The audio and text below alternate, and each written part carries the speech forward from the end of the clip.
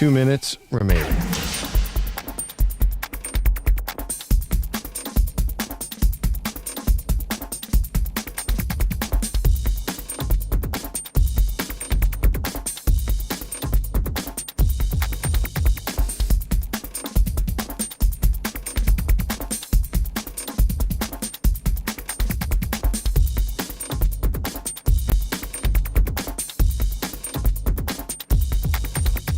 One minute, 30 seconds remaining.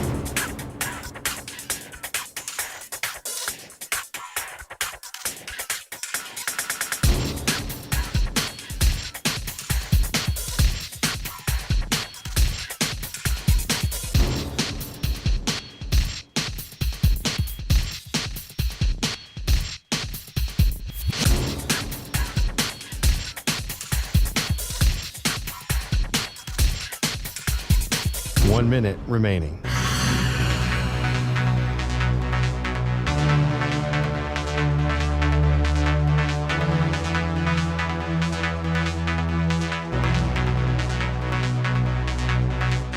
Forty-five seconds remaining.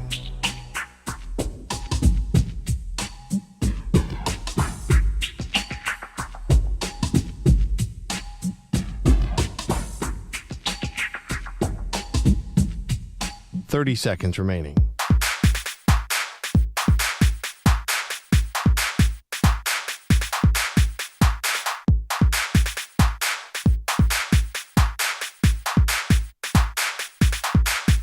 Fifteen seconds.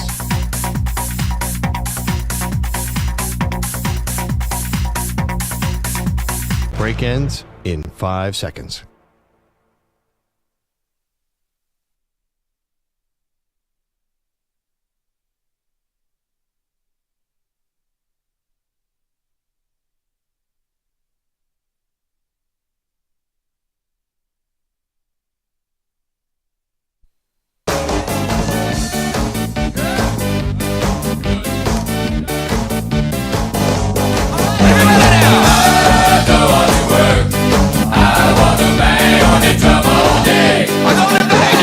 Welcome in to the Hick At Nite Show.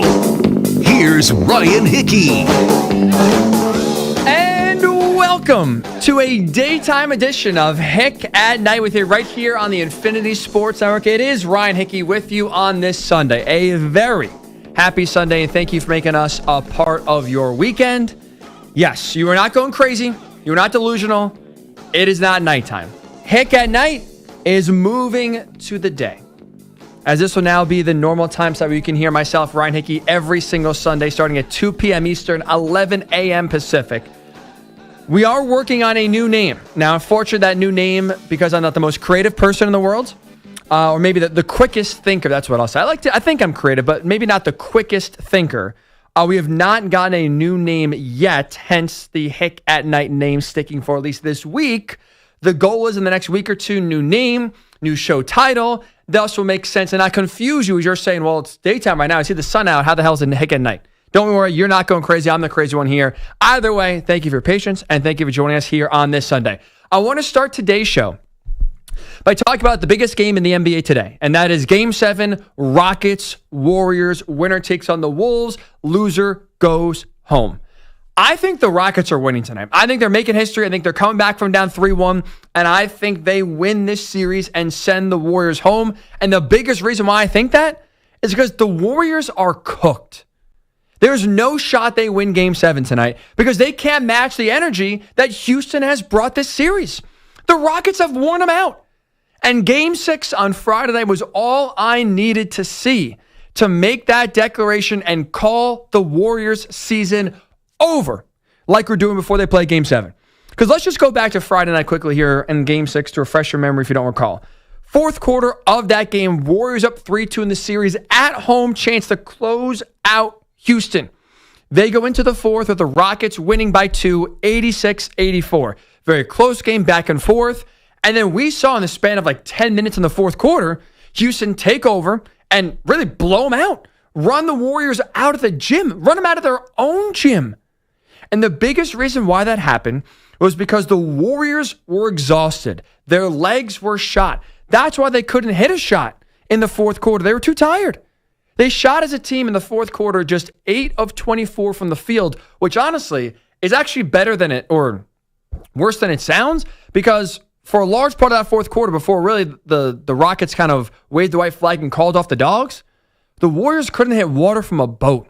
They started the fourth quarter 1 of 15 from the field. At one point in that 1 of 15, they missed 13 straight shots. The Warriors with Steph Curry, Jimmy Butler, in the fourth quarter of a closeout game at home, missed 13 consecutive shots.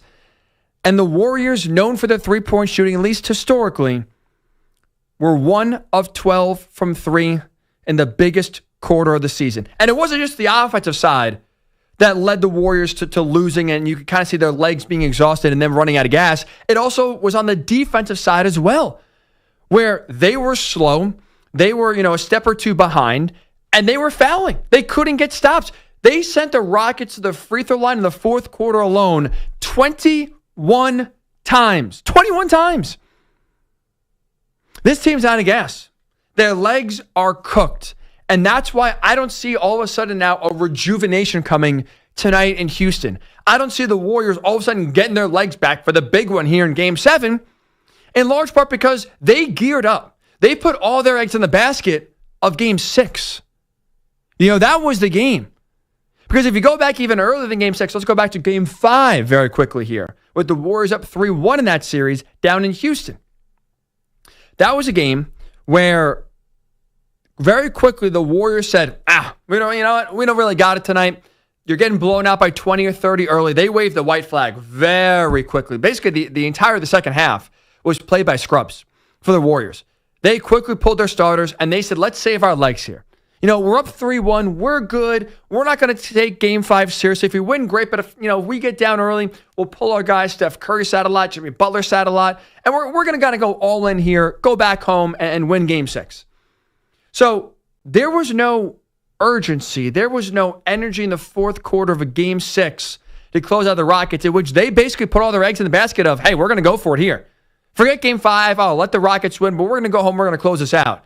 If you can't find energy there, if you run out of gas then in what's supposed to be your, big moment to finish the series, why should I believe, even with what we've seen in the past, even with the championship pedigree of Steph Curry and Jimmy Butler and Steve Kerr, why should I believe that this team is going to have enough energy, is going to be able to match right now what the Rockets bring and win a Game 7 on the road? I can't.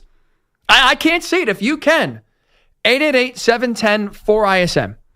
888-710-4ISN. I want to hear your rationale, your explanation, the path to victory here for the Warriors, because I don't see it. It is Ryan Hickey with you right here on the Infinity Sports Network. You can also tweet me, Ryan_Hickey3, if you can't call. But I think what the Warriors did in Game 5, in waving the white flag early and basically punting that game, was they gave the Rockets, a young, inexperienced Rockets team, momentum, confidence, belief they could make history. Because really, 3-1's a death sentence in the NBA. You go down 3-1, that series is over. Only 13 times in NBA postseason history have we seen a team overcome a 3-1 deficit. Just to put that in further perspective for you, that's about 5% of the time. 5% of the time, the team falls down 3-1, they come back and win. Now 5% chance at anything, right, is far too low. You think you got no shot, no whatsoever. So all of a sudden now, I'm sure the Warriors looked at that number. Okay, we're 95% going to move on here. We're good. Even if we lose Game 5, doesn't matter. Game 6 is ours. And then you go out in Game 6 and lay the egg that you did. I've lost confidence. And I have no reason right now to believe the Warriors can find it by the time tip comes tonight at 8:30 p.m. Eastern. They are done. And where I miscalculated this series, where I think I went wrong, because I picked the Warriors to win this series here before it started on Hick At Nite, back when Hick At Nite was on from 10 p.m. Eastern to 2 a.m. Eastern on Sunday nights. Where I was wrong in calculating this series was I thought the Warriors' championship mentality would be the difference against an inexperienced team, right? Find a player right now with more championship pedigree than Steph Curry. I know Jimmy Butler's never, never won a title, but he's made 2 finals, and he's, a vet when it comes to playoff experience. Draymond's been there. Steve Kerr's been there, right? This team has it. So even though for the fact that the Rockets are the bigger team and the faster team, we've seen in the postseason, you don't have that championship experience. You don't have that playoff experience. You are fighting, even if you're the more talented team, a very uphill battle. Because one of the biggest challenges for inexperienced teams like the Rockets is learning what it truly is like to go from regular season basketball to playoff basketball. It is totally different. The game is officiated differently. The adjustments every game are different. The intensity in a second quarter possession, like everything changes in the NBA playoffs compared to what we see in the regular season. And until you actually go through that fire and face it, it's very difficult for you to prepare for it. And that's why so often in the NBA, right, we see a lot of these inexperienced teams go and get bounced early in the playoffs. It's a learning curve. It's a learning experience. No matter what your talent is, if you don't have the experience, you're probably losing round 1, maybe round 2. You regroup and you try to get better next year. And after about 3 or 4 cracks, usually we see it with the Warriors, who made the playoffs a few times before breaking through, starting their dynasty. We saw it now with the Celtics, who had a bunch of close calls before finally making the finals. Then after they lost the finals, had a few more close calls before finally breaking through last year and winning the title. It is a climb. You rarely go from kind of out of nowhere to a champion. It's tough. So I really thought, even though, again, the Rockets matched up better, more energy, bigger team, faster team, they rebound a lot better, I thought that lack of experience would be the death knell to this team.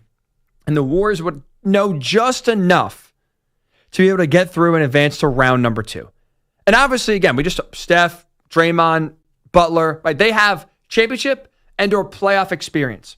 But where I miscalculated this series and assuming that the Warriors were going to win based on experience alone was I assumed those 3 guys, their championship experience would permeate throughout the rest of the roster.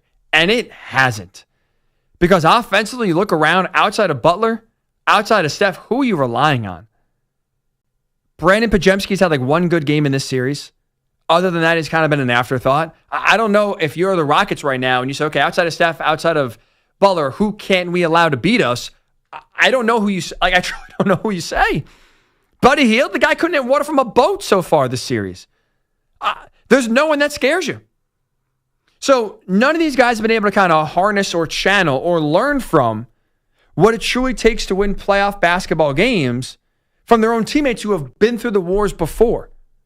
So that championship experience, despite Steph having it and Draymond having it and Steve Kerr having it and Jimmy Butler going to 2 finals in 5 years with the Heat and being in the playoffs a ton, despite those guys going through the fires and knowing what it takes to win and how to do it, nobody else does.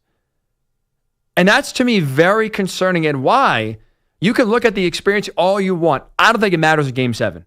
I really don't. And when you look at Game 6, and when you look at one of the areas that's, to me, a big concern, I was at home listening to this game, and Richard Jefferson was a commentator on ESPN, and he said multiple times throughout the broadcast how surprised he was, how shocked he was to see the lack of sense of urgency from the Warriors, who weren't treating this like a playoff game, who were not treating it like a closeout game, but instead were treating it like a regular season game in February. The killer instinct wasn't there. The ability to put the foot on the throat was not there. The Rockets, the inexperienced Rockets, were the more desperate team. And you would not know it. And for Richard Jefferson to say that to me tells me all I need to know. This team's not focused. This team's not ready to go. I don't think you can magically flip a switch from Game 6 to Game 7 and all of a sudden expect that sense of urgency to be there to now try to win this game on the road. I think they're done. That, to me, those comments are very concerning about Richard Jefferson. You saw it if you watched the game. You saw it right in front of your eyes. That fourth quarter was a complete meltdown. I don't think they have it. I think the Rockets make history. They come back from down 3-1. They win Game 7 at home tonight. Speaking of sense of urgency, listen to this from Steph Curry. Again, a guy who has won multiple championships, has won 4, who knows what it takes to break through and win championships and win playoff series. Listen to the biggest key Steph said after Game 6 for the Warriors here in order to try to win Game 7 on the road in Houston. Not panic, but have a sense of urgency on the adjustments that we need to make going into Game 7 and how to deal with a hostile environment.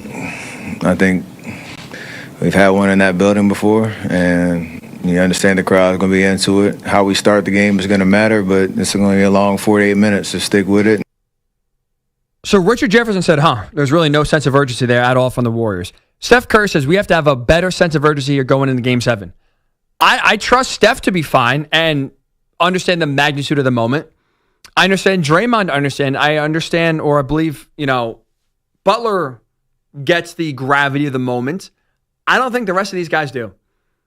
Benches play better at home. I think the Rockets, the momentum is real. They're feeling confident. I think they win at home. And they get this series.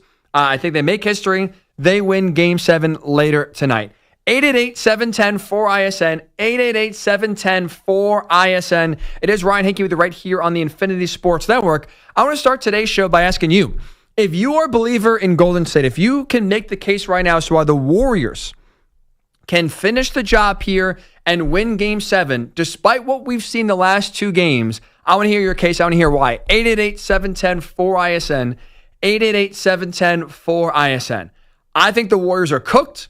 If you disagree, 888-710-4ISN. That's the number to call. You also could tweet me, Ryan_Hickey3.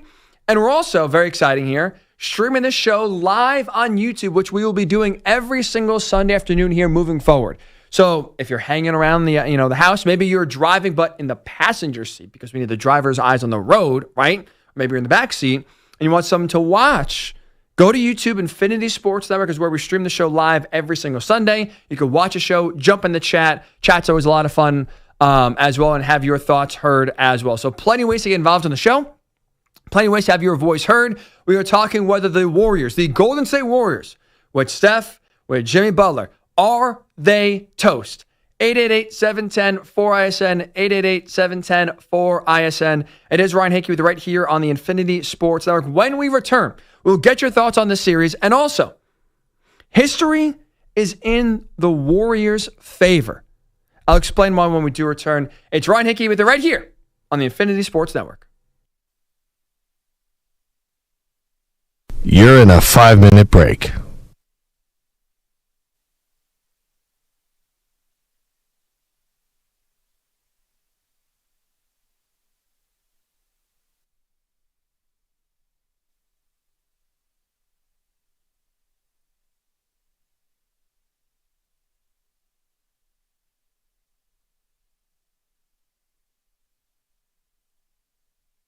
Four minutes, 30 seconds remaining.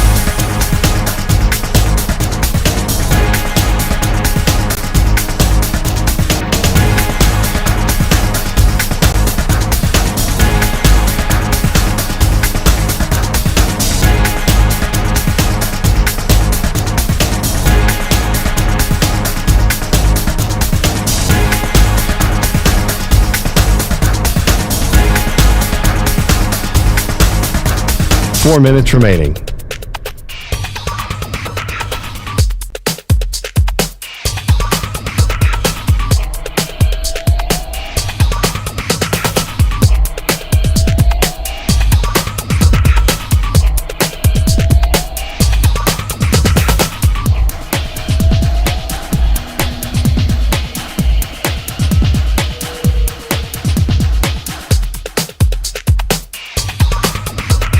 Three minutes, 30 seconds remaining.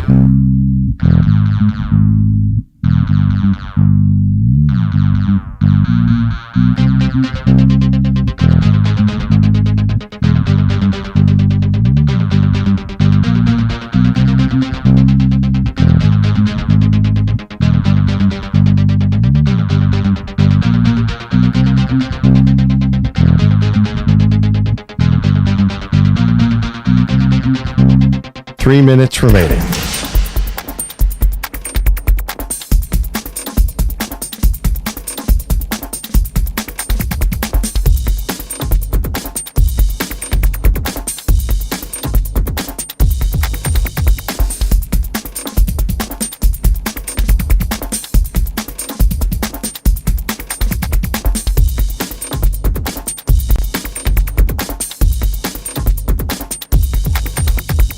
2 minutes, 30 seconds remaining.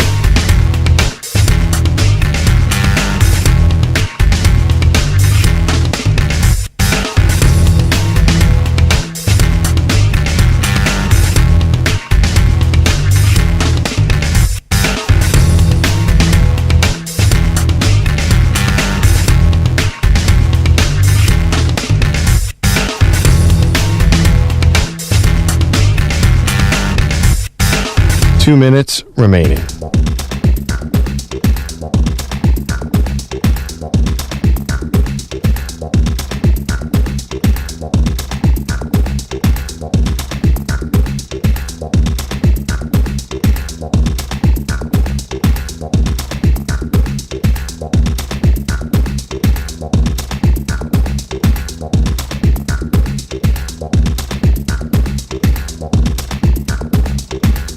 One minute, 30 seconds remaining.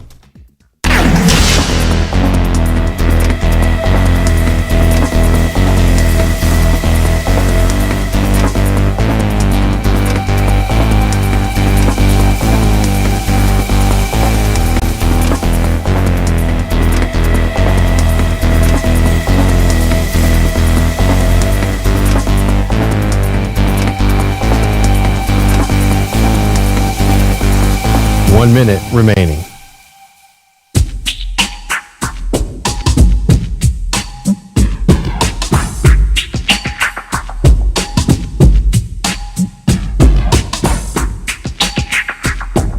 Forty-five seconds remaining.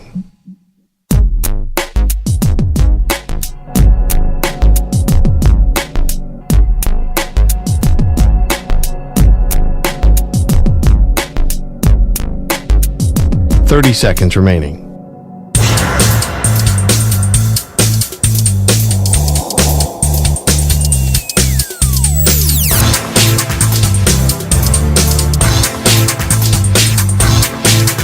Fifteen seconds.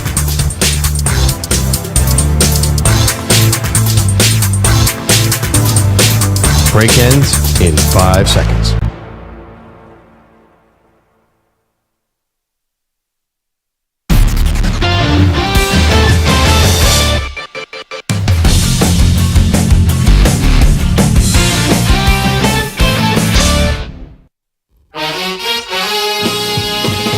This is Hick at Night. Here's Ryan Hickey. It is Ryan Hickey with you. No, not at nights. During the day on this Sunday afternoon. Welcome to the show. If you are just hearing my voice for the first time, well, thank you for tuning in. My name is Ryan Hickey. The reason why, what I'll say is I used to host Hick at Night, which is on Sundays from 10 p.m. to 2 a.m. Eastern every single Sunday night right here on the Infinity Sports Network. But now, starting today, moving forward, I'll be now from 2 p.m. to 6 p.m. Eastern every single Sunday, except for next Sunday. I have a wedding next week. Not exactly the best timing for that, but in 2 weeks from now, every single Sunday, your boy will be here with you right here during your Sunday afternoon errands you're running, tasks you're getting done, maybe going to brunch, as Denisio Castro writes on the YouTube stream that can be found on the Infinity Sports Network. Sunday brunch with Hickey, bottomless mimosas with waffles and overpriced Western omelets.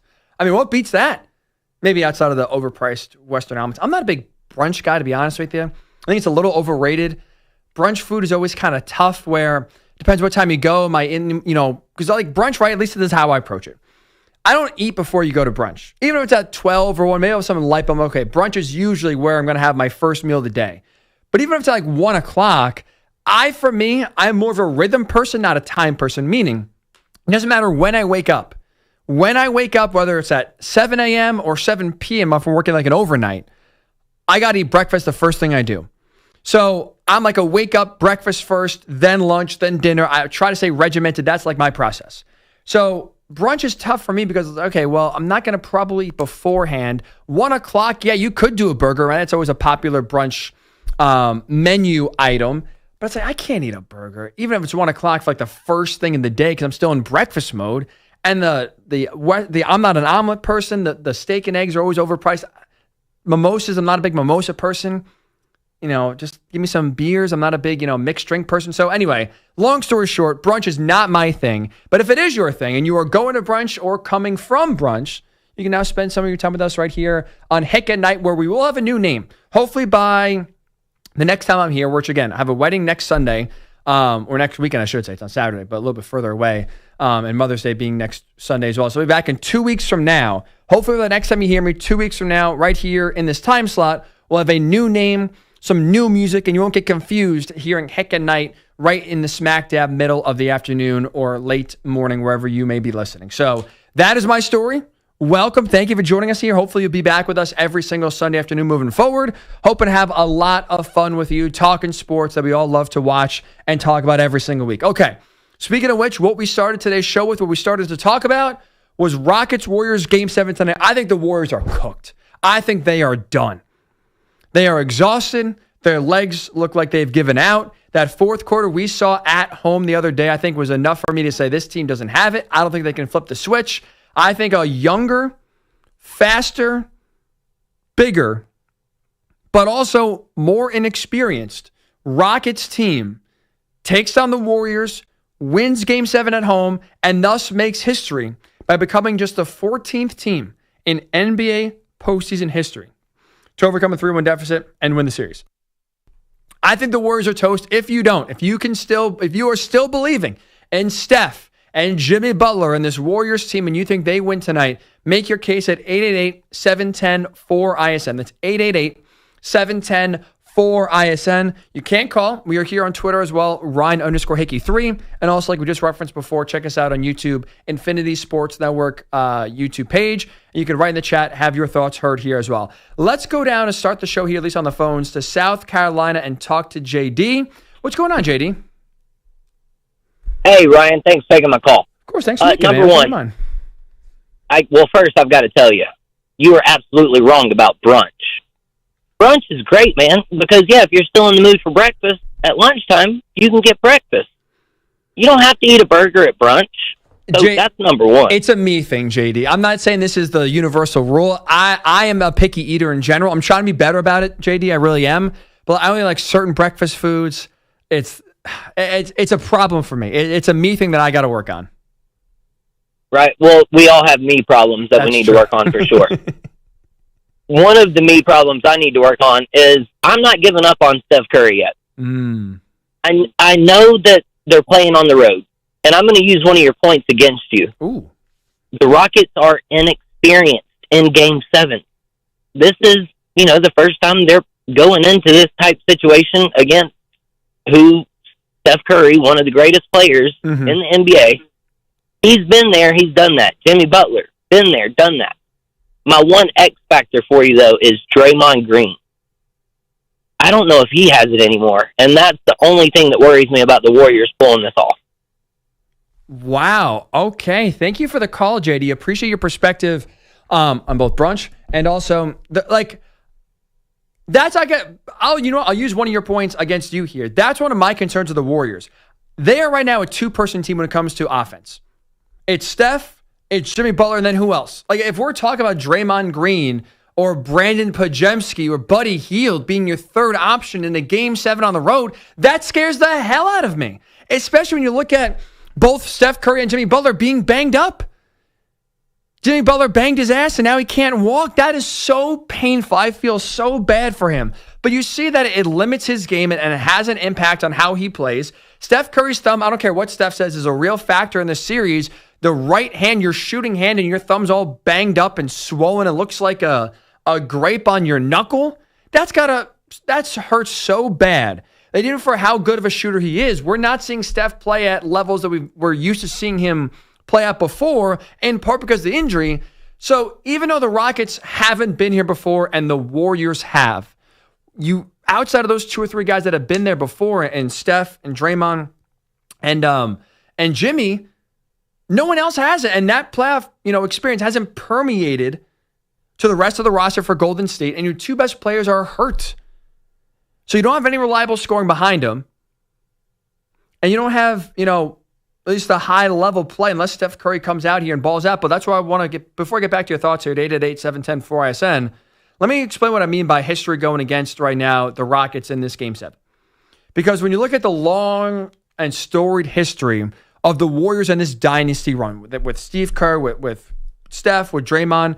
So under Steve Kerr, the Warriors are 8-3 in elimination games, and they're 4-1 on the road. So they are not intimidated. They are not, afraid of going into a hostile environment and coming out victorious. So history says Golden State wins this game just based on prior experience. And history also says that Steph Curry is going to go off and have a huge game. Because Steph Curry, when you look at, his performances here, Steph Curry in Game 7s is averaging 32 points per game, 7 assists, 6.5 rebounds per game. And the last time we saw Steph and the Warriors play a Game 7 was on the road against Sacramento 2 years ago. Steph in that game dropped 50 to help the Warriors take down the Kings in that round 1 series that was back and forth and an exhilarating one, just like this one has been. But even though history says the Warriors usually win these games, especially on the road, that's also, we're talking about the Warriors with Klay Thompson still playing at a high level. With Kevin Durant on the roster as well. With Andre Iguodala playing some big-time minutes. Hell, even with Jordan Poole, for that little bit of time he was there in Golden State, actually, played productive, winning basketball. He also, was a big factor in that as well. Like, the Warriors have had good teams around Steph. They don't have that this year. And again, when you look at Steph, can I sit here and truthfully tell you I believe he can go for 50 tonight? No, I can't. I can't. I don't think he can just turn the engine on and all of a sudden, thumb be damned. Let me just go out here and just drop 50 and carry this team. We haven't seen it in this series. This is an older team, a worse team compared to other Warriors teams that we've seen before. And so even though history is not right now on the side of the Rockets, I don't care. I don't think it matters. This is a different Warriors team than we've seen in the past. I think Houston at home, despite their inexperience, despite really no one being there before in this big moment, I think they get it done. 888-710-4ISN. Let's go to Lee calling from Cleveland. What's up, Lee? Hey, how you doing? Doing good, buddy. What's on your mind, man?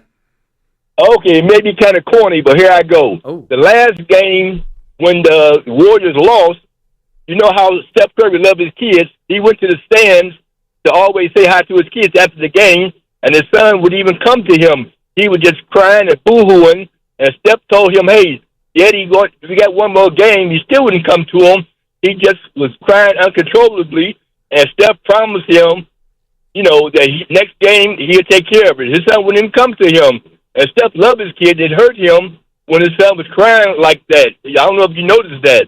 I did see that. That video was all over social media. So you think, Lee, you're believing, I'm assuming, the Warriors because of the dad power, I guess, of Steph in this game? Yeah. Because he loved his kids. And it really hurt him to see his son not come to him and crying like he did. And Steph taking this personal, so he's going out, shooting the lights out, watch and see. All right, Leah, I appreciate the perspective. Look, I don't have kids. I'm not married, so I don't know. I don't know what it's like to be a dad. I don't know what it's like to love someone unconditionally like that. I don't know what that connection is, nor do I know how powerful it is from at least the father perspective. With that said, if that's what we're holding on to, if that's the rationale to pick the Warriors here, that Steph has taken this game personal. Forget Game 6 at home with the chance to close it out. He's taking Game 7 now personal because his son is upset. Now I feel like we're reaching for anything. And if we can't make tangible basketball points as to why the Warriors go win this game, what are we doing? I am a believer in higher powers. I do believe that sometimes divine intervention occurs to help teams win. I don't think in this case, though, if that's what we're relying on, I don't think that's a strong enough argument, at least for me to have me believe all of a sudden everything I just said for the last 30 minutes is incorrect. I take it back. Now I believe the Warriors are going to win. I'll tip my cap to Steph if all of a sudden he comes out here with a vintage Steph performance, drops 40 points, and thanks his son for motivating him and maybe the rest of the team.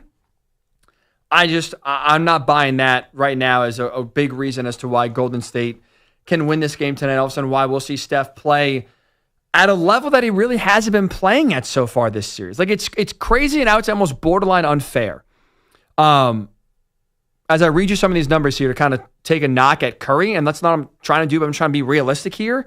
In this series, he's not played well.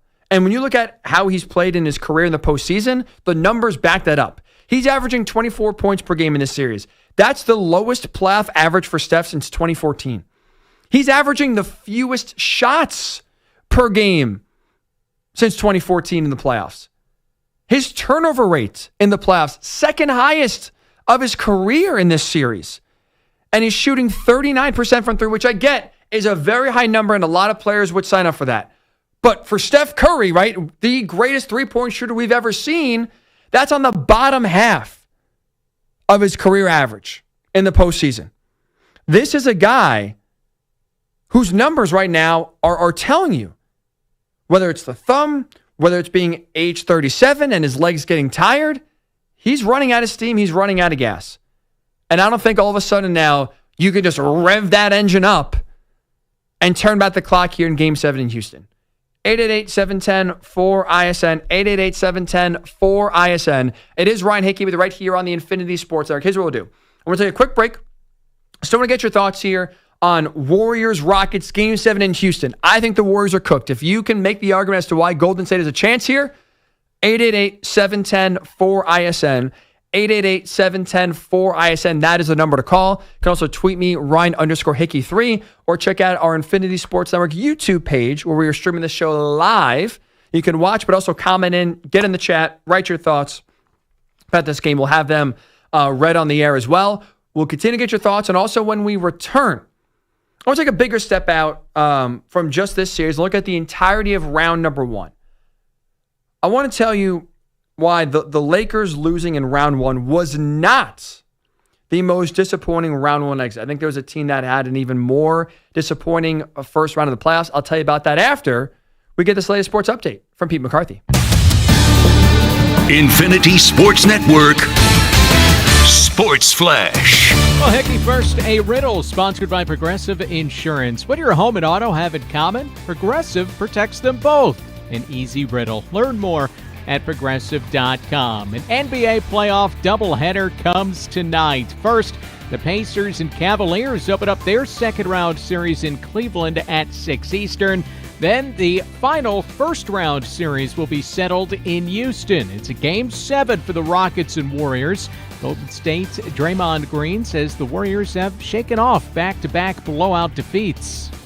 You move past the 2 losses, they don't matter.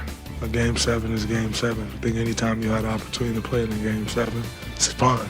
It's exciting. It's for all the marbles. So, move on. I mean, we've moved on. The winner of tonight's game will take on the 6-seeded Timberwolves in the second round. There will be 2 Game 1s tomorrow, with the Celtics hosting the Knicks and the Thunder taking on the Nuggets. A Game 7 on the ice as well tonight, with the President's Trophy winning Jets looking to avoid elimination at the hands of the Blues. The Jets will be without forward Mike Scheifele for a second straight game. That one starts up at 7 Eastern. The baseball day is well underway.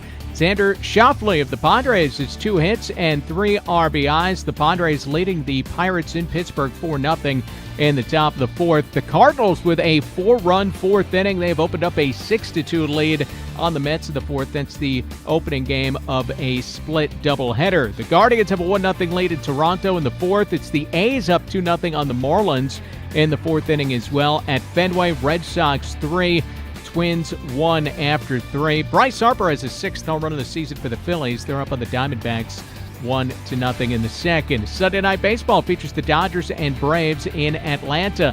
Scotty Scheffler's lead at the CJ Cup. Byron Nelson stands at 6, and Scheffler with 15 holes to play. I'm Pete McCarthy. This is the Infinity Sports Network. Follow us on X. Our handle is INF Sports Network. That's INF Sports Network on X.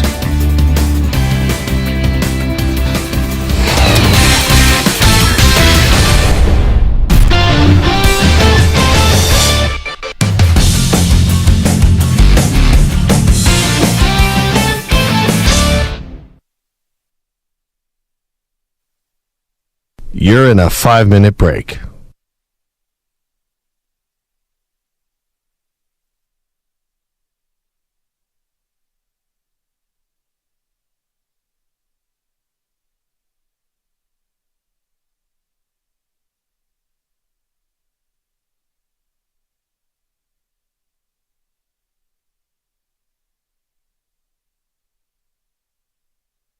4 minutes, 30 seconds remaining.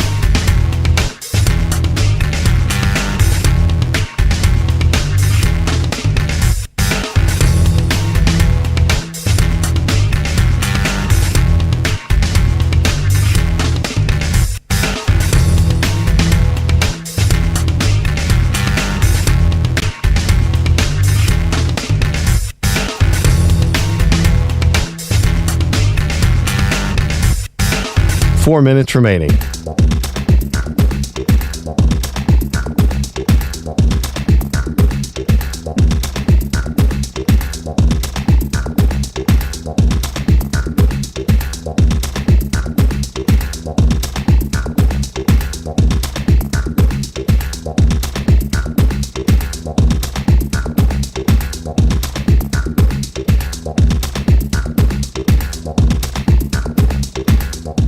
Three minutes, 30 seconds remaining.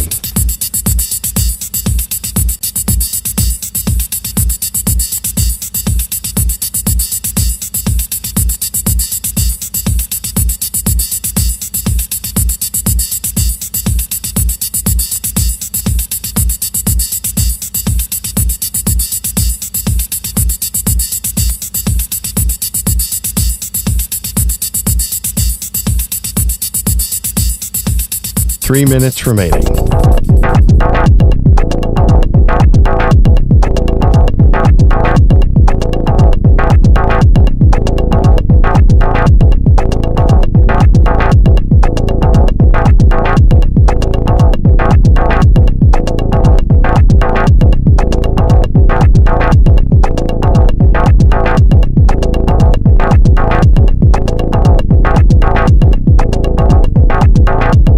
Two minutes, 30 seconds remaining.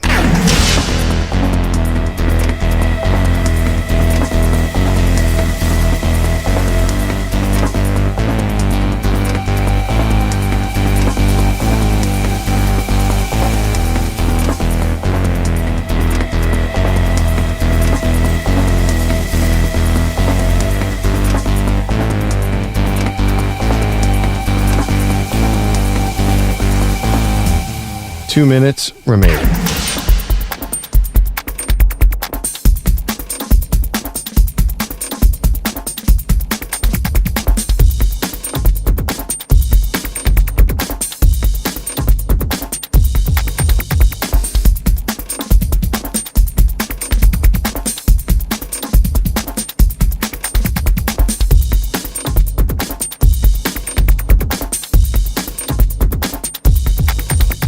One minute, 30 seconds remaining.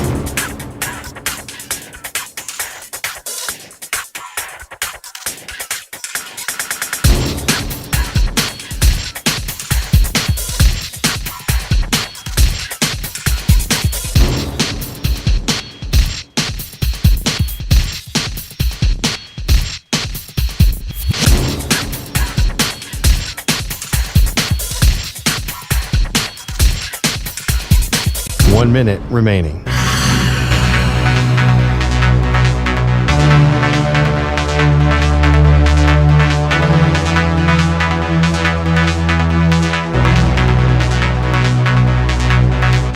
Forty-five seconds remaining.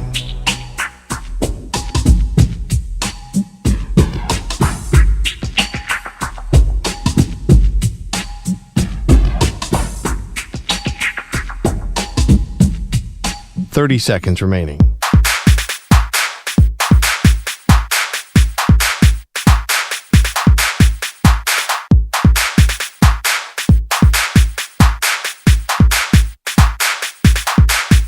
Fifteen seconds.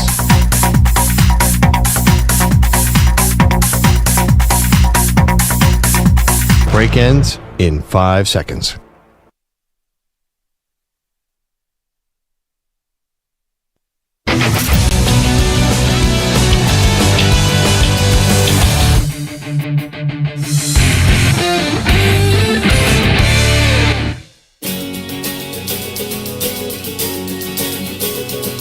This is Hick at Night. Here's Ryan Hickey.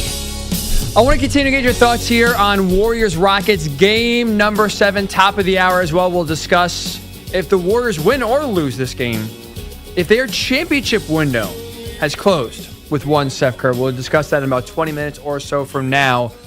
But before we get back to your thoughts here on Game 7, when you look at the NBA postseason so far as a whole, after round number 1, all but one game in the books, it's been chalk so far, right? The only series up to this point that's not gone the way we thought was the Wolves taking down the Lakers, or forget taking down, smoking the Lakers and running them out in 5 games. So you would probably assume, right? Well, the Lakers, when you talk about first-round exits, is by far the most disappointing first-round exit because you have obviously made the big Luka trade. You got LeBron's will stay limited window, right? At 40 years old, is he going to be playing till 45? I don't think so. I don't think he's retiring. He'll be back for another probably year or 2, but still, we're talking about a very finite amount of time. The Lakers are trying to get LeBron that second ring, at least in LA. But with all those reasons as to why you would assume the Lakers would be the most disappointing round 1 exit, I'm here to tell you it's actually the Clippers, who, at least in my opinion, had the most disappointing round 1 exit. Because for the first time, really since Steve Ballmer bought the team and went all in signing Kawhi and getting Paul George back in 2019, for the first time since they truly had championship aspirations, did the Clippers have everything go right for them. And it resulted in nothing.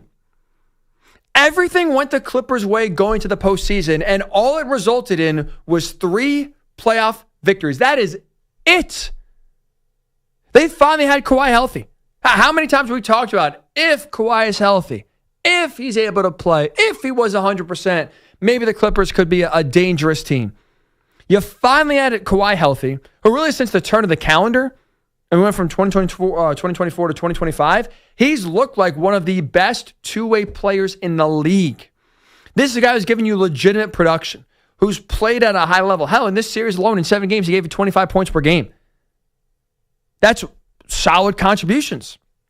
First time Kawhi finished a season. This is crazy. First time Kawhi has finished a season since 2020. So you finally had your best player, the guy you built your franchise around. He was finally healthy and productive for the first time maybe in his entire Clippers career. And guess what that resulted in? Nothing.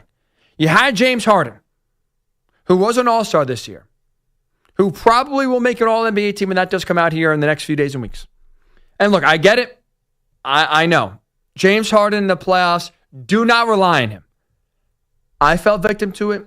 I was suckered into believing, you know what? Maybe there's something here. Maybe the Clippers with James Harden as not the number 1, but like a number 2 option here could play well enough to win Game 7 on the road in Denver yesterday. That was completely incorrect. But at least if you were the Clippers, with how Harden played in the regular season leading into the series, there was reason to believe at least that maybe, if ever, James Harden would actually step up and not be, we'll say positive, could step up and actually play well in the postseason and be a reliable player in the playoffs. If that was to ever happen, he gave you reason to believe that this year will be different, that this year will be the year for that. Clearly, Game 7 we saw yesterday, 2 of 8 from the field, a complete no-show, 7 points. That was incorrect. But still, at least, you went into the playoffs thinking, okay, maybe James Harden can be relied upon. And then here's the biggest thing. You look at the Clippers as a team entering the postseason. They came into the playoffs as hot as could be, scorching hot. Final month of the season, they went 18-3.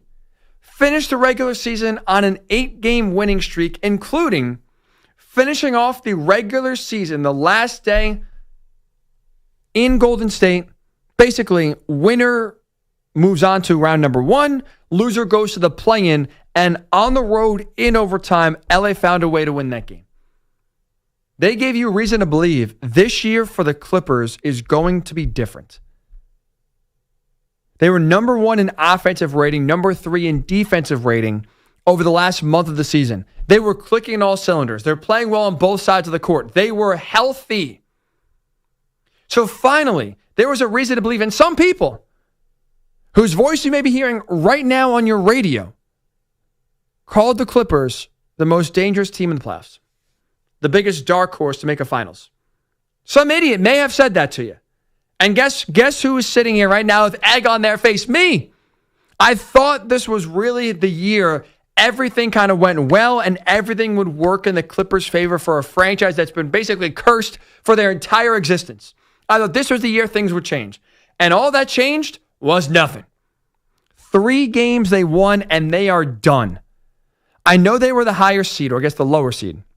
That always confuses me. Taking on Denver. They did not have home court. But with that said, I thought everything finally aligned for LA for the first time really ever to where they could make a legitimate run here. And instead, they're done in the first round. So look, I get there's reason you could look at the Lakers and saying, oh, wow, that's just unprecedented. Who saw that coming? That's a big, making the Luka trade, big swing and a miss. I think the Clippers' first round exit, to me, is more disappointing than the Lakers' first round exit. I don't know where the Clippers go from here. And then this is the kicker here. This cracks me up. If you thought it was bad now, I don't know where the optimism for next year and beyond comes from if you're a Clippers fan. Because listen to this from from Kawhi Leonard postgame, who was asked a question basically, hey, look, you and James Harden had good years. Is there anything that you guys can build on to make this team better next year? Listen to this answer from Kawhi. What gives you any level of encouragement that you can build off of what this team has shown and what you both have shown individually? I don't know right now. I guess we still playing at a high level in a sense. It's a hard question to answer right now. Hey, Kawhi, what gives you confidence about you and James Harden getting better next year? I don't know. That's a hard question to answer. Oh, here's how they get better, by kicking James Harden off. I don't know who you trade him for. His trade value is basically nothing. Oh, man. And the Clippers are in a weird spot. They're in a weird spot. I drank the Kool-Aid, the red and blue Kool-Aid that was being handed out. I was drinking it, and I got burned just like really anyone believing the Clippers at any point in their existence has gotten burned by them before. They do what they've always done, come up short in the playoffs. This, though, I thought was going to be the year things change. The more things change, the more things stay the same. 888-710-4ISN, 888-710-4ISN. Which, in your mind, in your opinion here, is the more disappointing first-round exit of LA teams? Was it the Clippers? Was it the Lakers? 888-710-4ISN. Also, could tweet me, Ryan_Hickey3. We're also talking and previewing Game 7 tonight, Rockets-Warriors. I think the Warriors are cooked. I think their legs are done. I think the Rockets at home win Game 7 and thus make history by becoming just the 14th team in NBA history to overcome a 3-1 deficit and win the series. Let's go out to Portland and talk to Mike, who's on Hick at Nite, but during the day right here with Ryan Hickey on the Infinity Sports Network. What up, Mike? Ryan, first of all, great to hear from you in the daylight.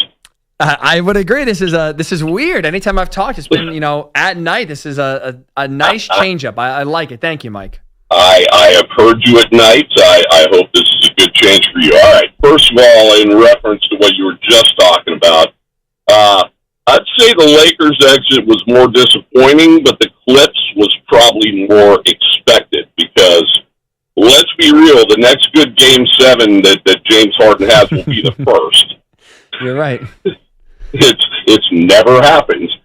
This is crazy, Mike. Did you see the stat? He's lost 4 Game 7s on 4 different teams.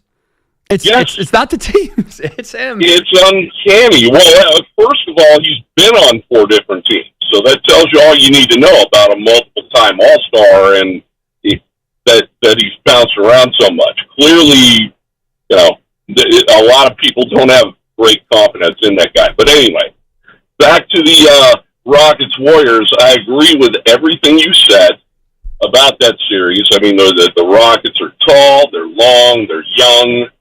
They're going home with confidence now after the last 2 games, but you can't ever discount the Steph Curry factor because he hasn't done a lot in this series. Agreed, he's been pretty, average in this series. But that dude at 37 is capable of dropping a 50-burger and going 12 or 13 of whatever from 3, and that's the only wild card. If I was a betting man, I'd go Rockets, but it's hard to bet against that guy. And that's all I got for you, dude. No, I appreciate the call, Mike. Thank you for making it. this is why I'm betting against Steph Curry in this specific situation. Yes, we've seen Steph Curry go off before, but what is giving me the confidence that I think the Rockets can contain him is, number one, Game 6 was a big game. You're at home, chance to close out a series. For an older team, rest is important. So the less games you play, the less minutes on your body, the better chance you have. I don't think they're beating the Wolves, but if you want to give yourself the best chance to beat Minnesota, it's by getting rest. It's by not playing a Game 7 on the road. That's for damn sure. They came in, they punted on Game 5, I think assuming, okay, we're going to finish the job here, kind of go all in on Game 6 to finish them off. And you did not see that switch flipped. And so I know he's done it in the past. I know he's very capable of at any point getting hot and exploding. But I don't think now when you try to flip the switch in Game 6 and nothing, the ignition wasn't going. And you pull the lever if you're trying to start a mower. You're pulling it. Nothing's clicking. Nothing's starting. I don't think all of a sudden now after like the 10th pull, you're magically going to get the engine going. I don't think in Game 7, after trying to in Game 6 and being unable to, I don't think you just wake up. It's okay. This is my game. I'm going to go off. And I think in part the reason why we've been unable to see Steph kind of be vintage Steph in this series, I think that thumb injury is legit. No, well, clearly it's legit. We've seen pictures of him. He's wearing the wrap on his hand, but I think it's impacting him more than he's letting on. His shooting numbers are down. He's taking less shots. Like, it's clearly hurting him. And so if we're now talking about a guy who at 37 maybe is slowing down a little bit with his legs, they're getting a little tired. The first half of the season, they asked him to basically be the entirety of the offense. I think that took a toll on him. And now with an injured thumb on your shooting hand, I think that's limiting his ability to be effective, which I think all adds up to the Rockets winning Game 7. 888-710-4ISN. We're going to continue to talk about that because when we come back here in about 5 minutes, has the Warriors championship window closed? With Steph Curry giving my answer next. This is Ryan Hickey with you right here on the Infinity Sports Network.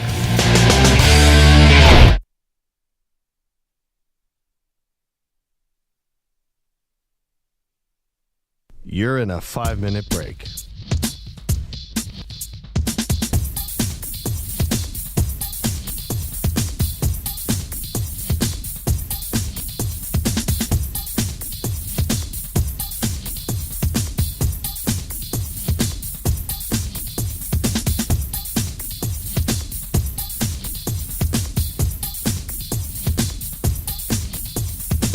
Four minutes, 30 seconds remaining.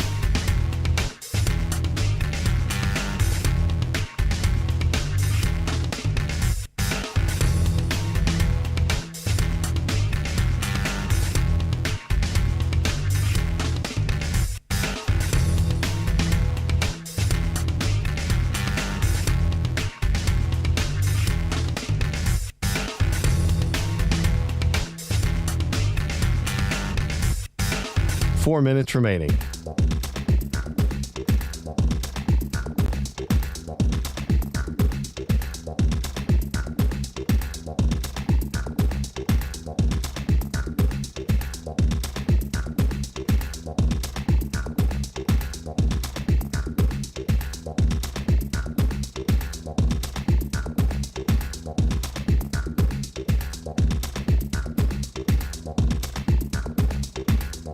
Three minutes, 30 seconds remaining.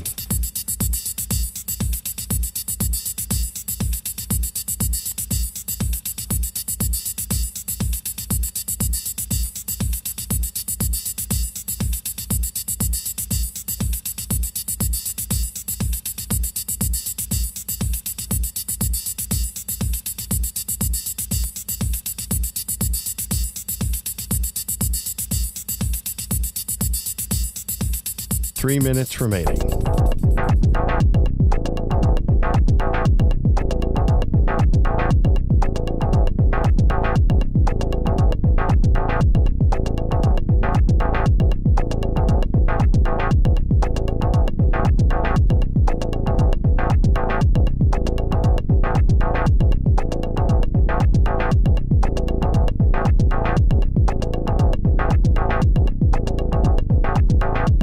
Two minutes, 30 seconds remaining.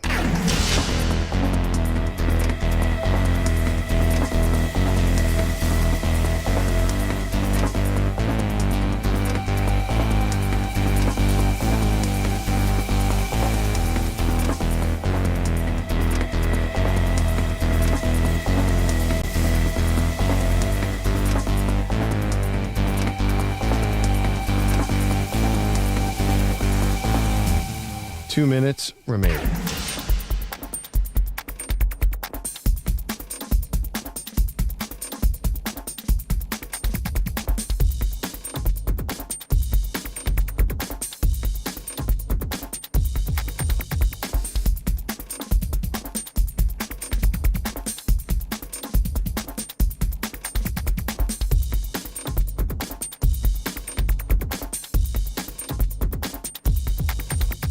One minute, 30 seconds remaining.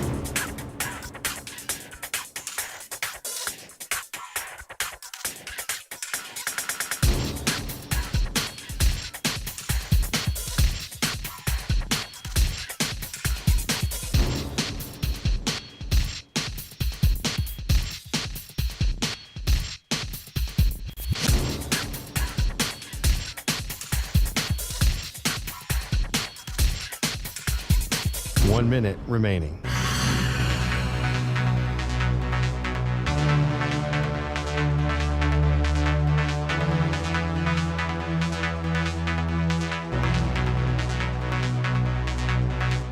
Forty-five seconds remaining.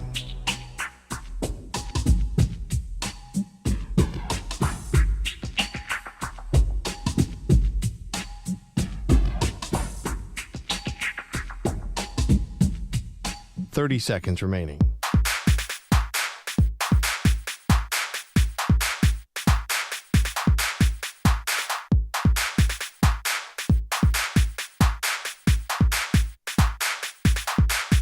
Fifteen seconds.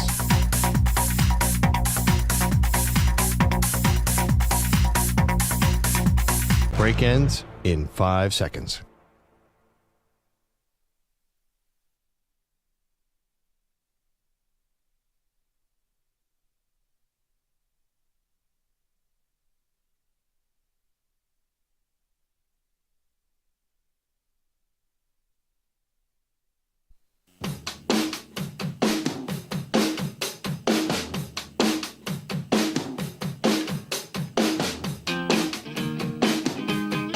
Welcome in to the Hick At Nite Show.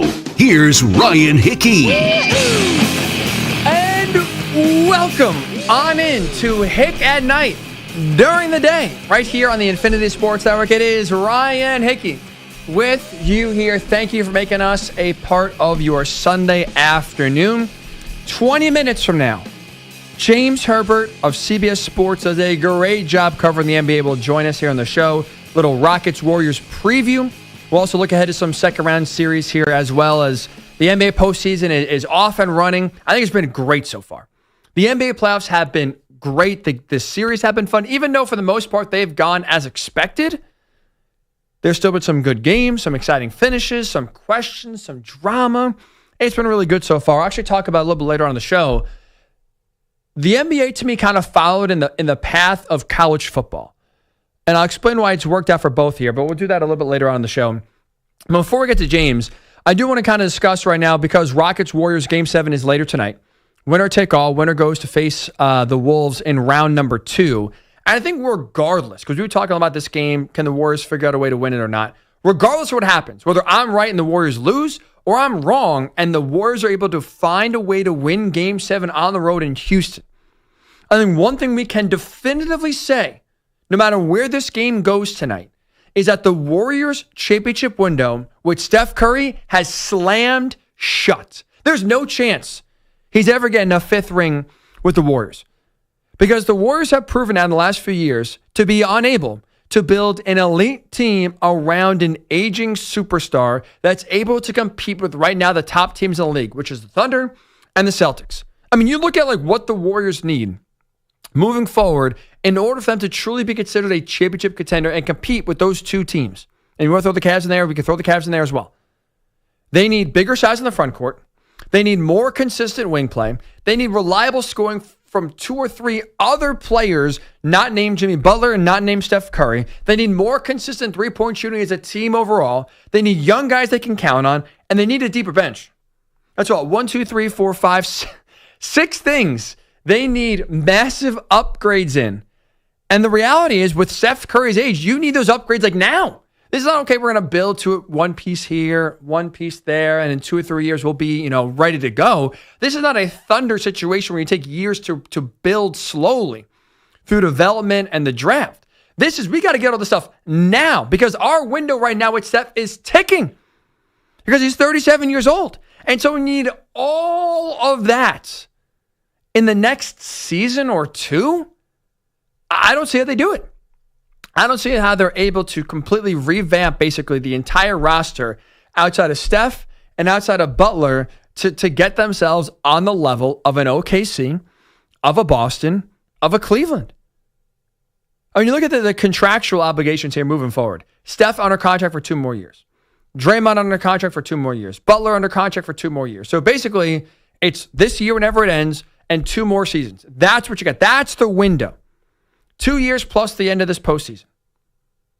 And again, as you start to look ahead and project, okay, can the Warriors get back to what they used to be? Remember, those 3 players I just told you, Steph, Butler, Draymond. Those 3 guys are not getting any younger. You're trying to build a team around them, right? But that's also a very old core. Where Steph next year is going to be 37. Where Jimmy Butler is going to be 36. And where Draymond's going to be 35. Is it actually realistic to sit here and believe the Warriors can get one more championship?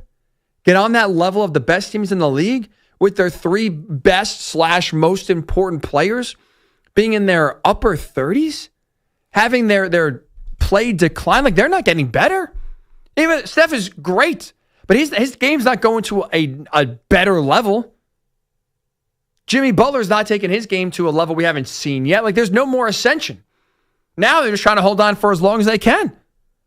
And so that's why I think no matter where this game goes today, no matter how it happens, I'm not sitting here calling the Warriors a title contender. I don't think they're anywhere going to be close, to be honest with you, because they're winning a championship with Steph Curry on the Warriors for the duration of his career.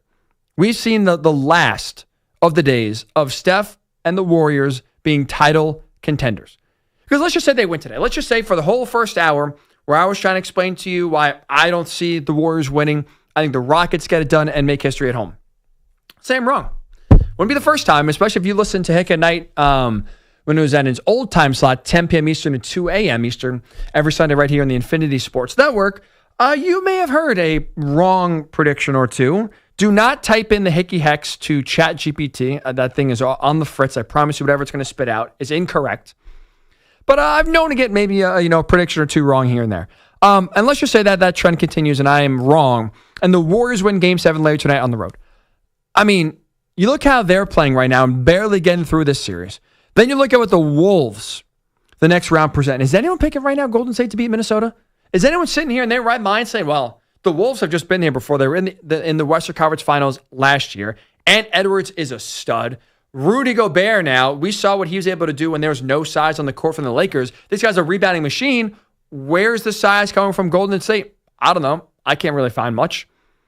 It's a long, athletic, well-coached Minnesota team. I'm not picking the Warriors to win that series.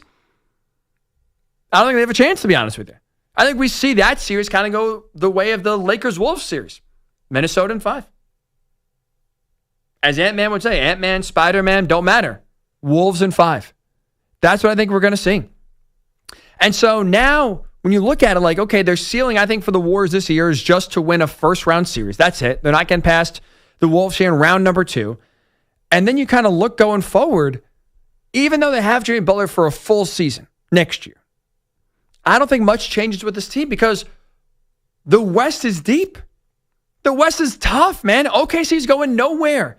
That's a team, unlike the Warriors, on the rise. They're ascending forward and continuing to get better each and every year. Houston, even if they lose tonight, that's a team that's young that will learn from this playoff experience. And look, we saw, one of their biggest issues right now is scoring. With Jalen Green, their best scorer in the regular season, being a complete no-show in the postseason. Maybe all of a sudden now, if they lose at home to Golden State, that motivates them to get maybe a Kevin Durant.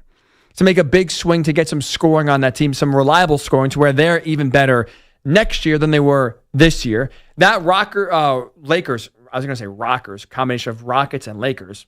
The Lakers roster should improve, by next year. I don't think LeBron's going to allow for the status quo. They need a big man in the worst way possible. I think they'll get something like that. Denver's proven to. They're still formidable. The Wolves are very tough. Like, you look around, and it's like, okay, like where do things get better for the Warriors? Even though Jimmy Butler will be there for an entire season next year, and you saw how well they played in the regular season this year, like, are we still talking about the Warriors as at best a 5 seed next year? A 6 seed? And so then even next year in the playoffs, you're digging uphill, swimming upstream just to try to get back to championship contention. I mean, the Warriors were a playing team this year. I don't think much is changing. Their roster doesn't have a lot of flexibility, not a lot of cap space. This team is older, is slower, and there's not many moves they can make to improve the roster drastically, like we spoke about just before, to where all of a sudden this time next year we're talking about the Warriors as a title contender. I don't see it. So regardless of what happens later tonight in Game 7 in Houston between the Rockets and the Warriors, I don't think the Warriors championship window with Steph is open. I think that window is slammed shut. Even if they win today, I think their ceiling is just winning this round and then getting eliminated by the Wolves in round 2. I don't think we'll ever be talking about the Warriors with Steph Curry as a championship contender again. 888-710-4ISN, 888-710-4ISN. It is Ryan Hickey with you right here on the Infinity Sports Network. And look, don't take my word for it. Listen to Steve Kerr, who after Game 6 was asked about the offensive struggles, especially in the second half, where we saw the Warriors in Game 6 at home in the fourth quarter shoot 1 of 15 to start the quarter, missing 13 shots in a row, and went just 1 of 12 from 3. Kerr was asked post-game why the offense struggled. Take a listen to his answer. We know this. We've kind of found a formula here in the latter part of the season, and we've stayed with that formula to start the series up 3-1. Things are going well, and then obviously the last 2 games have gone very poorly. We have to assess everything and lineup combinations, starters, all of that we have to assess, and we feel like we got a great chance to go down there and win Game 7. He can feel optimistic, but you hear him, we got to look up lineup changes, we got to make all these changes, and the reality is you can change all you want. When you have no options, what are you going to do? Like, you can mix and match, and there's talk about bringing Jonathan Kuminga out, dusting the cobwebs off him and bringing him out here in Game 7, a guy that hasn't played at all in this series. Like, that's what we're talking about. We're not talking about, maybe we'll start Andre Iguodala. Maybe we'll fiddle with Kevin Durant and his role here. Like, we're talking about, backups and scrubs now possibly being options and starting and playing bigger minutes just to change up anything, because what they're trying to be doing hasn't been working so far. There's no good option. It's, for me at least, I'll give you this example. I every day have peanut butter and jelly for lunch. I'm a man of routine. I love PB&J. I never get sick of it. If it ain't broke, don't fix it. But there are times where I miscalculate my bread, how much bread I got. And some days I'm like, oh, shoot, I forgot to get bread. It's lunchtime. I look around. I got like 1 slice left. I'm like, oh, boy. Well, what are we going to do? What are my options here? Well, okay, there's like a tortilla. There's like, some gluten-free bagels that my girlfriend likes. Like, oh, okay. Like, I can have options in terms of, okay, what do? I don't have bread. What can I put it on? But the options are bad. So even though I have multiple options, no option is good. Steve Kerr's right there telling you about all these options they have to do. You can have options. If they're all bad, it does not matter. And that's my concern. Outside of Steph, outside of Jimmy Butler, who are you relying on? Who do you feel confident in? The answer, if Steve Kerr could truly tell you, is nobody. That's why I like the Rockets tonight, and that's why either way, win or lose, I don't see this team being a title contender. I think their championship window with Steph has been shut, or I should say slammed shut, for the rest of his career. 888-710-4ISN, 888-710-4ISN. We'll get that answer from James Herbert, who will join us here in a few minutes from CBS Sports. Preview that game, talk about the Warriors, also talk a lot about the NBA as well here, as round 2 is set to get started. Actually, today, Cavaliers and Pacers will start round number 2, 6 p.m. Eastern, leading into game number 7 between Rockets and Warriors. Before though we get to James, I want to hear your thoughts at 888-710-4ISN. Let's go out to Wisconsin and talk to Gerald. Hello, Gerald. Hey, Hickey, how's it going? Good, buddy. What's on your mind, man? How we doing? I'm doing good. Haven't got a chance to talk to you except for on JR's show lately. So I'm glad we can make this work, man. Thanks for calling in. Of course. So here's my thoughts for the Warriors game tonight. The thing that makes a superstar is all the things that you talked about. They just have another level that they do have. Tonight is a superstar night. I'm completely with you. I think the Warriors cap is the West Finals. OKC, I've been on their train the whole year. I think they are just a juggernaut. I think they're going to win it all. Maybe the Cavs can do it, but I don't think they're there yet. But tonight is a superstar night. That's your one game, and throughout all of the NBA, I think it's hard to find two more guys that you can say, give me one night and have Steph and playoff Jimmy. I'm not a big fan of Jimmy. He's beaten up on my Bucks a few times, but in one night, I can't pick. I have a hard time finding, two other guys that I would rather say, give me one night, than Steph and Jimmy. I hear you. Even through everything. No, you're right, Gerald. I appreciate the call, man. But I guess here's what I'm trying to look at. The reason why you say that, and you're right, because we've seen it from Steph countless times, right? Like, he's had huge playoff games and the Warriors needed him to the most. Playoff Jimmy has the nickname for a reason. But what I'm trying to do is look at this series for what it is. Not look in the past and say, oh, well, they've done it before, so that's why they're going to do it again. This is a different Warriors team. This is a different Jimmy Butler and Steph Curry. They're both hurt. They're both banged up. Steph Curry's thumb is swollen. I don't know when it happened. I don't know how it happened. I don't even know I had no idea your thumb knuckle could get that swollen.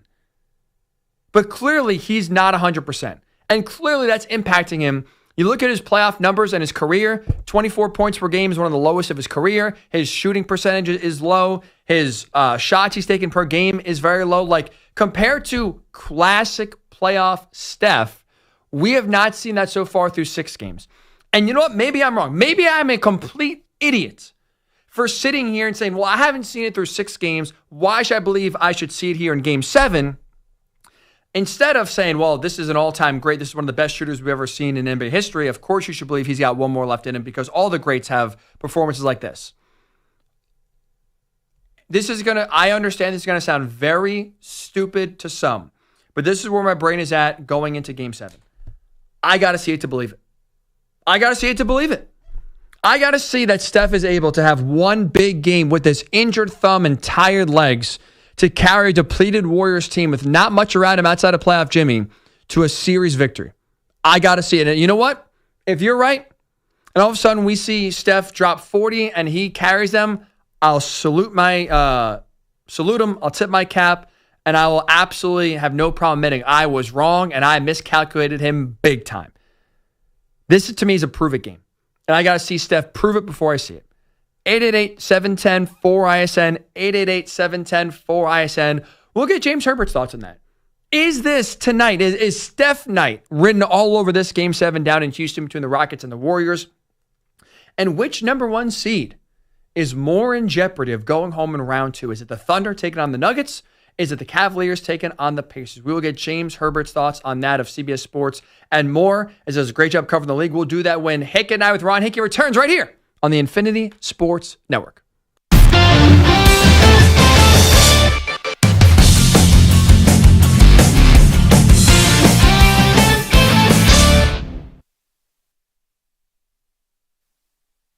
You're in a 5-minute break.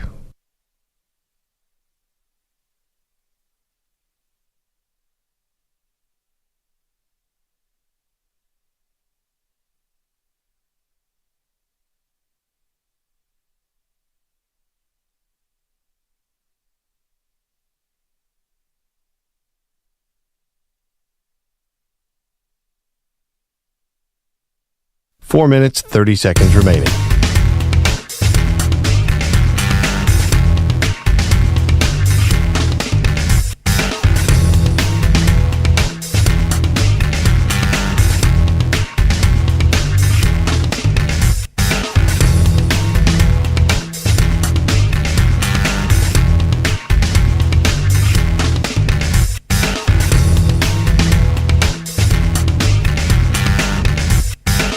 Four minutes remaining.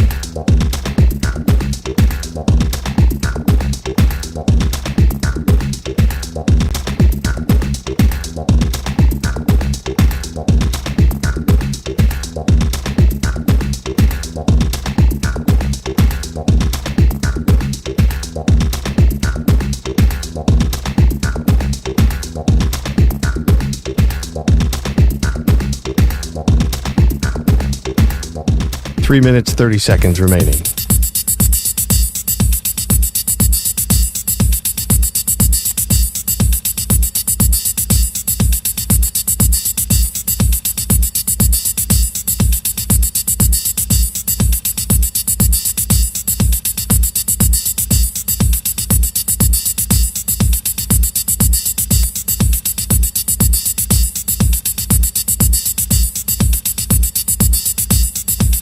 Three minutes remaining.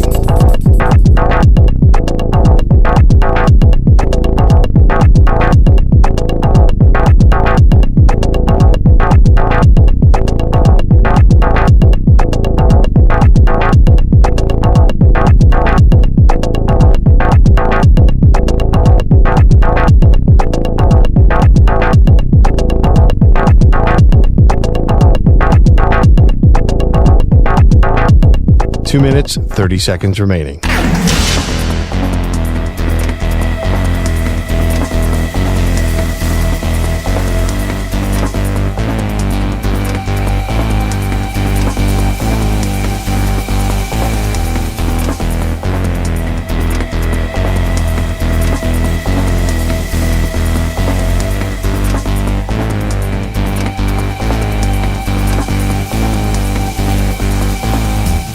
Two minutes remaining.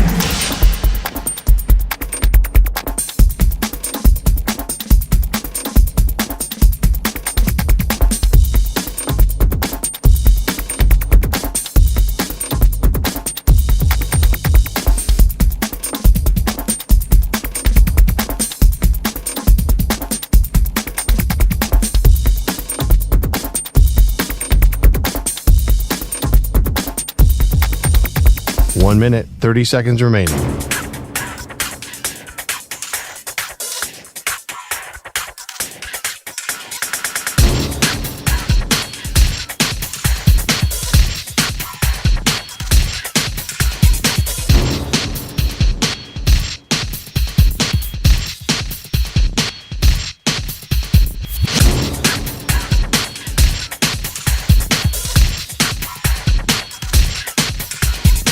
One minute remaining.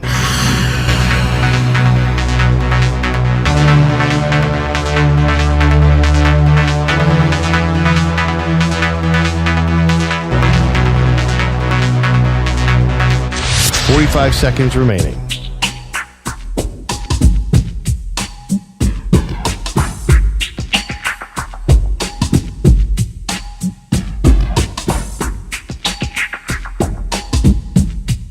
Thirty seconds remaining.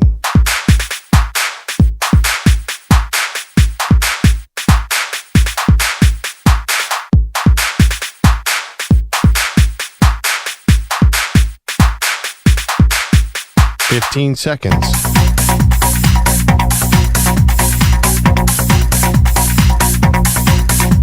Break ends in 5 seconds.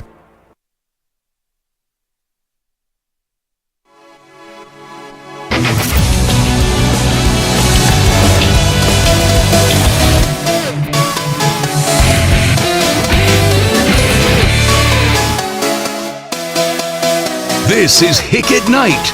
Here's Ryan Hickey.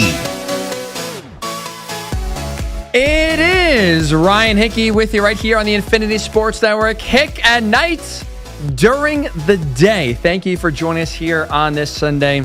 We'll have James Herbert of CBS Sports, covers the NBA, does a great job covering the NBA. Will join us here in a few minutes to break down his thoughts for Game 7 Rockets-Warriors, but also talk about the NBA postseason overall as we get set here for round number 2 to start in a few hours. Cavaliers, Pacers kick off round 2 coverage at 6 p.m. Eastern. Now, again, it does sound a little weird, right? Hick at Night during the day. We are working on a name change. Hopefully for those have followed from the nighttime to the daytime. But if not, I used to host right here on the Infinity Sports Networks from 10 p.m. Eastern to 2 a.m. Eastern, which Hick at Night made a lot of sense because we were at night. But a schedule change that has allowed me now to be able to actually produce for Bill Ryder starting tomorrow, Ryder Than You. Make sure you listen every single weekday, Monday through Friday, 10 a.m. to noon Eastern. Being able to be Bill's producer now is a challenge I'm looking forward to, very excited for. Going to miss JR. But because of that, that's an earlier show, which means you can't work till 2 a.m. and be able to kind of have a quick turnaround. So because the earlier show I'm producing means now an earlier daytime show on the weekend for you, which now as we move from Sunday night to Sunday afternoon. But because it's a quick switch, happened pretty fast, we haven't had time. And because of me, I'm usually slow. I like to be creative, but it takes me a while to get the creative juices flowing. So I've not been able to think of a nickname yet. So I'm still working on it, still trying to get a good name that I'm going to settle on to rebrand the show for you. So hopefully we'll have that in about 2 weeks or so you won't get confused listening to Hick at Night during the day. But that name change is coming soon. A big thank you to JD Wyatt, who does tweet at Ryan_Hickey3, who said he wanted to give me a name recommendation. He said, "Getting Tricky with Hickey," and then included the Run DMC song, "It's Tricky," as the open for the show. It's not my number one pick, but also, again, I have very few ideas. The only idea I've had so far is the Hickey Show, which I'm like, it's not terrible, but I don't really want just to have the show name The Ryan Hickey Show. I want to be a little more creative, memorable, fun, which are things that we try to bring to this show and bring to you every single Sunday. So we're working on it. We're working on the show name. Hopefully, again, 2 weeks we'll have it for you, and there'll be less confusion about why you're listening to Hick at Night during the day. That is the goal. But either way, it is Ryan Hickey with you right here on the Infinity Sports Network. Thank you for making us a part of your Sunday. Again, as a reminder, we have James Herbert, coming with you or joining us here on the show in just a few minutes, break down all this playoff action. And when you look at Game 7 tonight, and when you look at least the Warriors-Rockets, I just don't see, at least right now, the belief that the Warriors are going to be able to bounce back and win.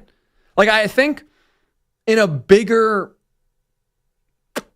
what's the word I'm looking for here? Like, in a bigger picture, in a bigger picture, in all of sports, I think it's really tough to just kind of go through the motions and then all of a sudden expect when you need to be at your best, right? Like, if you hear anyone who's been successful and kind of gives talks on it, like, success doesn't happen by accident. Success does not happen overnight, right? It's the product of hard work and consistency.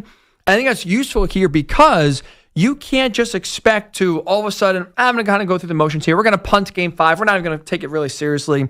Who cares? We're going to get ready for Game 6. Then all of a sudden Game 6 comes and we really don't have the energy. I'm not really feeling it. Maybe Game 7 is going to be my night. Like, the more you kind of think about that, the less likely it's going to be your night. And that's how I felt watching the Warriors for the last 2 games. You know, it felt like they're kind of like almost like waiting for the Rockets to give them the game. I thought it was really damning. Richard Jefferson, who knows his team really well, right? Who knows what the peak Warriors look like being on those Cavaliers teams in like 2015, 2016 when the Cavs won, but also when these teams were going head-to-head and battling it out for an NBA Finals. Richard Jefferson has seen them in person on the court. What a true, championship Warriors team looks like. And I thought it was really damning the other day when he's talking about the Warriors at home, lacking a sense of urgency, not looking like they're treating this game like a playoff game. That's concerning because, again, you can't just flip the switch. Oh, it's Game 7. I got to go. Well, let's go. Just like that. It doesn't work like that. And that's part of the reason why I think the Rockets have real momentum, real confidence going forward here to make this happen. Speaking of confidence, I want you to listen to this from Fred VanVleet, who is one of the few experienced Rockets members who has won a championship with the Raptors back in 2019, But the big story for Houston has always kind of been, right? Well, this is a young team, an experienced team. The Warriors have all this experience. How can they get it, figure it out? I really liked Fred VanVleet's answer, who was on ESPN with Scott Van Pelt after Friday's win in Golden State to force a Game 7. And he spoke about how he's been able to keep the young guys in this series focused. Take a listen. No, just focus, just ultimate focus, attention to details, staying on those guys, cracking the whip as much as we can, let them not getting carried away. So I got to go in there and tell them we didn't do anything yet, calm them down, and we got to get back, get some rest, and get ready to do it again. So just trying to keep composed and confident, but also, making sure we stay locked in. There's not a lot of veteran leadership on the Rockets, but to their credit so far, it's working out. It's going in their favor. And I think because, here's part of the difference with this series so far and why it's turned. You just heard Fred VanVleet right there talk about how his leadership has permeated. Those young guys are listening to what he's saying. They're focused. They're locked in. They're taking a game at a time. They're not intimidated anymore. On the flip side, right, we know the experience Steph has and Jimmy Butler has and Draymond has in the playoffs. They've all won big series. In the case of Draymond and Steph, right, they've won 4 titles together. Steve Kerr's a great coach, a championship coach. But the difference is, while those guys have all that playoff experience, it's not permeating throughout the roster. That experience is not translating over to Brandon Pajemski for him to be more consistent. That's not rubbing off on Buddy Hield to have him now be a productive member of this team. Well, I don't know what Buddy Hield's doing. He used to be one of the best three-point shooters in the game. Guy can't hit water from a boat right now. Looks lost. He's not good defensively. He's not really giving you anything. So Steve Kerr's scrambling for a lot of these guys, but a lot of the young guys he's relying on don't have that championship experience, weren't there. Even 3 years ago when the Warriors won their last championship against the Celtics. They weren't there clearly in the heyday of the Warriors dynasty. So they don't know. And you're starting to see that really kind of permeate throughout the roster. The Rockets are learning as they go, and the Warriors, to me, are not. And that's why I think when we see Game 7 later tonight, I think we'll see it go Houston's way. I think we see the Rockets win. Not many teams have done it. Again, just a 5%, or 5% of the time, I should say, a team is dug out of a 3-1 hole in the NBA playoffs. It never happens. I think we see it tonight.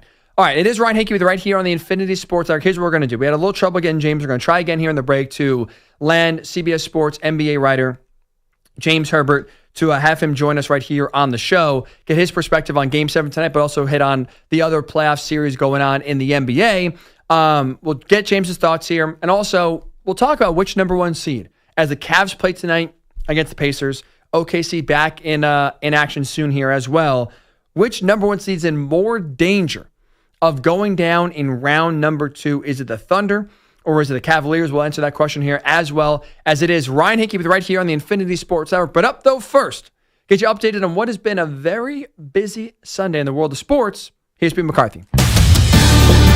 Infinity Sports Network Sports Flash. All right, Hickey, the support is sponsored by Progressive Insurance. Your small business keeps you on the go. Progressive Commercial Insurance keeps your policy within reach with their easy-to-use mobile app. Learn more at progressivecommercial.com. Another big night ahead in the NBA. First, the second round gets started with the Cavaliers hosting the Pacers at 6 Eastern.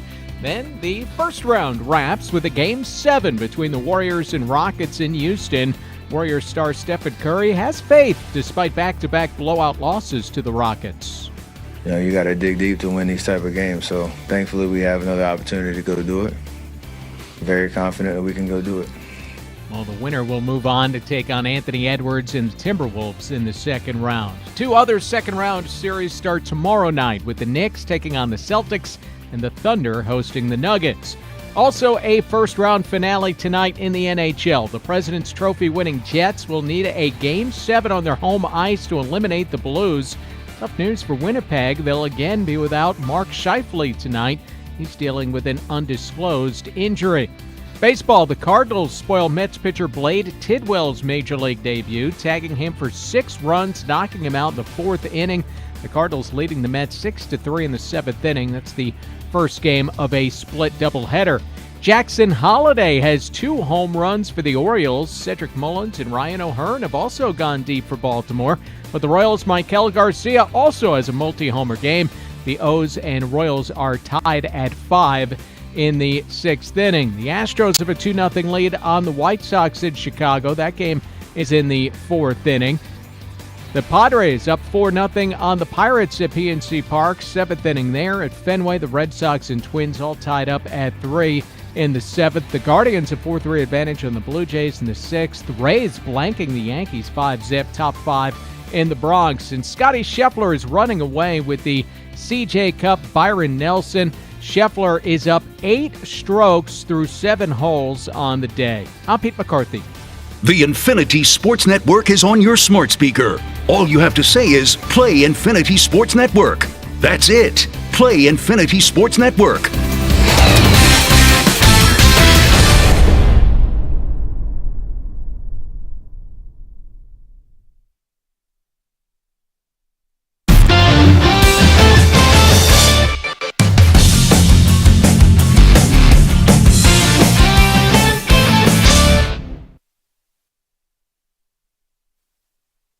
You're in a 5-minute break.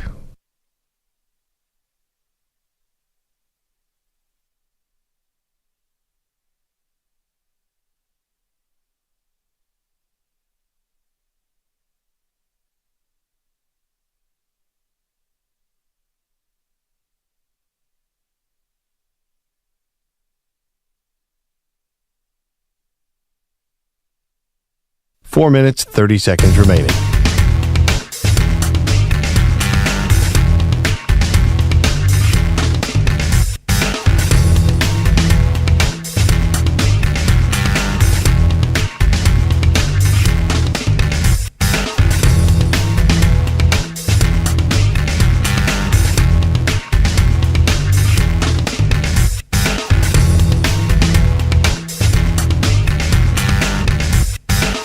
Four minutes remaining.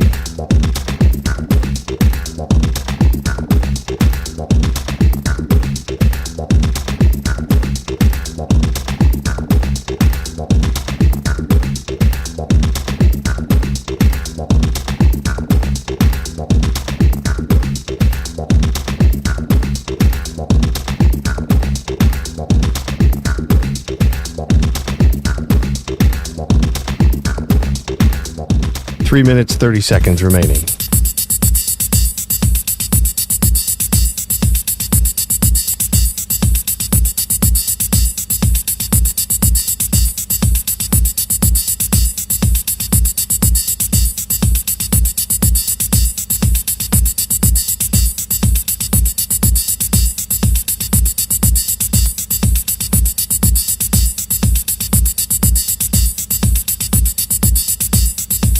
Three minutes remaining.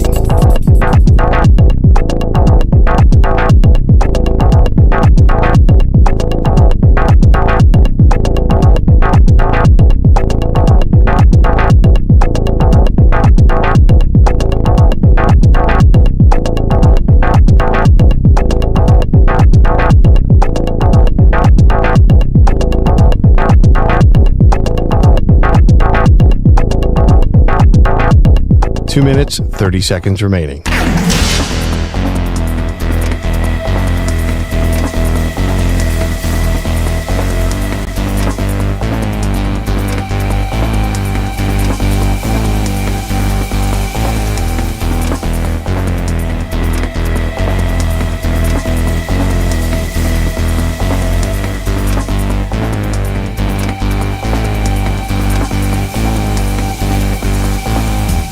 Two minutes remaining.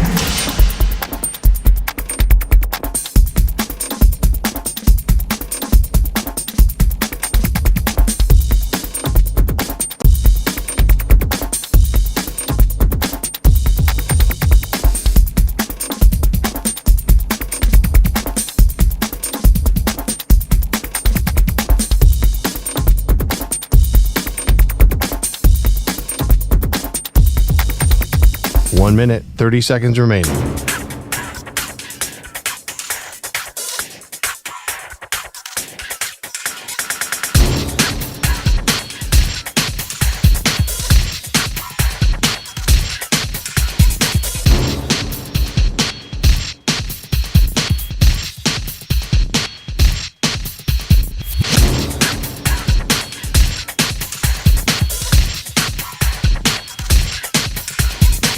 1 minute remaining.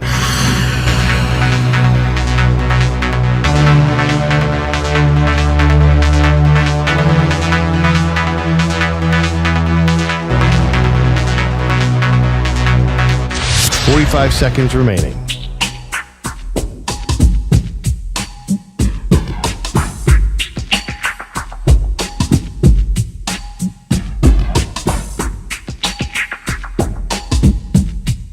$30 remaining.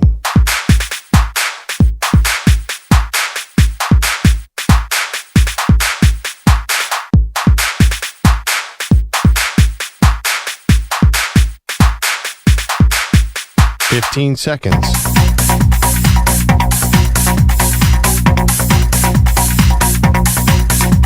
Break ends in 5 seconds.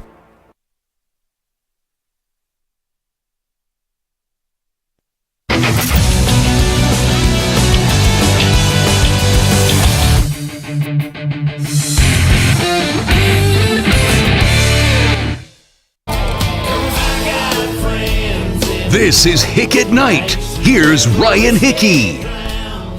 Game 7 tonight. Rockets-Warriors winner goes on to take on the Wolves. Game 1 of round number 2. Before that, we got Cavaliers-Pacers. We got some good playoff action later on this Sunday evening to preview it.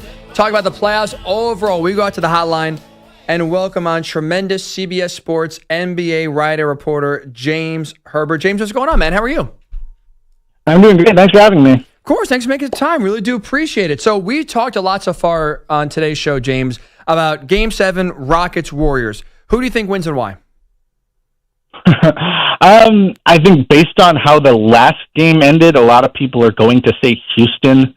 But I will sort of cautiously take the Warriors. I picked them in 7 at the beginning going into this series. The series has changed a lot over these first 6 games, and I'm really interested to see how they respond to that kind of meltdown in the fourth quarter the other night. I think you're going to see some different lineups. I think you're going to see the Warriors trying to get creative in terms of solving this Rockets zone that has really thrown a wrench into things. I mean, I think this is probably going to be kind of a grimy game, but, you know, the Warriors have been able to pull out games in those circumstances before.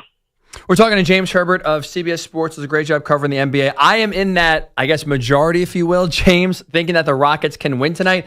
I just did not like what I saw when the Warriors punted Game 5 and kind of said, okay, we're going to kind of go back home, regroup. That's where we're going to finish it off. And you saw that fourth quarter is completely unraveled with their inability to hit shots, their inability to defend. They looked to me tired. This entire series, I've not really felt comfortable in terms of like a third scoring option besides Steph, besides Jimmy Butler. Like there's no one I truly trust. Those two guys are banged up. Like what are you expecting? Is it a Steph game tonight? Is just kind of, you know, the Warriors find a way with their championship experience? Like what are you looking at from Golden State's perspective that gives you confidence tonight they bounce back and win Game 7 on the road?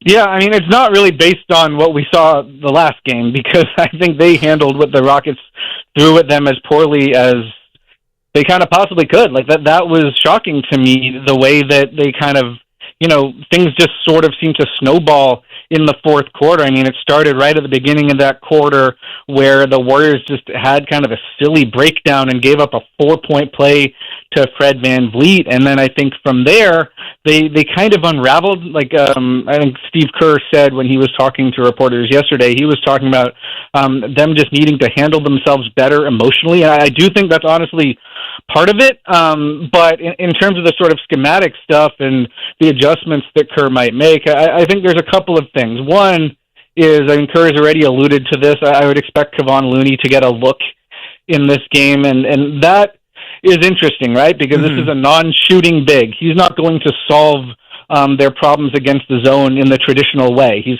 kind of the, you know, complete inverse to what they were looking for when they put Quentin Post ahead of him in the rotation. But is he can at least put a body on Steven Adams. He can box out. He can give the Warriors another guy who can screen their shooters open, who has built-in chemistry with their best players. You have to see how the lineup kind of work around him. But, I mean, if they're willing to play a game kind of Houston style, if they're willing to play a grimy game, which they might honestly have to, that's what a lot of Game 7s turn into, then I think Looney's an interesting choice. The other thing they can do is try, when he is not on the court, just try to get more shooting out there. Gary Payton II is questionable for this game with an illness, and if he doesn't play, that's a guy who's not going to be on the court, who, I mean, the loss of him, that affects the Warriors in some ways negatively because he's their best point of attack defender. He can do stuff for them in the offensive glass and all that. Houston has been flat out ignoring him. If there's more minutes for Buddy Hield, more minutes for Moses Moody, if there's more minutes for Brandon Podziemski, maybe you have a better shot at making the Warriors reconsider what they're doing with this zone. So I do think Golden State has to kind of balance things. Kerr has had a tricky job all year, both pre and post the Butler trade, in terms of making the rotations work and putting two-way lineups out there. But I think that is the same thing he's dealing with tonight. It's like they have to, one, try to match the kind of the physicality and everything that the Rockets are bringing, and the other thing they have to do is try to be able to create some spacing, because their spacing was pretty poor in Game 6, I would say. We're talking to James Herbert of CBS Sports. Does a great job covering the NBA. You mentioned Game 7, right? They could get grimy. They could, be clunky, maybe lower scoring. There was nothing clunky. There's nothing grimy about the Nuggets' performance yesterday as they blow out the Clippers and move on to round number 2. Let me ask you this, James. Were you more impressed with Denver's performance or more disappointed with how the Clippers played in Game 7? I was more impressed with Denver, but I was disappointed with the Clippers as well. But yeah, I mean, Denver's defense was excellent. I thought they made a lot of really smart adjustments in that game, and then I thought just on an individual level, like, you just kind of go down the roster, like pretty much everybody showed up in this game. I mean, I was stunned. Like, I think Aaron Gordon kind of outplayed Kawhi Leonard in Game 7, which is not what I would have expected coming into that. Not that Leonard was like making all sorts of mistakes and all of that. I mean, they were double teaming him. They were trying to get him off the ball, and he was largely making the right reads. But I mean, I did sort of expect more of him in that situation. After Game 2, maybe I was just spoiled, and I thought, okay, this guy is able to just score on anybody and just stop runs by himself and rescue the Clippers if they need him to. But he was not able to do that, and then I was disappointed also in James Harden's performance. The offense, the lack of scoring is what's going to get a lot of attention, but I thought he had a bunch of like silly defensive plays just starting right from early on in the game that I think you could kind of see his teammates looking at him asking like, what's going on? Like, you just can't afford that sort of stuff in a do-or-die situation. Like, he passed well, he did some good things and whatever, but I was disappointed in the Clippers' two best players yesterday, while at the same time, like, the Nuggets had a lot to do with that. Like, right. I think they over the course of the series found lots of answers in terms of what the Clippers were trying to get done on the offensive end. And you're right, this is not to take anything away from Denver. Talking to James Herbert of CBS Sports here, as it is Ryan Hickey with right here on the Infinity Sports Network. This is not to take away anything from Denver, but like, I was just disappointed when you look at how well the Clippers played, James, going into the postseason. Kawhi's healthy for the first time in a long time. Like, it felt like the Clippers, there's always like a yeah but right with them. On paper, you could try to believe them, but every single year in the postseason, whether it's injuries, something else, it just kind of derails the season. This felt like the first time, really, since they went all in and got Kawhi and Paul George a few years ago, where it kind of felt like, okay, there's really no yeah buts with them going to the playoffs. And I know Denver's a tough team, but you win 3 games and now your season's over. It's like when you look at kind of where they go from here, I'm just flummoxed in terms of like, this was as good as you got. You were going into the playoffs white hot. You're healthy, and to not advance, through round number 1, where do the Clippers go from here, James? I mean, I think you're probably going to be looking at a pretty similar team next year. I think they're going to hold on to the flexibility they have in like a year from now, and they're going to be another team that I think if they stay healthy could be a team that is in the mix for having home court advantage in the playoffs. But I mean, this is sort of disheartening. I think you're completely right. Like, this is the first time since the bubble that they have actually had their stars healthy in the playoffs at the end of the playoffs, right? Like, we have seen them in the past start off looking like a championship contender and then at a certain point in the playoffs, PG goes down, Kawhi goes down, or both of them go down. Now they had a healthy Kawhi, they had a healthy Harden. You may have had a tired Kawhi or a tired Harden, but whatever. Like, they were on the court, they were playing. They had, I think, objectively, they had a more versatile, deeper, more balanced team than the Nuggets,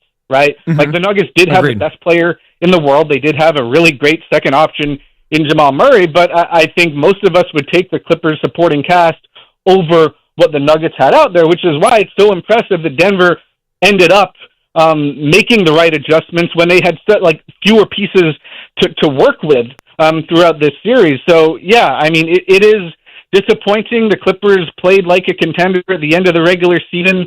I think early on in this series, even in the middle of this series, a lot of us thought the Clippers were going to make it into the second round, maybe give the Thunder a scare, and everybody would be talking about what an incredible season they had. I think if you really zoom out, they did have an incredible regular season when you factor in the Kawhi Leonard was out for more than half of it. But in terms of their championship equity, I mean, this is a big blow to, I think, the confidence of Clippers fans, probably the confidence of the front office in this core actually being able to get there. Now, they will surely try to make some tweaks on the margins and come back, but I don't anticipate the thing blowing the thing up or anything. It's tough. Yeah, they're in a tough spot here moving forward. We're talking to James Herbert of CBS Sports. Follow him on Twitter at Outside the NBA, where you can get a lot of his work and see his thoughts there on Twitter. James, now looking ahead to round 2, starts tonight, Cavaliers, Pacers. When you look at least the one seeds, I think both matchups are interesting here. And Indiana has a fast, high-paced offense. At least offensively, there's a reason to believe maybe they can keep up with the Cavs, or at least, push them. And on the other end, we just talked about Denver, right? Impressive series, #1 win. You have the best player in the world on your team. They won a championship not that long ago. They had that experience. When you look at the Thunder and the Cavaliers, which #1 seed here do you think is in more trouble, more danger of going down in round 2? I kind of don't think either of them's in danger, honestly. I maybe the Thunder, just based on how scary Denver is when they're at their best. It just kind of feels like Jokic can make the defense moot, can make all of the kind of spacing limitations that the Nuggets might have on the court moot. Like, he just is able to generate a really easy shot for his teammates, or just make a tough shot on his own if he has to. So in that respect, I think Denver's the team that I find just a little more threatening, a little scarier. The Pacers have a lot of firepower, and I think people who didn't pay attention to them in the regular season might be surprised at how much better their defense got this year without them making any enormous changes to the roster or doing anything like huge in terms of changing the schemes. They just kind of got incrementally better, and they got more cohesive, and they kind of figured some things out on the defensive end over the course of the year. But what I worry about is that if you just look at like the series they're about to play, I'm not sure that anybody's going to be able to tell that they got that much better defensively, because I could just see the Cavs tearing them apart. Like that is the team with a ton of firepower, and it's not just the individual kind of playmaking of Garland and Mobley. It's the spacing that they have. It's the movement that they have, ball movement and player movement. They're able to, over the course of the year, develop this like really, really great offense that moves super quickly. It's got great tempo, and also they've been able to marry their pick and roll game with the movement. So you'll see Garland or Mitchell run a high pick and roll with one of their bigs, both of which are amazing finishers and also great decision makers when they get the ball. And then at the same time, you'll have the other guys on the court moving into open space. It's really hard to defend a team that is able to combine those two things as seamlessly as they do. And I think that's why Kenny Atkinson's probably going to win Coach of the Year in the coming days. So I give the Pacers a ton of credit for the regular season that they had, but I'm just not sure that you're actually going to be able to see kind of the fruits of their labor in this particular series, because I think this is just a really, really difficult matchup. I agree. I mean, I think on paper it's intriguing or maybe interesting, but I agree. I think when it's all said and done here, I think the Thunder win. I think the Cavs win relatively easily. I think we both see them, not surprisingly, in their respective conference finals, as you are talking to James Herbert of CBS Sports. Last question for you here, James. Unfortunately, as a Knicks fan, I think the Celtics are going to kind of run through them pretty easily here as well. Honestly, I've been saying if they win one game in this series, I'll be happy. Is there anything you could say to make me or have me believe more than I should right now in this series? I wish. I mean, I don't know, man. Like Drew Holiday has a hamstring issue, and that could come into play. Jaylen Brown is not 100%. Like, I do honestly think, like, if you look at the Celtics as a Knicks fan, like, you were just hoping that you're able to play a team that is not at full strength over the course of this series, and we'll see how that ends up going. But yeah, I mean, I think this is an absolute nightmare matchup for New York. You could see that in their regular season meetings this year. And I mean, look, if you have more belief in the Knicks being able to beat this Boston team than you did 2 weeks ago before the series against the Pistons started, I would like to hear why, because that to me was not an inspiring first round victory, especially on the offensive end. I mean, really, you have to go back to before the All-Star break to that's the last time that the Knicks were consistently great on the offensive end. And that was the theory of this roster, right? Like, you have Karl Anthony Towns spacing the floor, and you can play five out, and that for a while, that looked pretty close to unstoppable, but that has not been the case lately. That was certainly not the case against the Pistons. And then on the defensive end, I just kind of think they're toast. Like, Boston is going to relentlessly hunt Towns. They did that better than anyone in the regular season. They're going to relentlessly hunt Brunson as well. And I don't know that for all the amazing effort plays and just spectacular defensive plays we've seen Anunoby make, for as tough as Josh Hart is, I don't know that. I mean, and Bridges too made some big plays. He came up big late in that Pistons series. Like, they're going to do what they can, but I think it's going to be really tough for them to consistently get stops against this Boston team. Unfortunately, James, I totally agree. I hope to be wrong. I've been wrong about a lot of things. I don't think you and I are wrong about this one here. Thank you so much for the time. Make sure you do check out James Herbert on CBSSports.com. Does a great job covering the league. Also, read his tweets outside the NBA. Thank you again, James. Really do appreciate the time there. When we return, Ryan Hickey with you right here on the Infinity Sports Network. A tough learning lesson for Bill Belichick that can make his UNC tenure a success.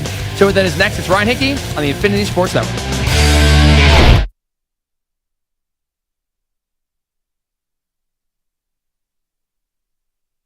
You're in a 5-minute break.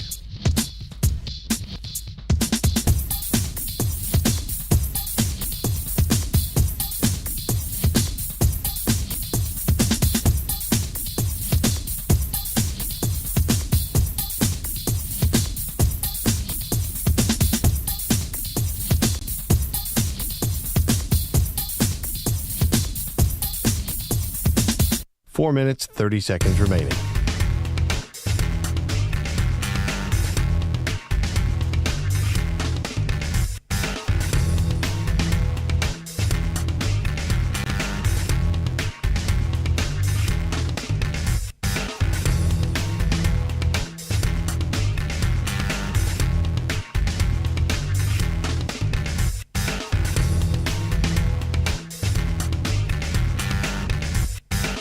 Four minutes remaining.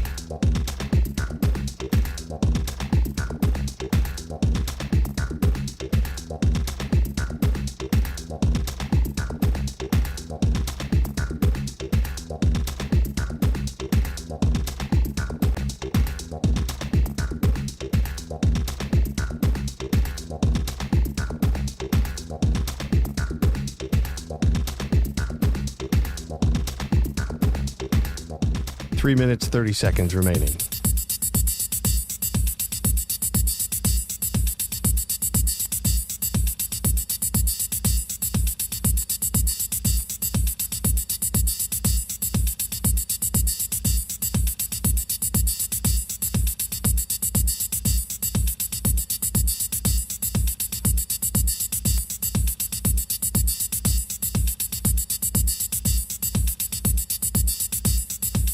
Three minutes remaining.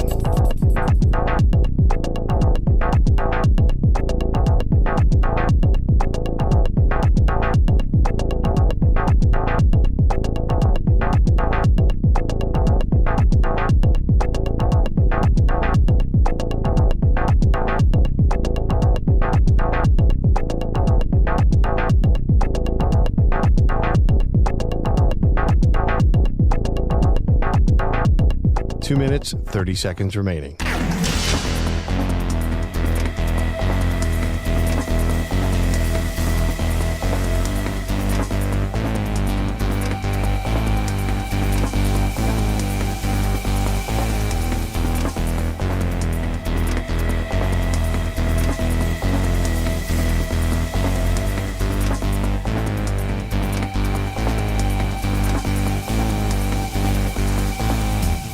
2 minutes remaining.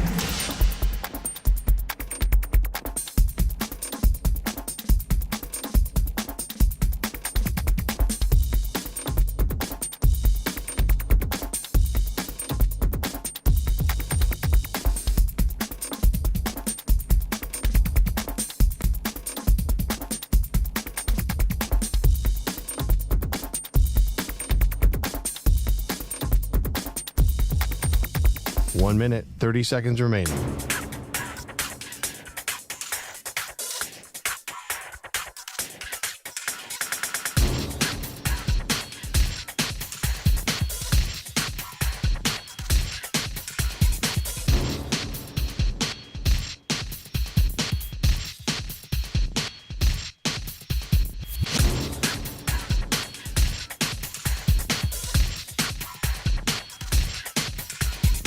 One minute remaining.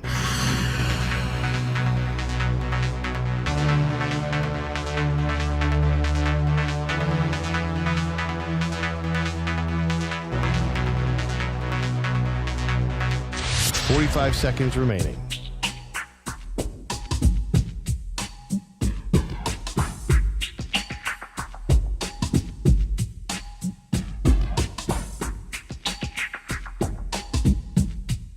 Thirty seconds remaining.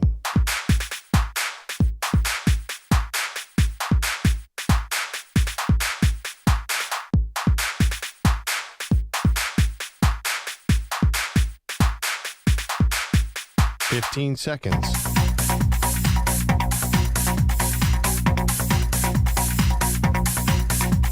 Break ends in 5 seconds.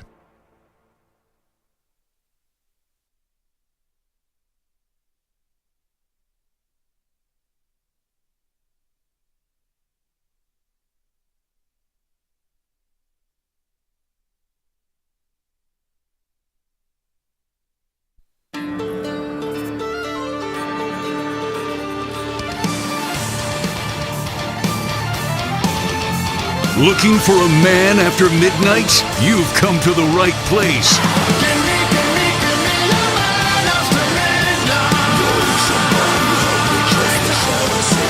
It's Hick at Night with Ryan Hickey.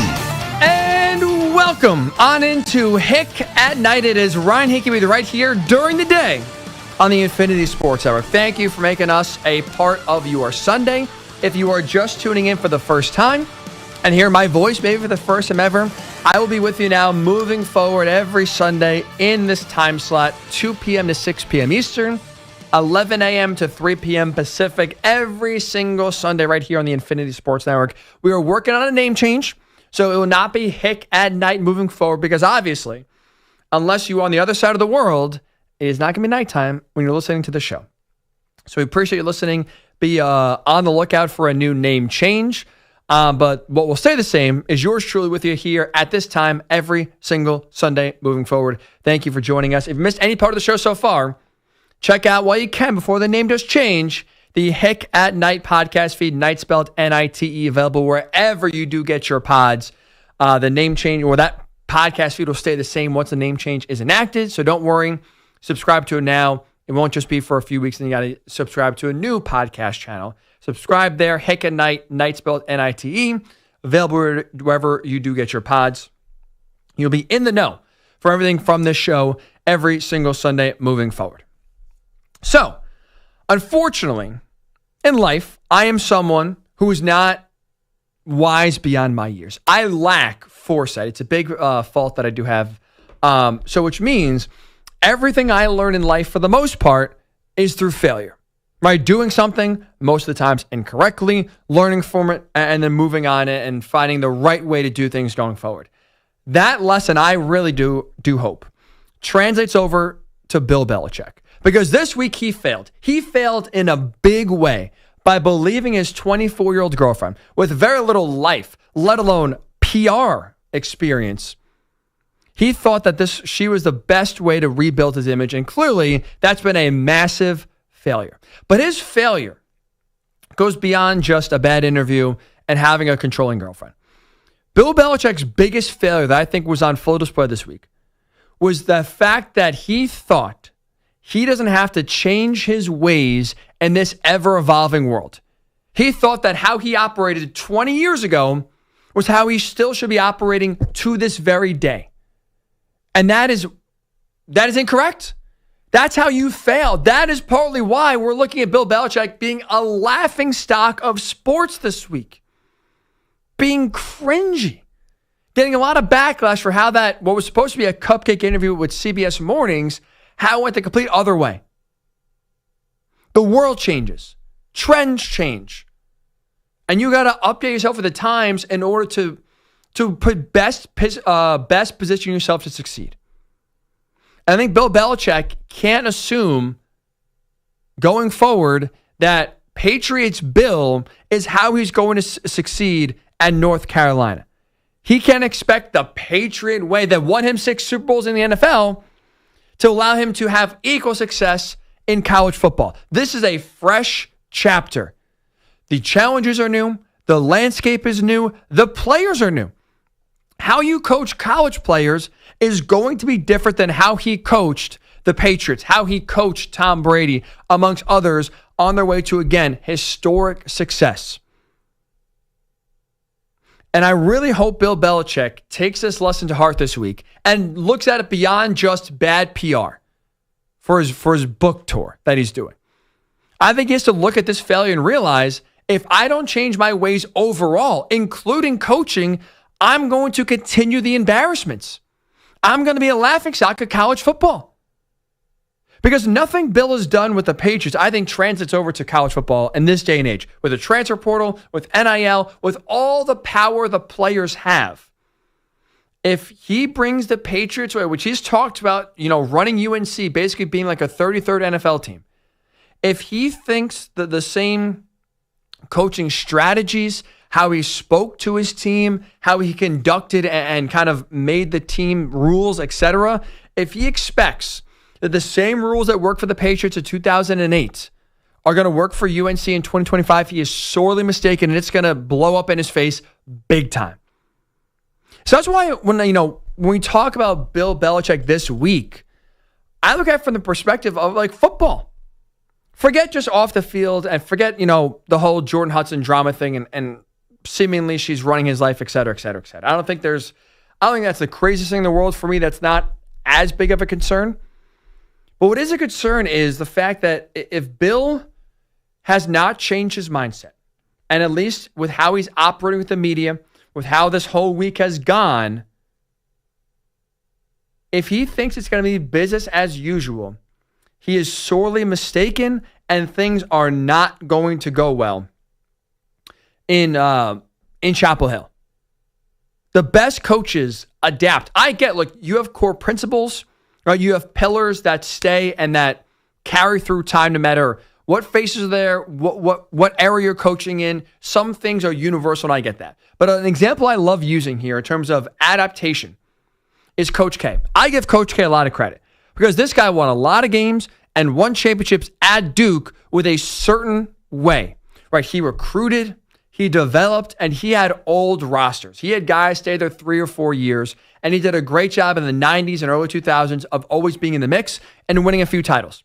But as, life changes and evolves, we saw college basketball evolve and the landscape evolve to where all of a sudden college basketball went from, 3 or 4 year development. You got to have your team play a bunch together, get that cohesiveness, and then you can finally break through and win a championship. You went from that to one and dones. Where now all of a sudden, Kentucky's of the world and some other schools of the world. UNC did this as well. Like, now let's get the best high school players. They're going to come to our school for a year. They're going to go to the NBA after that. We're going to embrace that. Sure, it's a small timeline, and there's not as much development, but we're going to get the best players, and that's how we're going to win championships. And that started to work, and Coach K, I give him a lot of credit, said, you know what, I've won a lot of games in a certain way. But now college basketball is evolving. I got to evolve as well. He went to the one and done, and it worked out well for him. He won a title, been to a bunch of Final Four since, right? Like, he was very successful. That was a guy who you could argue didn't have to change his ways. He was a winner. He had a lot of success, and he could have easily stood on his accomplishments and said, look what I've done in the past, doing it this way. Why would I ever change what I've done? To his credit, he had the foresight to look ahead and say, what I've done in the past is not going to equal success in the future. I got to change. And that led him to changing his ways in terms of adopting the one and done and adopting, recruiting styles that led to getting more talent to Durham. And it worked out well for him. Bill Belichick has to do the same thing. He's, all his success with New England, greatest coach in football history, you could argue, at least in NFL history. He has the accolades to sit there and be like, look what I did. Who are you to tell me what to do? But just like Coach K, if he does not adapt, I think he's screwed. I think this is going to be a disaster. Now, there is optimism because I am coming at this from this perspective of I want to see Bill Belichick succeed. I think it'd be a fun story in college football. If Bill goes to UNC and has success, turns the program around, can prove he can win both at the NFL level and the college level, and maybe for 3 or 4 years, all of a sudden UNC, unlike Colorado, is like not only the talk of the town, but also they have success to go along with it. That'd be a lot of fun. I think Bill Belichick could be a good character in college football. I think it'd be great. And at least gives you some optimism here. And I hope this is a sign of things to come.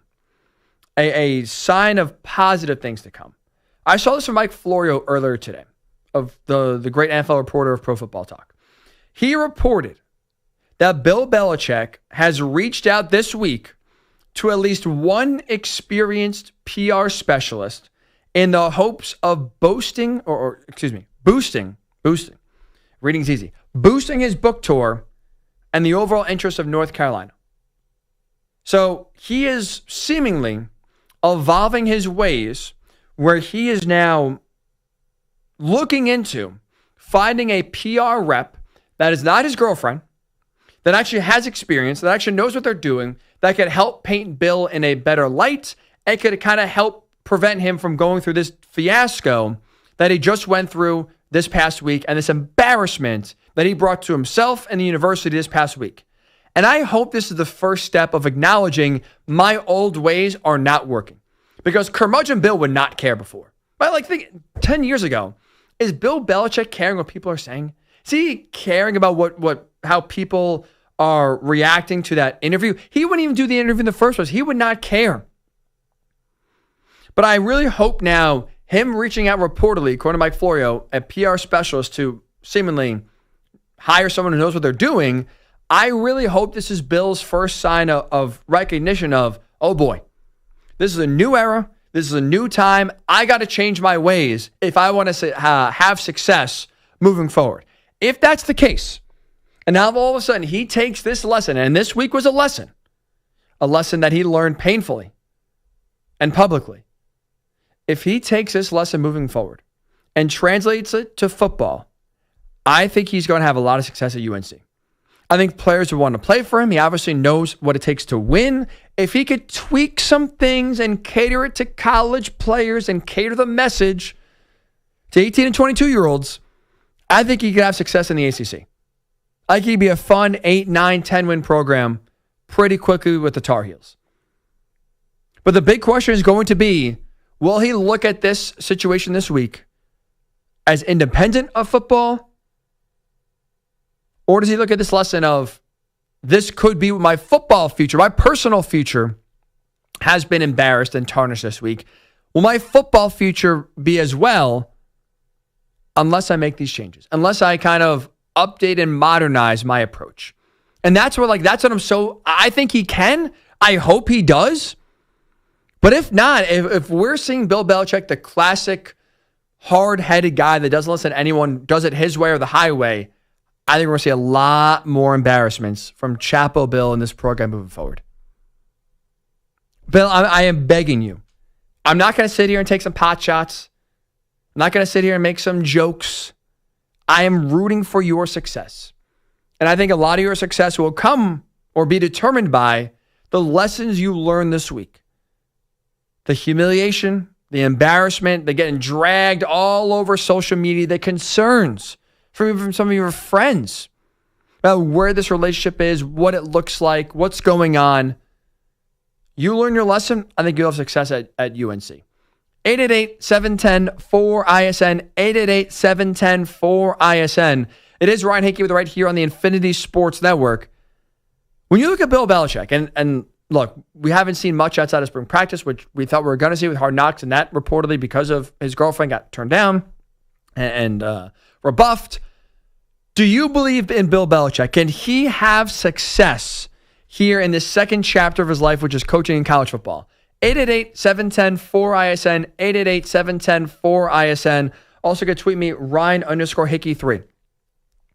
I think Bill can, but it's going to be dependent on if he learns a lesson from this week or if he continues to just say, it's not, everyone else is wrong. I'm in the right here. 888-710-4ISN. Let's go out to LA and talk to David. What's up, David? Hello, hey, thank you so much for Dave. What's going on, man? Hey, man, thank you so much for taking my call. I just wanted to piggyback off of everything you're saying here. Great, talk about Bill Belichick here. Yes, Bill Belichick does need to change his ways. The best coaches, if we look at the best coaches throughout not just NFL history, but also sports history in general, they're able to last a long time and continue to have success because they're able to adapt to they're able to change their ways. Now, they do have fundamental principles that they stick to. And the one example I can think of right now, still coaching in the NFL, is none other than Andy Reid. Andy Reid, when he first got to Philadelphia, he brought with him that Brett Favre gunslinger mindset. But when he drafted Donovan McNabb, he realized very quickly that's not going to fit with that quarterback. And I'm going to adjust my offense so that Donovan McNabb can be productive in it. And he was very productive in it. He gets to Kansas City.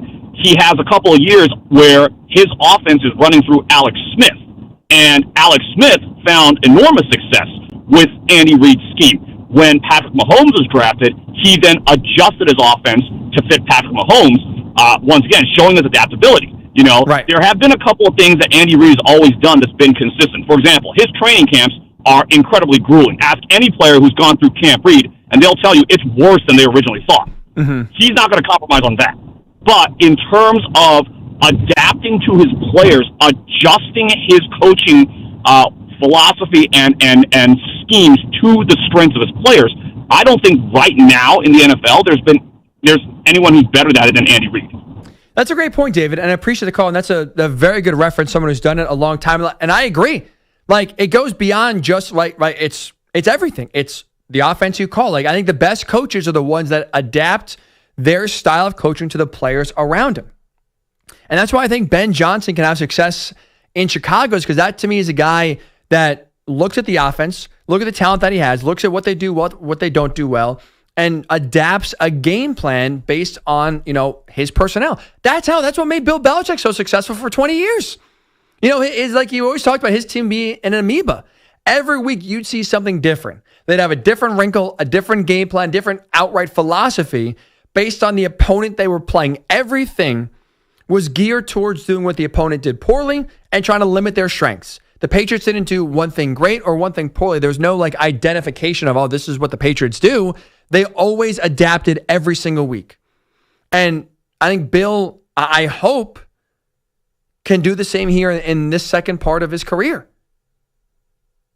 I get he's had a lot of success doing things one way, but I think he has to truly change his ways here. Otherwise, I think he's screwed. I think this is going to be really, really ugly for Bill in North Carolina. Let's go. Speaking of North Carolina, let's actually go down there and talk to David. What's up, David? Hello, David. Hey, there he is. Thanks for taking my call. Of course, man. What's going on? What's on your mind? Yeah. I just want to talk a little Bill Belichick, and I'm here in North Carolina, so we've kind of seen it up front. And one thing I have noticed with most great coaches in college and in pros is they always hold on a little too long. You look at Joe Paterno, Bobby Bowden. When I think of Bobby Bowden, I think of those early 90s teams and defenses. His last teams were like a shell of that at the end of his tenure, right? I mean, even look at Greg Popovich earlier this week. Popovich stepped down. He was battling health issues. And you think of the last 5, 6 first teams. Those are a far cry from him winning titles with Duncan and Ginobili and those are they hold on too long. They always think, great coaches, Bill Belichick included, think they can get the job done anywhere they go. And I think these coaches just hold on a little too long, and they should go out in the middle of the dynasty instead of towards the end. And you see it with players too. I mean, Jordan with the Wizards, right? It just, they can't let go. They never know when the end is up, and you never see great coaches go out on top usually. You're right. It's a good point, David, and I appreciate the call. And it's kind of, it's kind of a life thing, right? If you do things and have a lot of success, you always think, I still got it in me. Now, coaching is a little bit different, right? Player-wise, you can kind of see when the talent is gone. Like, I think Aaron Rodgers is holding on too long. If he comes back and plays next year for the Steelers, I'm not expecting much because I think his body has given out at this point. Coaching's obviously a little different. That's physically, you don't need to be in the best shape as long as just you're healthy in general. I don't think the game has passed Bill by. I don't think he's holding on too long. I think he still has a lot of football knowledge. I think he still has a vigor for the game. I think it's just going to come down to his success or failure is going to be about how he himself adjusts. I don't think like he's forgot how to coach defenses or can't coach defenses in this day and age. I think for me, it's just his willingness to adjust. And that's to me the biggest question. And that's why I kind of look at him reportedly hiring or looking to hire, I should say, a PR rep to essentially replace his girlfriend as a sign of positivity of, okay, maybe he's starting to learn lessons and realize what you did 20 years ago, it worked then, it may not work now. Running your own in-house PR and basically not even giving a you-know-what about PR in general, that's not the way to do it in this day and age. Now, especially in college, the head coaches are really the mouthpieces for the university. Bill's going to have to talk a lot more than he did with the Patriots. And if he doesn't adjust, I don't see this tenure succeeding. But I think Bill has the football smarts to succeed. Now it's about his willingness to adjust. That to me is the biggest question I have as he transitions from the NFL to college football. 888-710-4ISN, 888-710-4ISN. Do you think Bill Belichick has what it takes to succeed at North Carolina? Spring ball is done. We're starting to slowly get closer to year number 1 for him. Are you believing Bill can have success at UNC as he does enter college football for the first time? 888-710-4ISN, 888-710-4ISN. That is the phone number to call. Ryan_Hickey3 is where you can tweet me on Twitter. And also you can write in our Infinity Sports Network YouTube chat. Get in there, watch a show live every single Sunday. We are streaming the show right there on the YouTube page. So you can watch and also give your thoughts there as well. So we'll get your thoughts on Bill Belichick's UNC tenure when we do return. And also, speaking of college football, the NBA this year has gone the way of college football. I'll tell you what I mean by it, and it's a positive. And we're seeing it play out right in front of our face. I'll tell you what it is when we do return. It's Ryan Hickey with right here on the Infinity Sports Network. You're in a 5-minute break.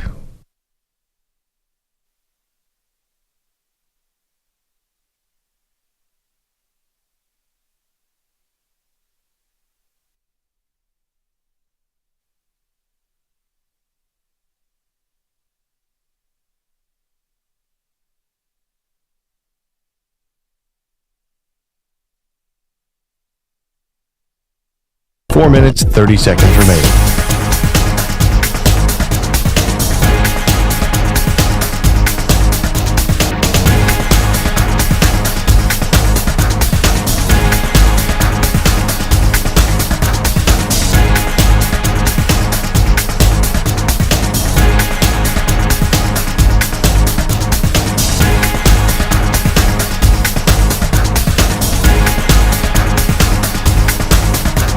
Four minutes remaining.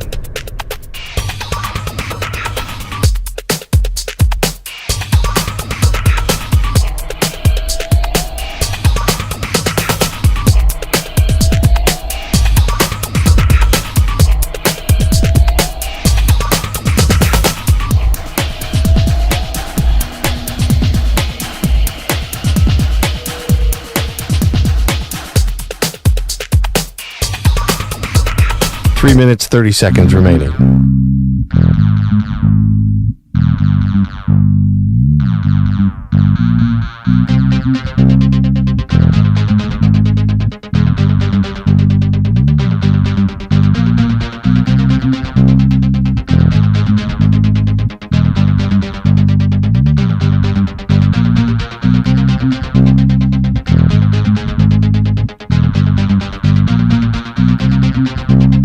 3 minutes remaining.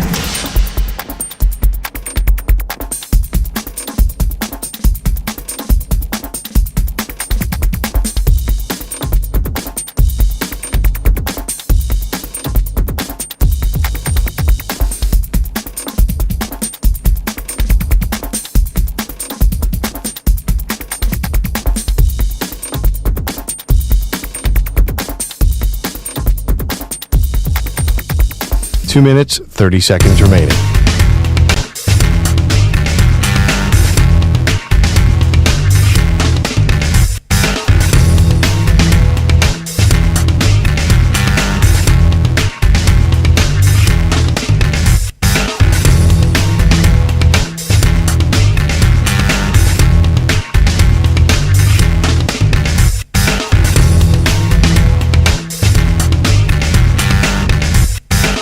Two minutes remaining.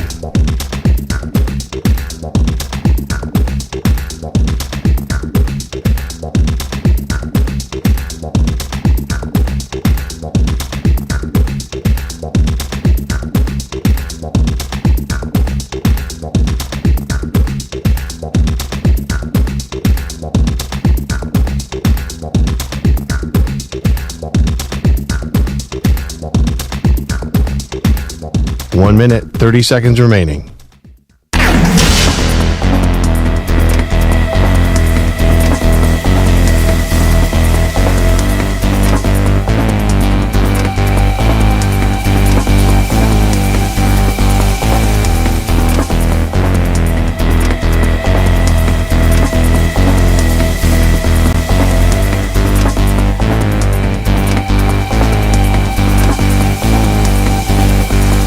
One minute remaining.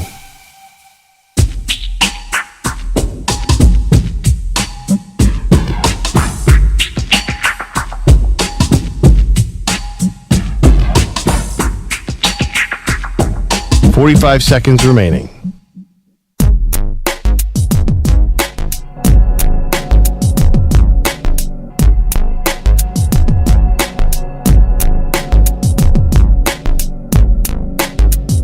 Thirty seconds remaining.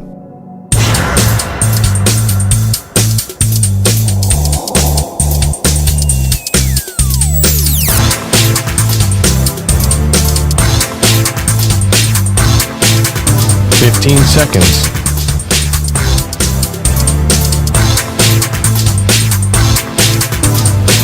Break ends in 5 seconds.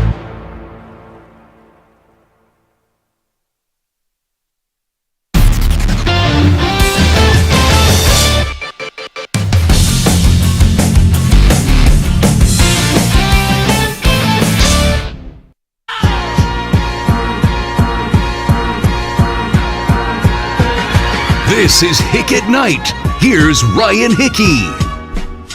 You want to talk about toughness personified? This blows my mind. So, Garrett Crochet earlier today, Red Sox starting pitcher, had a liner right back up the box. And somehow, I've never seen this before. The line drive came right up the middle and grazed only his nose. Like he kind of turned away. So as he's turning away, the ball comes and literally drills him right on the nose before ricocheting to the shortstop. And amazingly, he stayed in the game, didn't miss a batter, struck out the next guy. But here's at least the craziest part to me about this entire thing. I don't know how how his nose didn't bleed.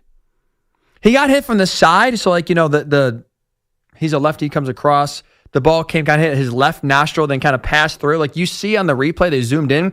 His nose, it squarely hit the front of the nose, kind of on a drive-by.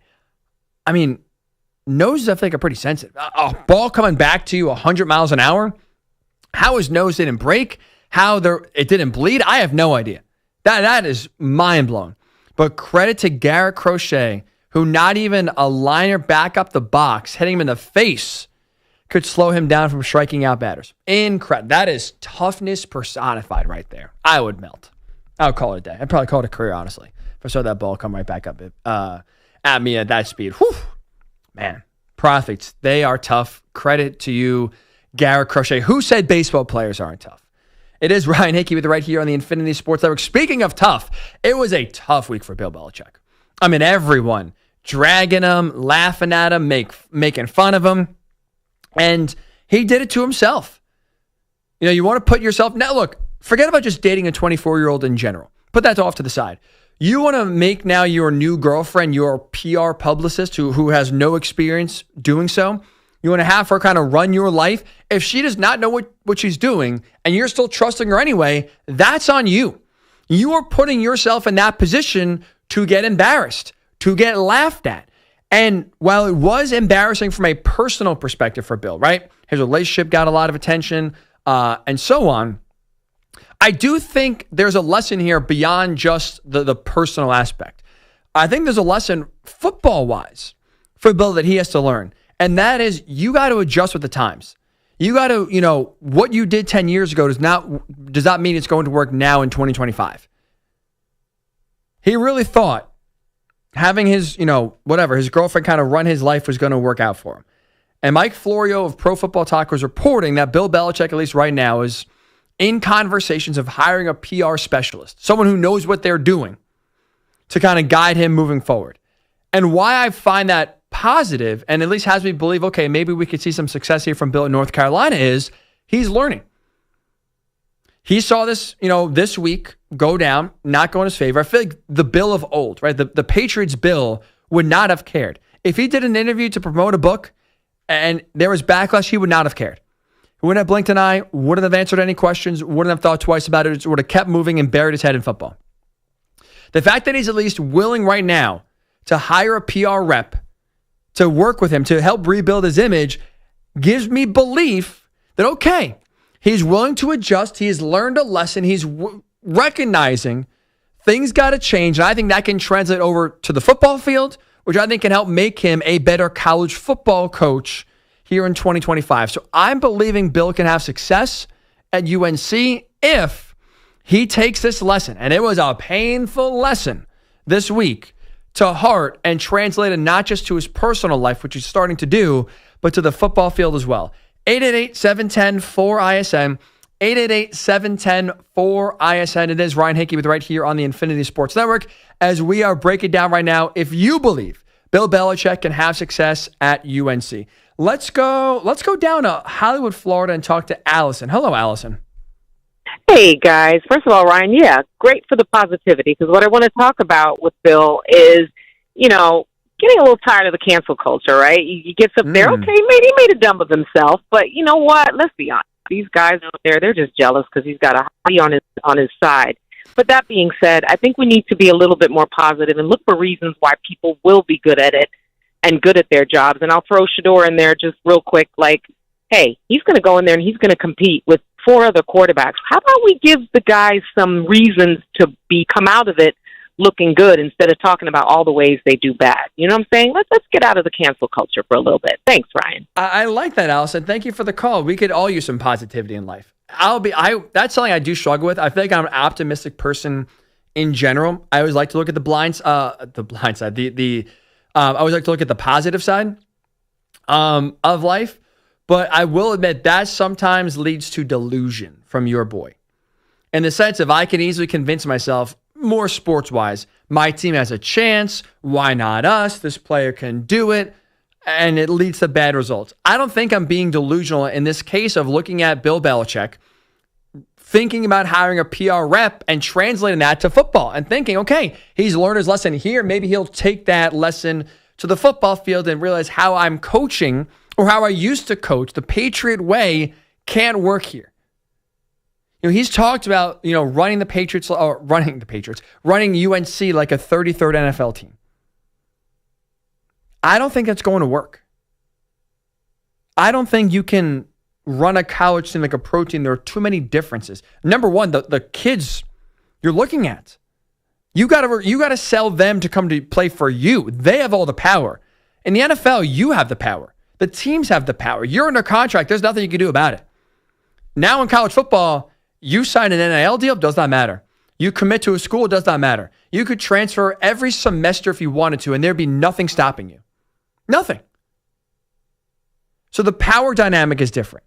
And that's why I hope Bill Belichick learns a lesson here and realizes I have to change my ways, or else the old way is not going to work here in 2025. Tyler is calling from North Carolina. What's up, Tyler? Brian, how are you? Good, buddy. What's on your mind, man?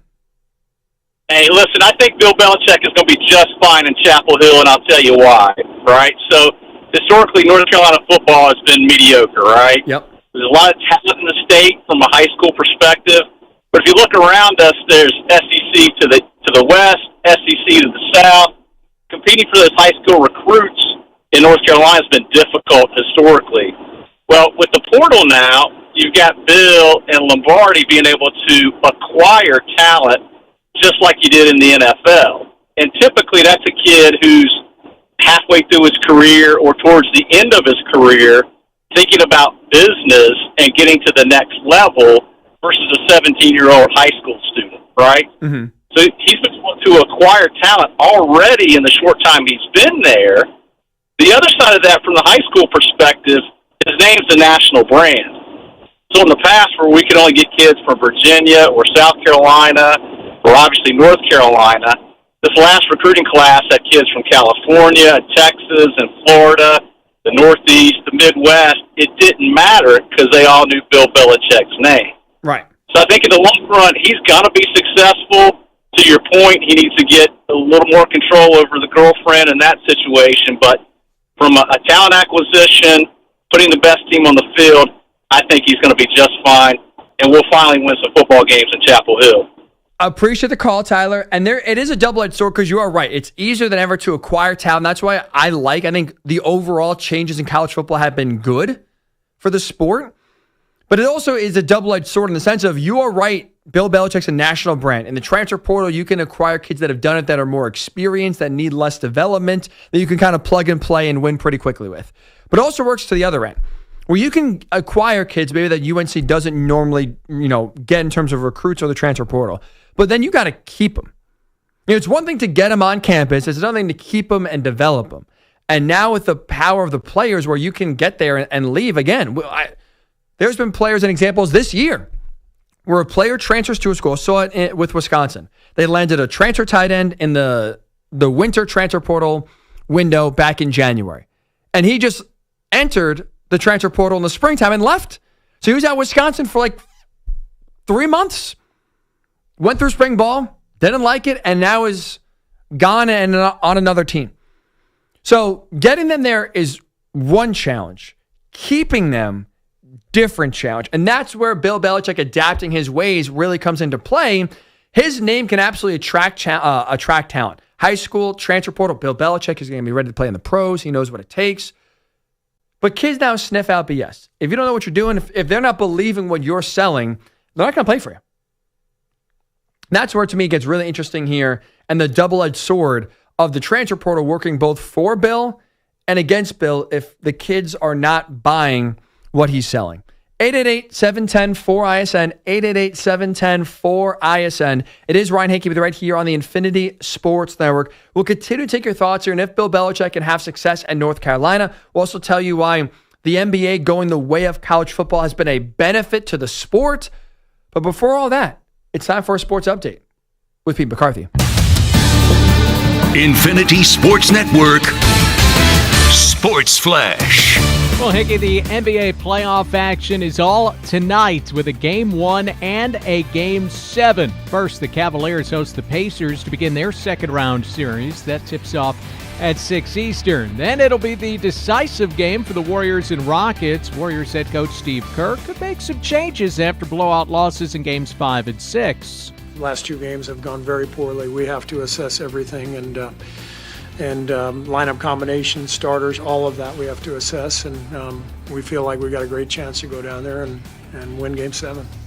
Warriors-Rockets scheduled to start in Houston at 8:30 Eastern. There's also a Game 7 on the ice. The Jets were the President's Trophy winners, but find themselves pushed to the brink by the Blues, who had the fewest points of any playoff team in the West.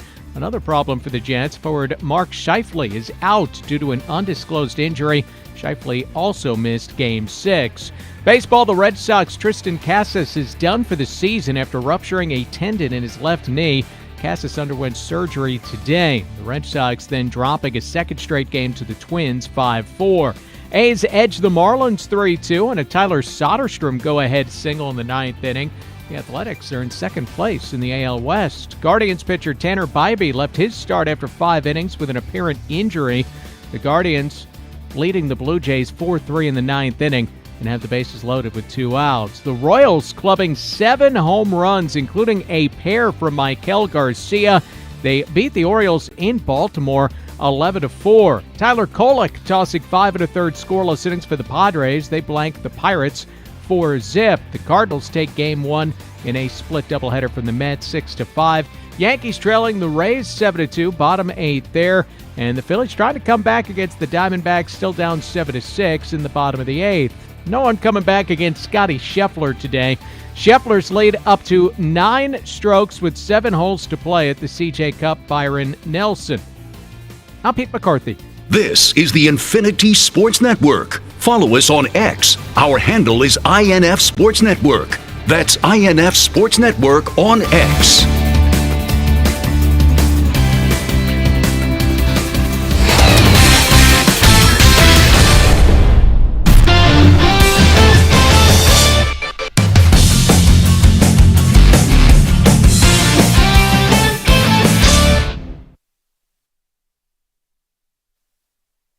You're in a 5-minute break.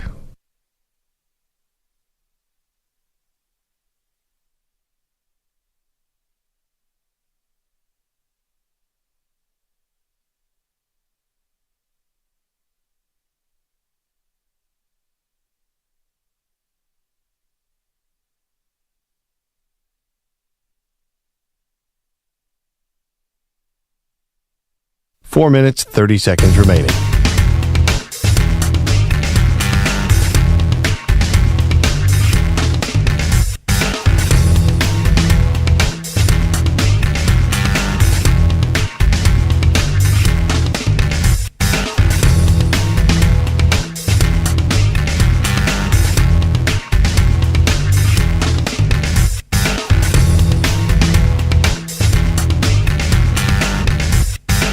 Four minutes remaining.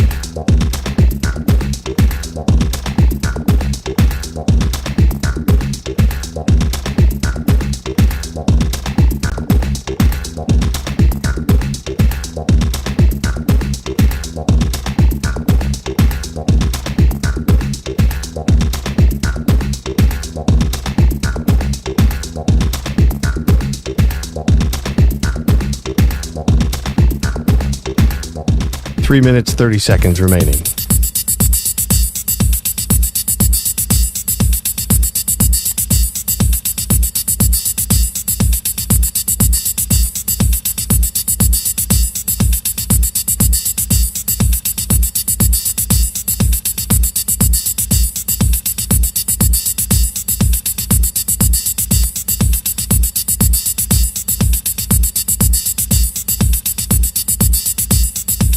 Three minutes remaining.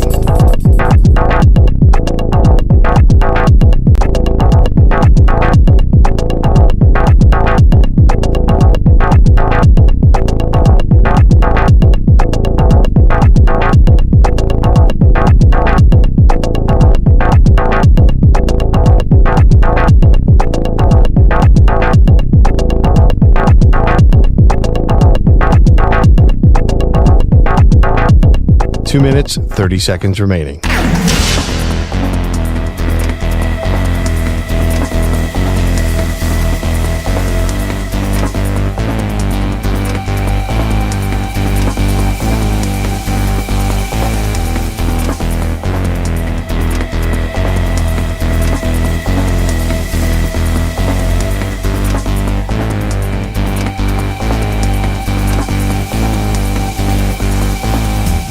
Two minutes remaining.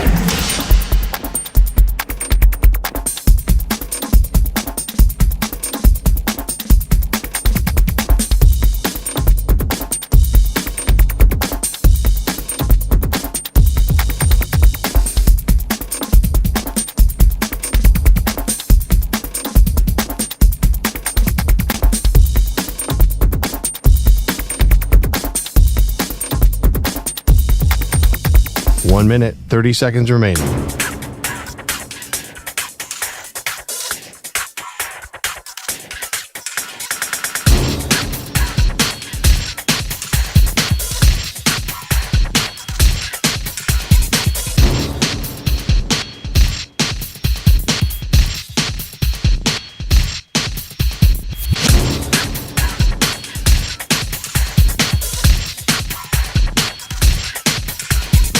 One minute remaining.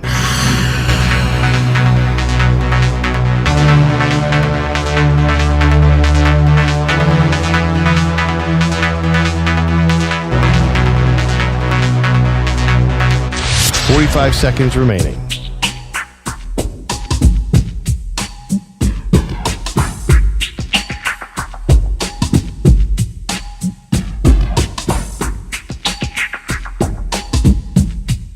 Thirty seconds remaining.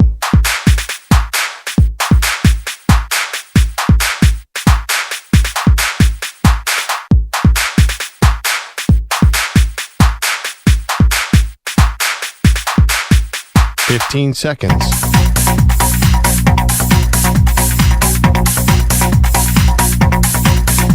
Break ends in 5 seconds.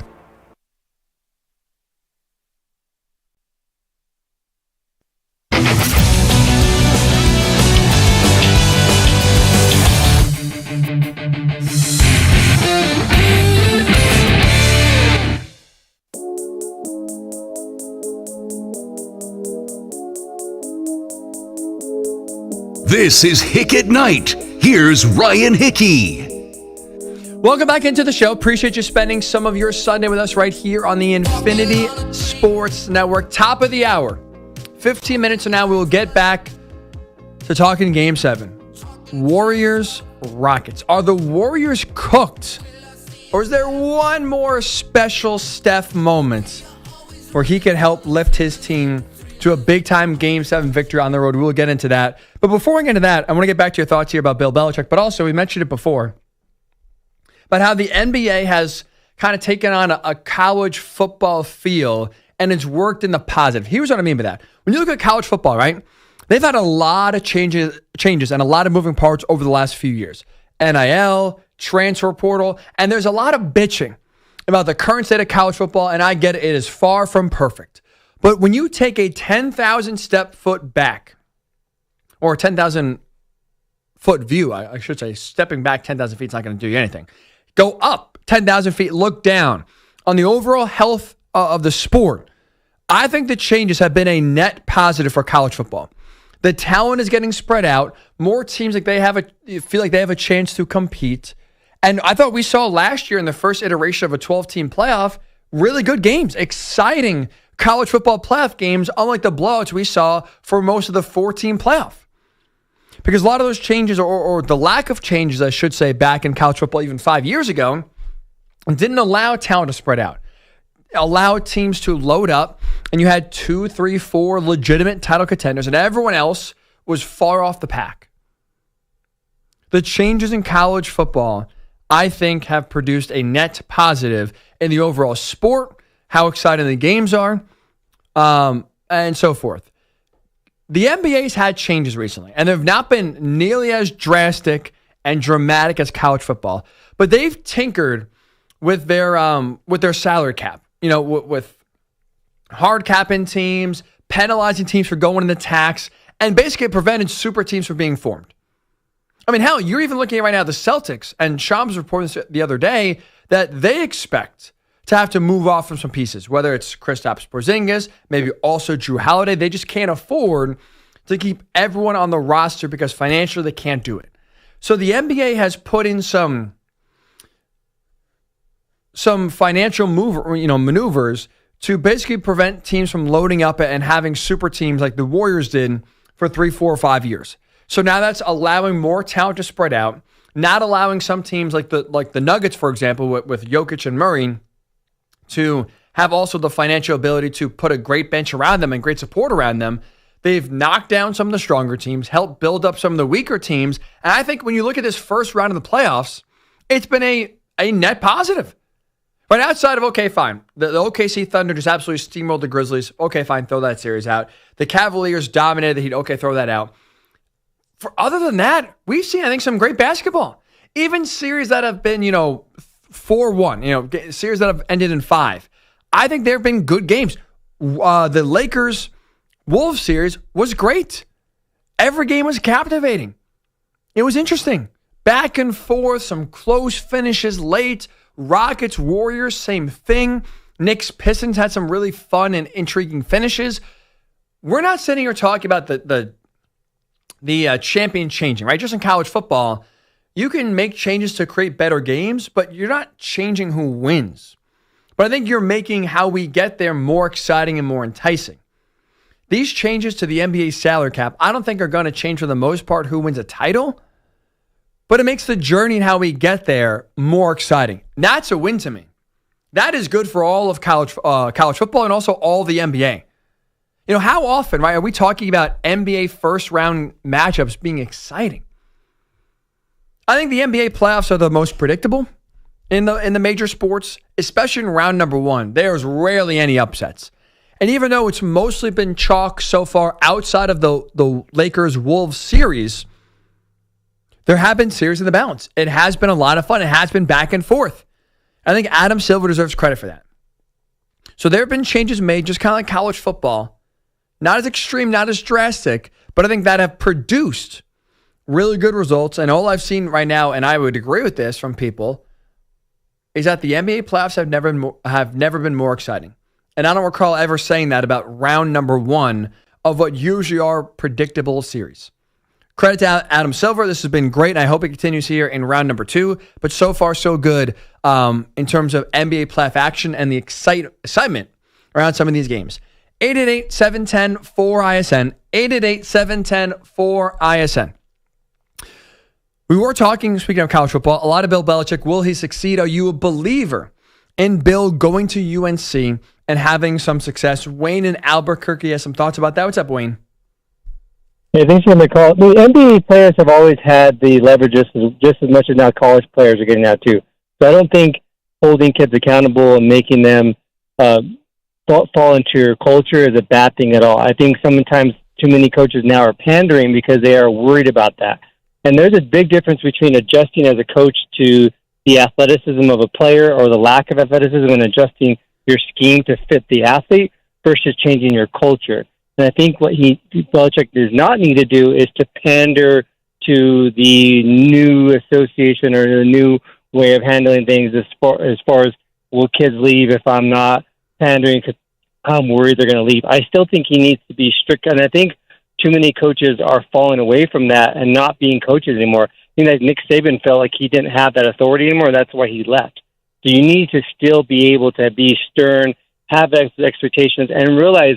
I mean, I coach high school football for years, and I tell the kids, I don't care how good you are. If you're not showing up and you're not being part of the team, then I'll bench you. And I would tell the parents that too, because you have that authority, and you need to still instill that authority into those kids, and not worried, oh, hey, if I bench this guy, he's just going to go on to somewhere else. You need to not be fearful of that and still coach. And I think that is smart. And you can't be like, well, they're going to leave because they have NIL deals. The NBA was doing that for years, and there still has been powerhouses when it comes to these in the NBA. So I don't think you need to be worried about these kids trying to threaten they're going to leave.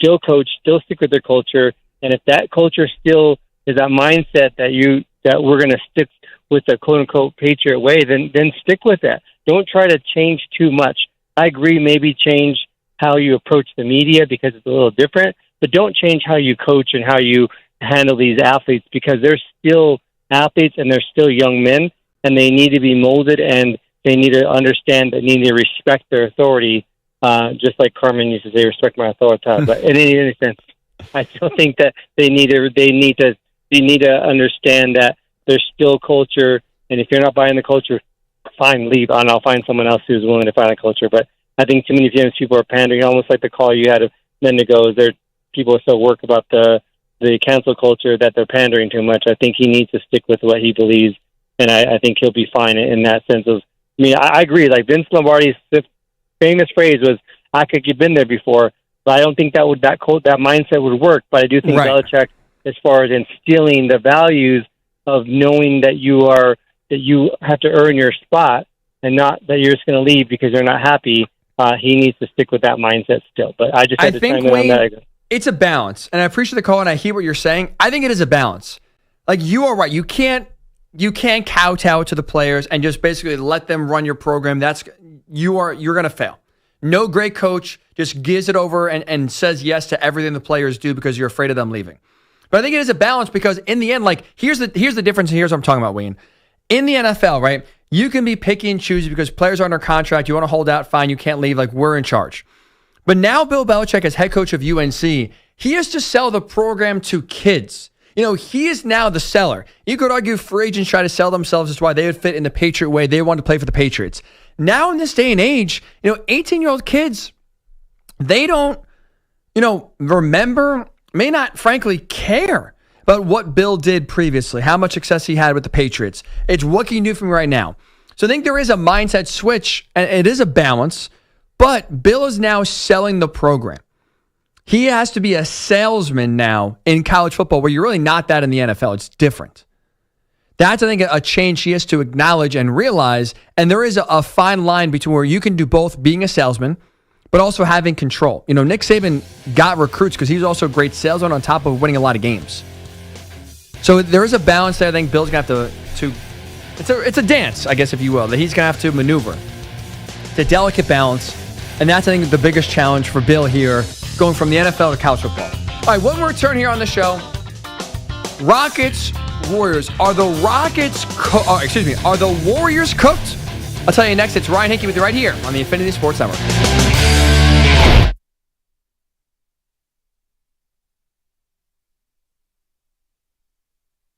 You're in a 5-minute break.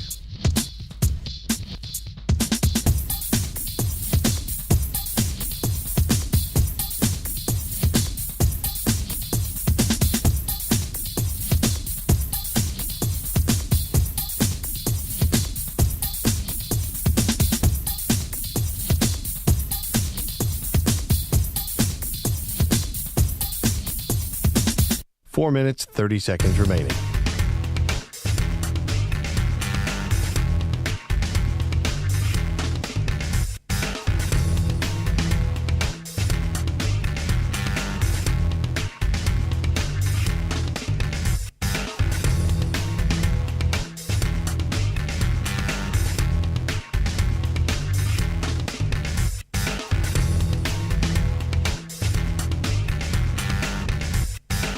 Four minutes remaining.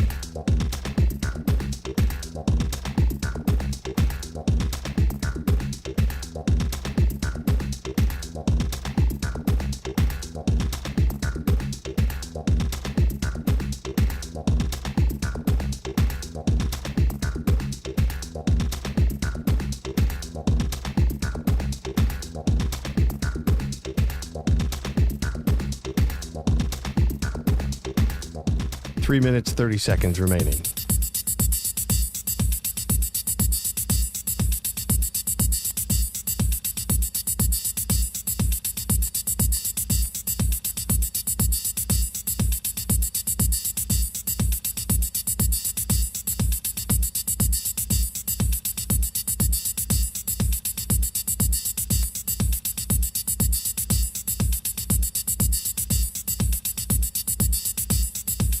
Three minutes remaining.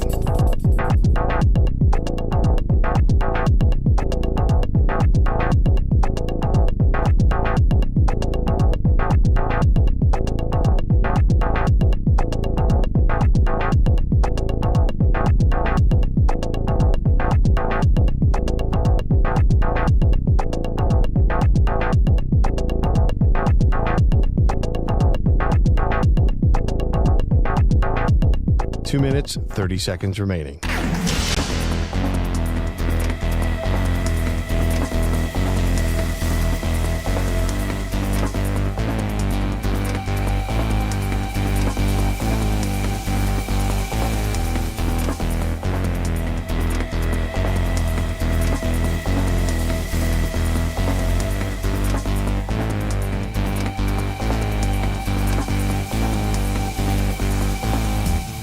2 minutes remaining.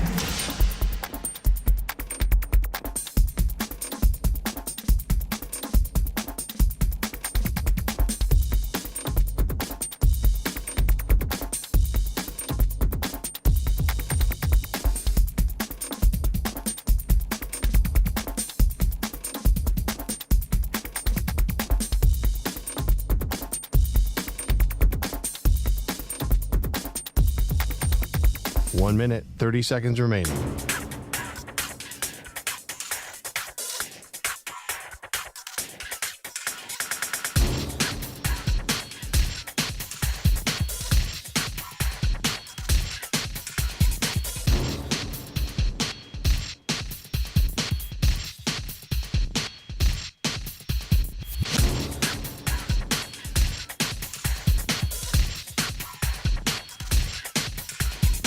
One minute remaining.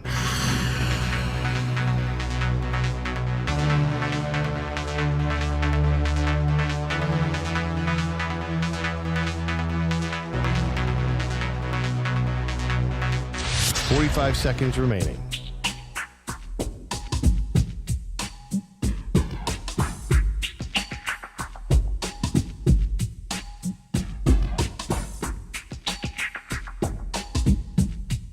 Thirty seconds remaining.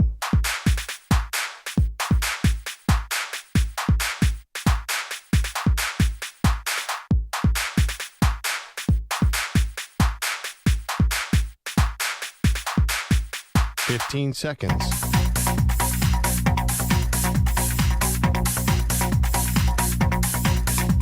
Break ends in 5 seconds.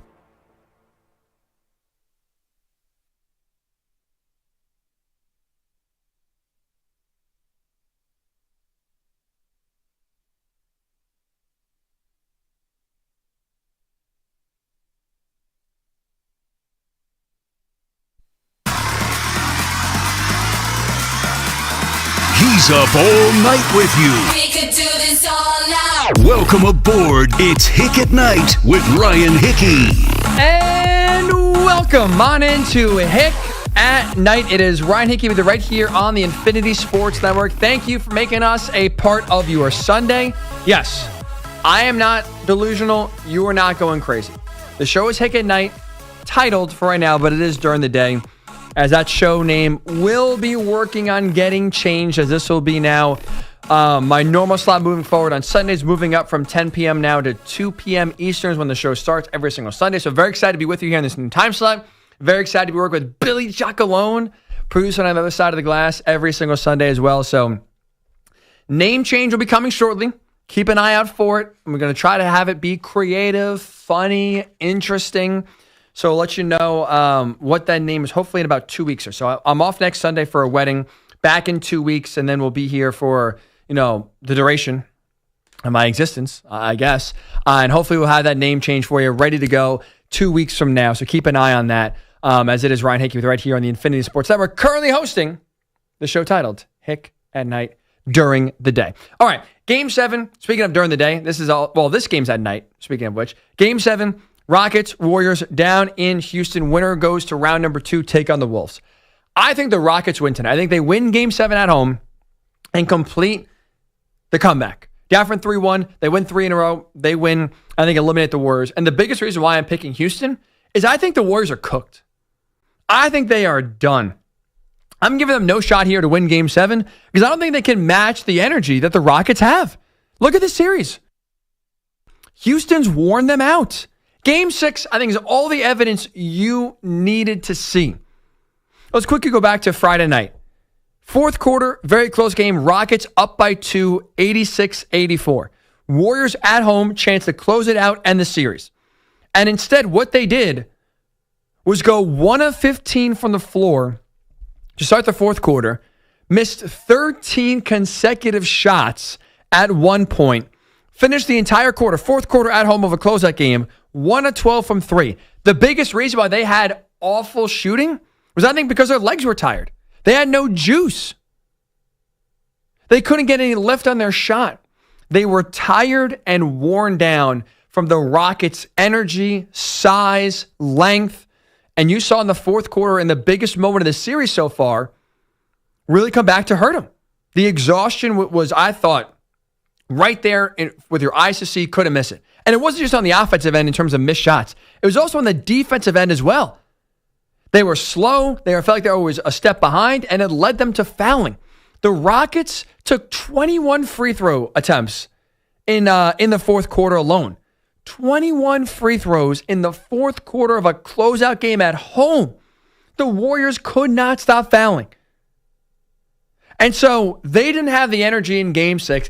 I don't think it's magically coming back here in Game 7, in large part because they basically punted and waved the white flag on Game 5 to have the energy for Game 6. And you go back to Game 5, that game was over early. And the Warriors, I think, wanted it over early. They did not seem like they came out with any interest of closing out the Rockets in Houston.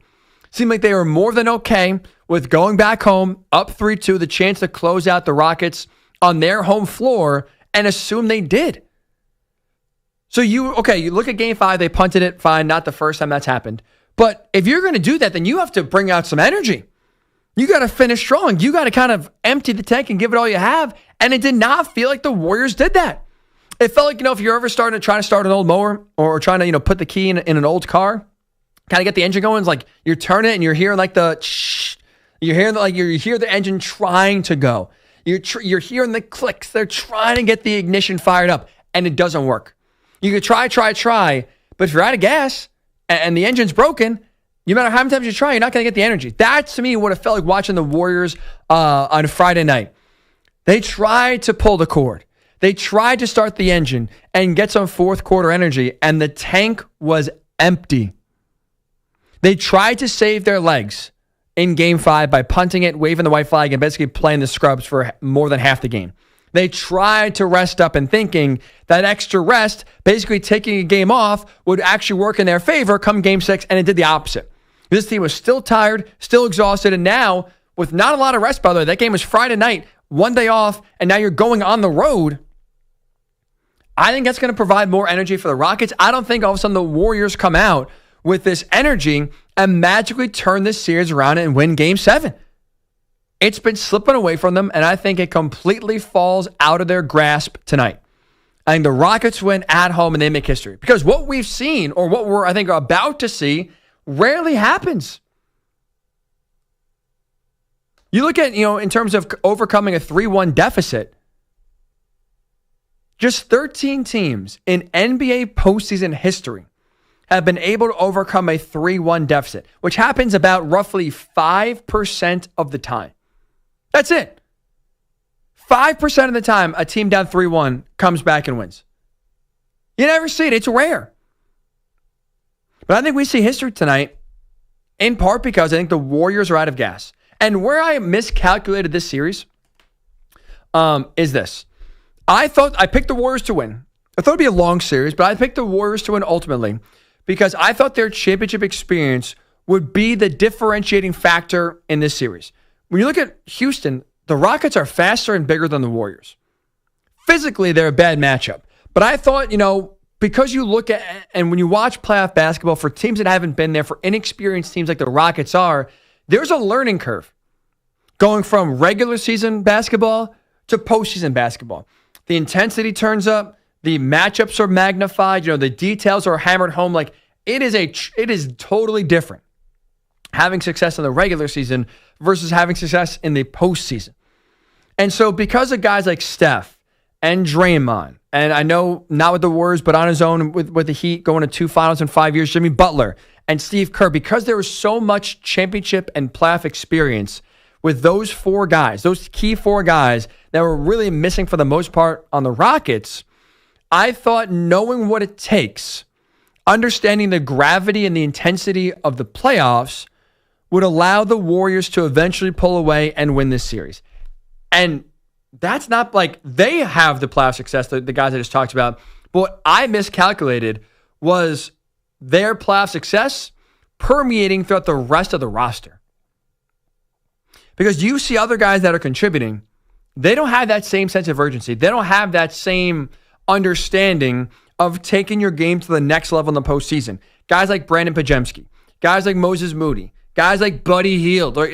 These are players that the Warriors really need to play well to step up to have success And they are not. I thought the most damning thing in this entire series was what Richard Jefferson said on Friday night. Game 6, someone who knows, what championship basketball looks like from Golden State. And he said multiple times on the broadcast, he was shocked to see the lack of urgency from the Warriors. That they were playing this game like it's just another game in February.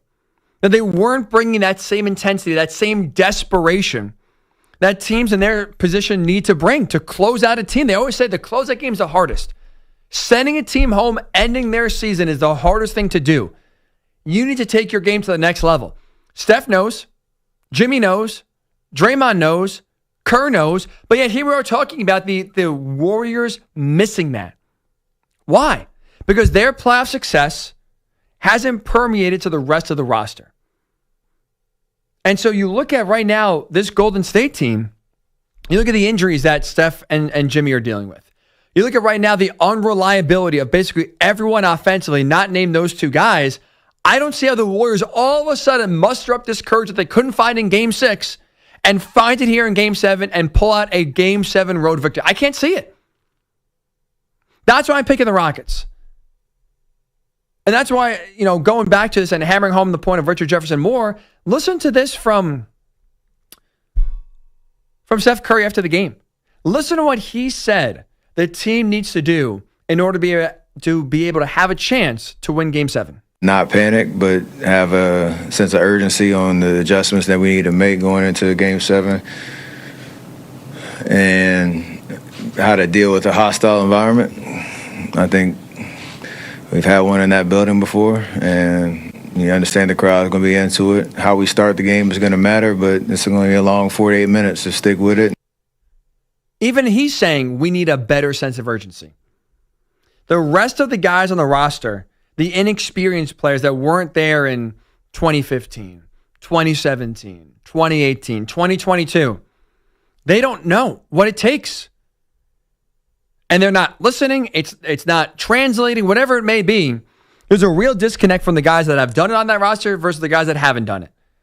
So because of how the guys are playing around Steph and Jimmy, add that to the fact that I don't trust really anyone else offensively besides those two, and those guys are hurt and hampered. I like Houston tonight.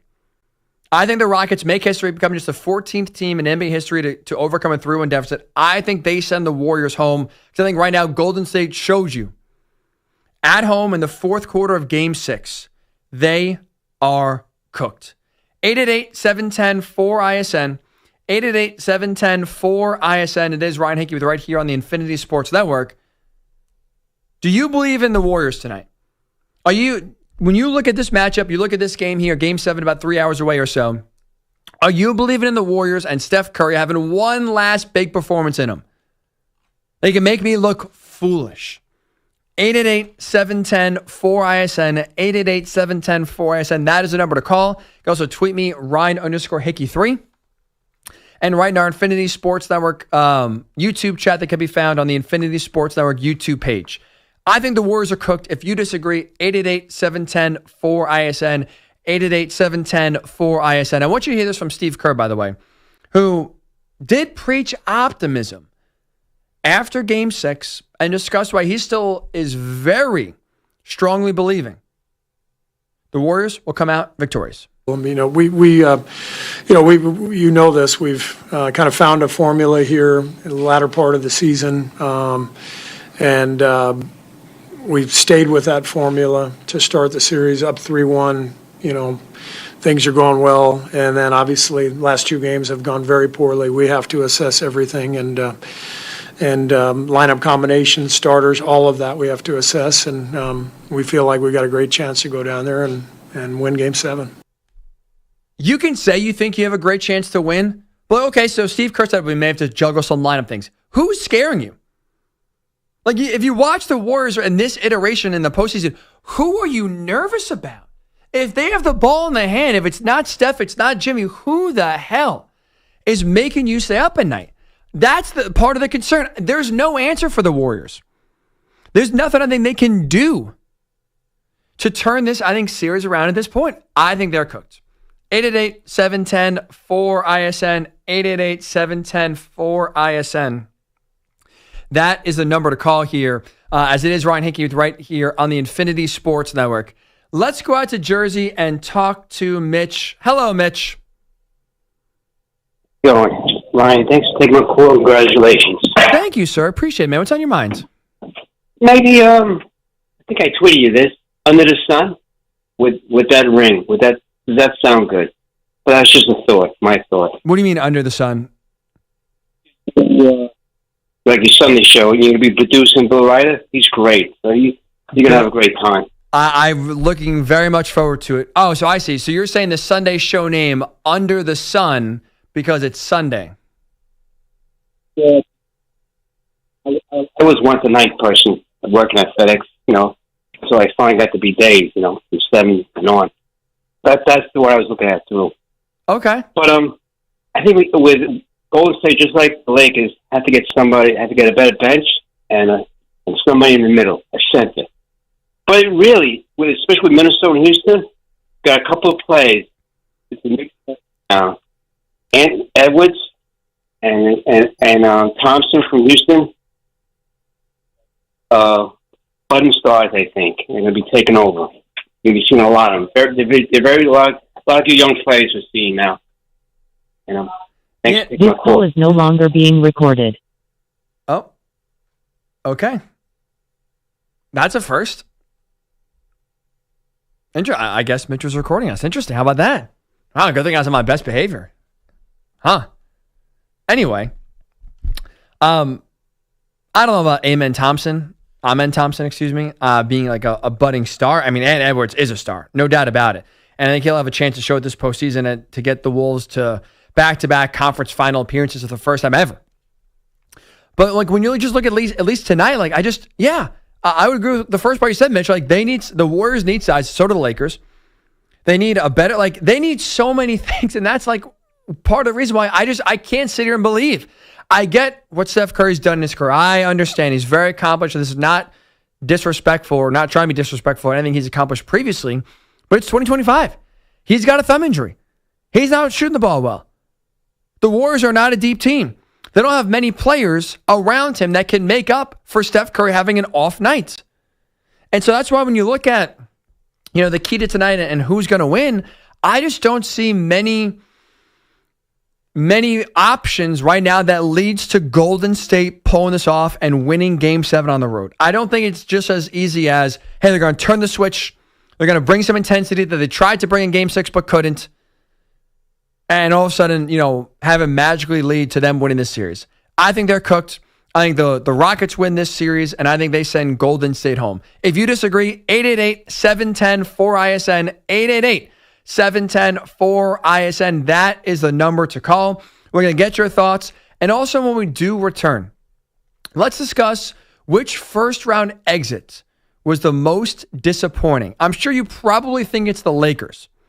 I'm going to make the case as to why it's the Clippers. We'll do that when we do return. It's Ryan Hickey right here on the Infinity Sports Network. You're in a 5-minute break.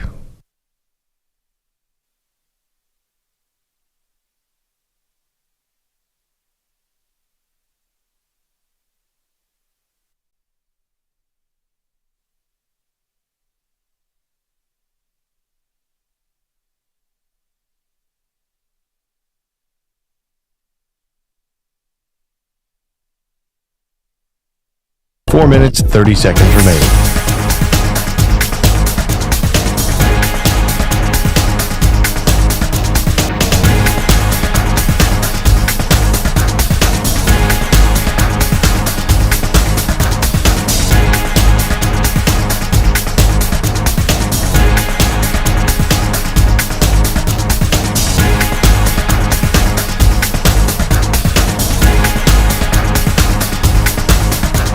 Four minutes remaining.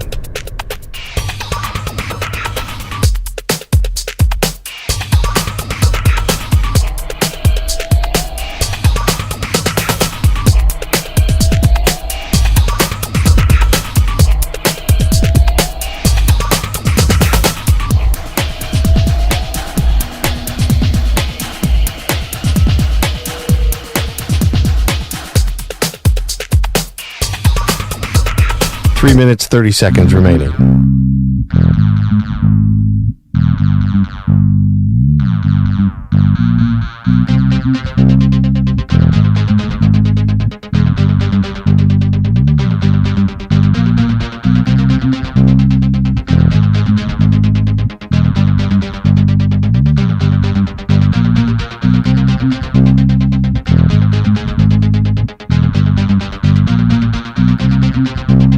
Three minutes remaining.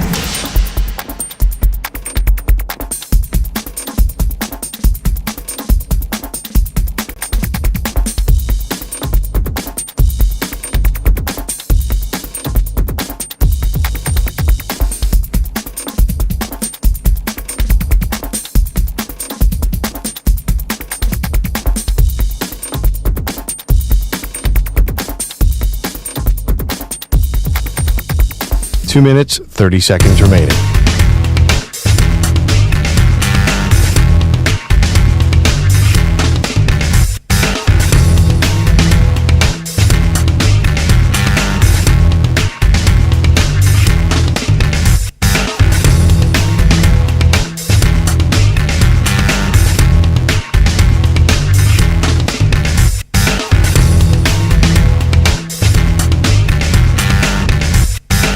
Two minutes remaining.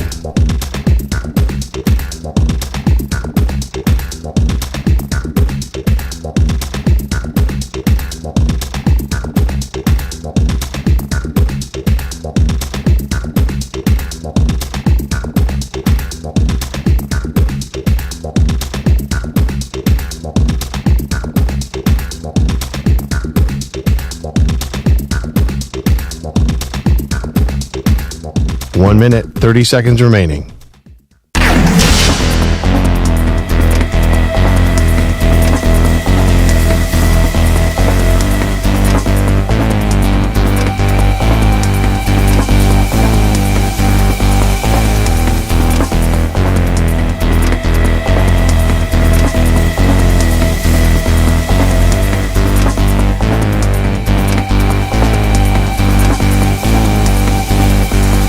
One minute remaining.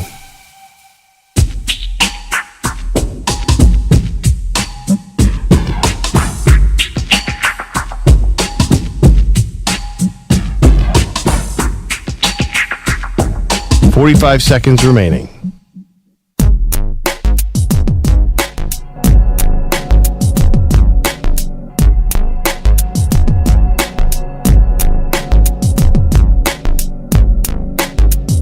Thirty seconds remaining.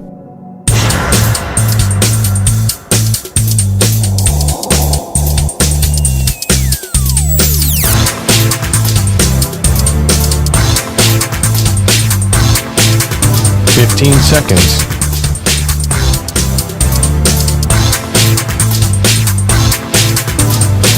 Break ends in 5 seconds.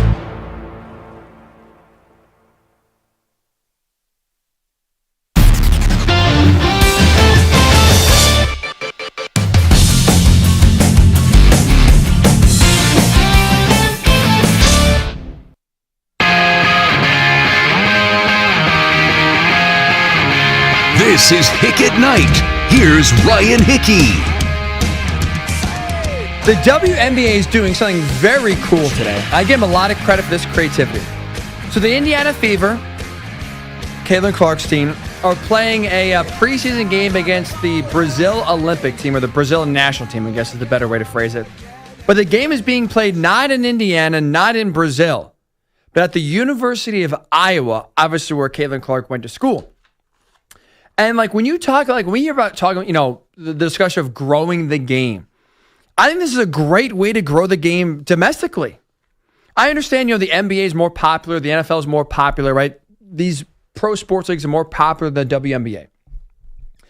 But like I think one of the best ways to grow this, like grow your respective sports, is by not going international, but by going to untapped markets. I think this is so cool. The reception has been great. It's a sold out crowd. Obviously, a lot of them there to see Caitlin Clark. I've seen a bunch of tweets about how like loud it is in the arena. They're enjoying it. And so you look at this preseason game at Iowa where Caitlin Clark went to school. called 20,000 fans. Well, that's 20,000 eyeballs that maybe weren't on your sport before. That maybe, you're building a connection with, to where now they are maybe not just Caitlin Clark fans, but Indiana Fever fans. And that's how you grow the sport. And I hope, and I would love to see more teams do this. I know the NBA did, they had a regular season game this year for the Suns at the University of Texas, where Kevin Durant went to school. I think that's awesome. I think that's a great idea. Like, I think tapping into some of these markets, and maybe the NFL could do this during the preseason to kind of juice up the preseason a little bit. I think there's still a lot of potential in non-professional markets where you can go to, advertise your product in front of, and have these, fans that maybe are a fan of a player, but not a fan of the league, enjoy the league more. This is I love this creativity. And maybe for the NFL, I know they're all now focused on international games, which I don't really know many fans that are excited about that. I certainly I'm not. Why do I care if the NFL is popular in England, in Ireland, in Spain? I don't care. I don't think most of you care either. Really, all I care about is, now that impacts the time the games are on. Now it's like 9 a.m. Eastern, or if you're on the West Coast, it's 6 a.m. Eastern on Sundays. I think that to me is too long. I don't want to be watching football from 9 a.m. Eastern until midnight Eastern every Sunday. I think there is, even for football, even for the NFL, there is such, I think there is a thing of, a little bit too much. And so maybe instead of going to Spain, we can go to, I don't know, Patrick Mahomes can play a game at Texas Tech. We could, Bo Nix can play a game at Oregon. The Broncos can go out to Eugene. I think there are plenty of ways to make this, to find untapped markets, to build your game and grow your game domestically, not just internationally here as well. But hat tip to the WNBA. I love this idea. It's a rousing success so far based on the crowd, based on, the little been able to at least watch, not listen, but watch here in the studio without the sound on. It seems like it's a great success with the WNBA, and this is just going to, I think, do them wonders as they try to grow their game here in the U.S. going forward. 888-710-4ISN. It is Ryan Hickey with right here on the Infinity Sports Network. Before we get back to your thoughts, when we look at this Warriors-Rockets series, I do want to look at last night's Game 7 between the Nuggets and the Clippers, because the Clippers losing Game 7 and getting bounced in the first round, for me, is the most disappointing round one result. I think it's even more disappointing than the Lakers getting bounced in 5 by the Wolves, where most people pick the Lakers. But you watch that game, you watch that series, you kind of saw, okay, there's actual real mismatch here. The Lakers don't have the size to compete with Minnesota. But for the Clippers, to me, what makes it so disappointing is they had everything they could have possibly wanted going in their direction for the first time. The Clippers, I don't like to use the word cursed. I think that's kind of corny. I think it's a cop-out. And a lot of fans want to say my team is cursed as an excuse as to why their team can't get it done, instead of just saying that they aren't good enough or relying on the wrong people. But a lot of people have called that Clipper organization cursed for a while because they've never seemingly gotten the luck, quote unquote, to ever go their way. But this was finally the season entering the playoffs where everything was going their way, where everything was clicking in all cylinders. How about this? Kawhi Leonard was healthy and playing great basketball. James Harden. This is what I'll say about James Harden. I'm not a James Harden fan, not at all. I'm not a believer. But I will say, with how well he played in the regular season, an NBA All-Star, and probably will fall on an All-NBA team, if you were to ever believe that James Harden was ever going to come through and play productive postseason basketball, I would argue this year gave you the biggest reason to believe that it would happen. With how well he played, how well he was fitting in, I think there's a real reason to think, okay, this could be the year that James actually comes through and is a reliable playoff player. And you look at how well the Clippers played going down the stretch of the regular season. They finished 18-3 in their final 21. They won the last 8 games, including knocking the Warriors off on the regular season finale to send them in the play-in and obviously avoid that for the Clippers. They were healthy. They were playing great basketball. You look at the final month of the year, they were first in offensive rating, third in defensive rating, so playing great basketball on both sides of the court.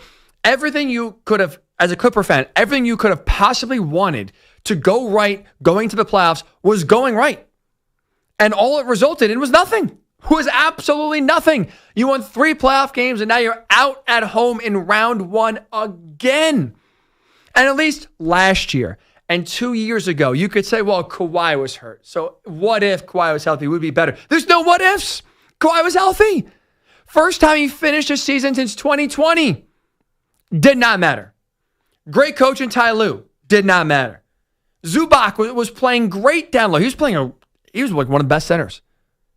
Down the stretch of the season, he was tremendous. Didn't matter. I get the Nuggets are a really good team, and Nikola Jokic is the best player on the planet. I get that. But the depth, the injuries even, were not in Denver's favor. Michael Porter Jr. had one arm. He literally could not lift his left arm. He couldn't do anything with it. The injury luck actually worked in the Clippers' favor for once. How they were playing worked in their favor for once. I stupidly sat here a few weeks ago and said that the Clippers are the most dangerous team in the playoffs that nobody's talking about. That if we don't, I think we still will see a Celtics Thunder finals. My whole point is if we don't see that, if one of those two teams does not make it, whether it's OKC or Boston, I thought it would be OKC because I thought the Clippers would get them. That was the only team I thought could spoil a Thunder Celtics finals. And here I am looking like an idiot because they're gone in round 1. The big bad dark horse I had is gone right away. That's why I think when you look at everything clicking for LA, when it hasn't really since Steve Ballmer took over, and it definitely hasn't since Kawhi and Paul George were signed back in 2019, to finally have everything go your way for once and to have it result still in a first-round exit, that's why for me it's more disappointing than the Lakers loss. I think the Clippers getting bounced in round 1, most disappointing round 1 result we saw so far. And that's even including even if the Warriors win tonight. Oh, I'm sorry, even if the Warriors lose tonight. I still would say the Clippers losing is more disappointing than Golden State getting bounced in round 1 and more disappointing than the Lakers getting bounced in round 1 as well. 888-710-4ISN, 888-710-4ISN. It is Ryan Hickey right here on the Infinity Sports Network. Which round 1 exit was more disappointing? Was it the Clippers or was it the Lakers? We're also taking your thoughts here to 888-710-4ISN, 888-710-4ISN on tonight's Game 7. I think the Warriors are cooked. I don't think they have the juice left in the legs. I think the Rockets at home complete the 3-1 comeback, win Game 7, and move on to face the Wolves in round 2.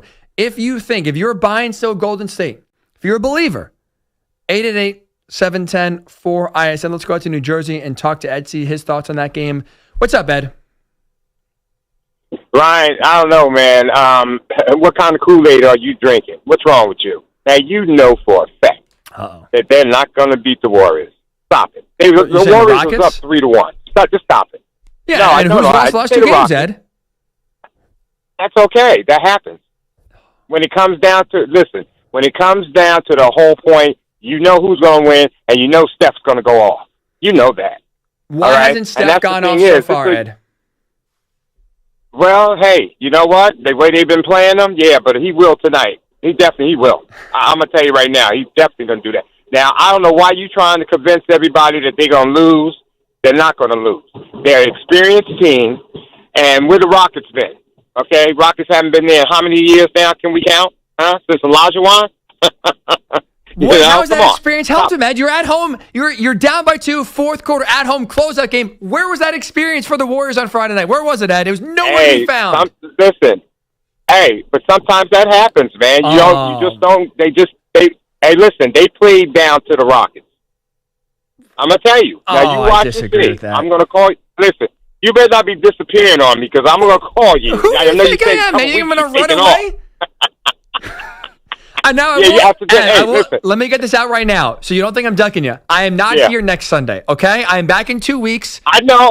So do not call next week and be like, oh, where's Hickey? He's running away, that fool, if the Warriors win. I ain't running.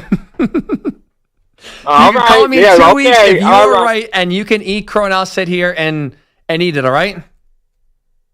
Oh no! What happens is maybe you can send me a shirt or something, okay, of the studio or whatever you one of the stations that you got. Okay, that'd be great. I'll take that. You know what, Ed? That'll inspire you to make some Hickey shirts. The first one we send out will be to you, no doubt about it. I appreciate the call. But here's okay. Ed is clearly believing Steph Curry. Hey, Game 7, he's going to come through, and we've had a few calls. We've talked about this throughout the duration of the show. In case you're just tuning in, and we've had other callers share similar sentiment to what Ed just said. Here's why I am not believing in Steph Curry having this take over Game 7, put the team on my back sort of game. That injured thumb is a real problem. If you saw the screenshot from inside the NBA or all over social media the last few days, it's like the size of a grape on his knuckle, on his right hand, on his shooting hand, on his thumb. Looks very painful. He's wearing that wrap on his hand. Clearly, it's impacting him. Steph will say it's not impacting him. His game says otherwise. Let me throw some numbers really fast here. Steph is averaging in this series 24.3 points per game. That is his lowest playoff average since 2014. He's averaging the fewest shots taken per game since 2014. His turnover rate is the second highest of his playoff career, and he's shooting 39% from three, which is good, but we know Steph Curry, right, is kind of a different cat. That is below his career playoff average. Solid, but not Steph Curry-like numbers. That thumb, it's not because Steph Curry can't do it anymore. I think the thumb is having a bigger impact than he's leading on. And that's why I think, and I'm not believing that we're going to see a vintage Steph Curry game tonight. That thumb's a problem. Jimmy Butler's tuchus is a problem. And the lack of depth and scoring around this team's a problem. The Rockets are loading up on Steph. Why? Because no one else scares them. You want to have Pods take 20 shots? Be my guest. You want Buddy Hield taking 7 threes? Please, I'm begging you. Take 7 threes, Buddy Hield. Maybe he'll hit one. That guy couldn't hit land if he was in a car. That's part of and that's why, when you add this all up, I just don't see how the Warriors get it done tonight. I'm not living it, and looking at the ghosts of the Warriors' past. I'm looking at the present. I'm looking at how this team's played. They look to me tired, look out of gas. That injury is a real factor. I think it's leading to the Rockets finishing the job tonight, winning Game 7, and winning the series. 888-710-4ISN, 888-710-4ISN. It is Ryan Hickey right here on the Infinity Sports Network. We're going to continue to take your thoughts.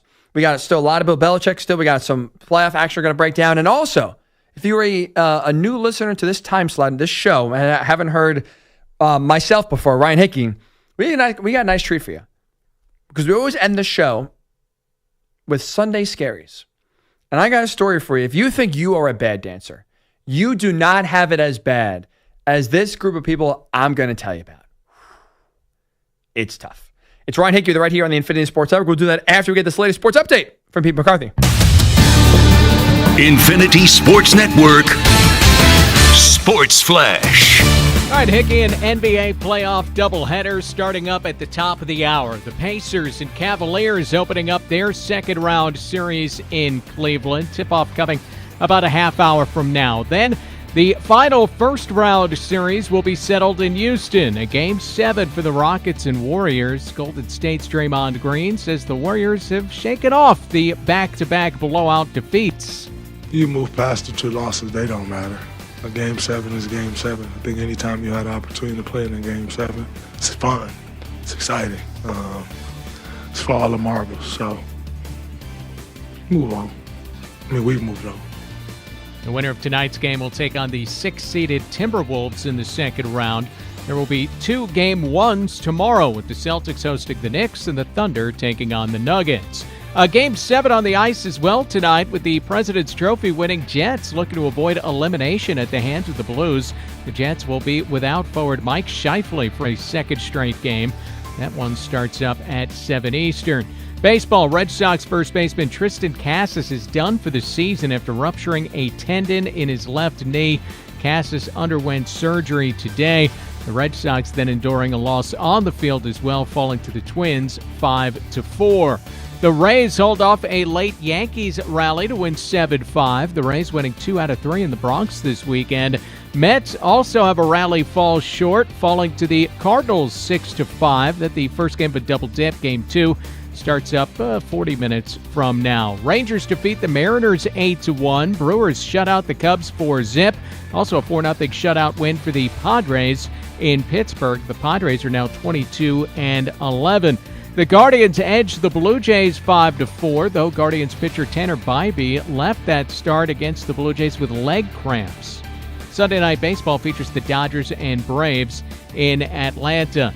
Scotty Scheffler is 3 holes away from another title. This at the CJ Cup. Byron Nelson. Scheffler has a 9-stroke lead. I'm Pete McCarthy. Hey, it's Perloff from the Maggie and Perloff Show. Get all your sports talk here on the Infinity Sports Network. Always available on the free Odyssey app.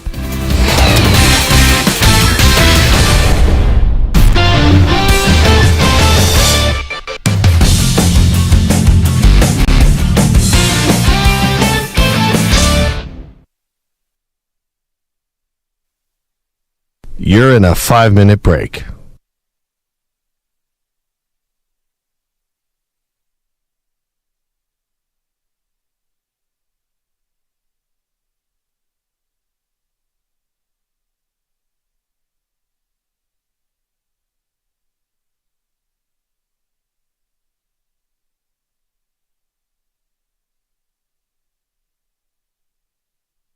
Four minutes, 30 seconds remaining.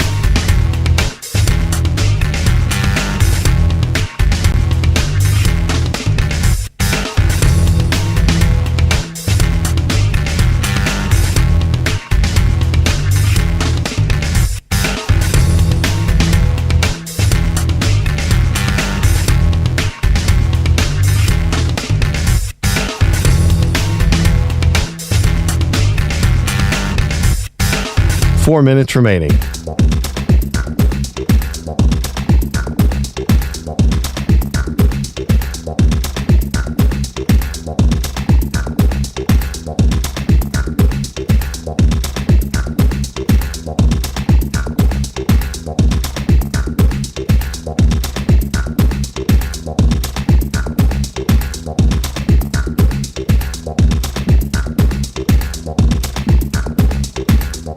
Three minutes, 30 seconds remaining.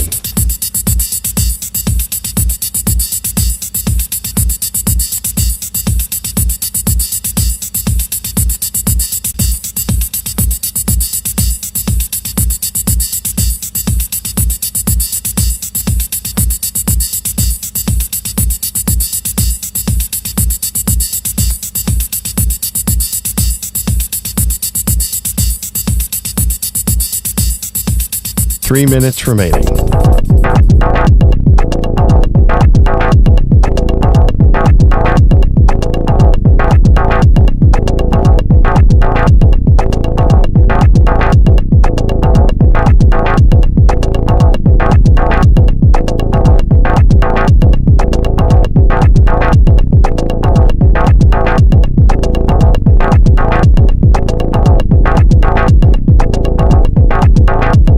Two minutes, 30 seconds remaining.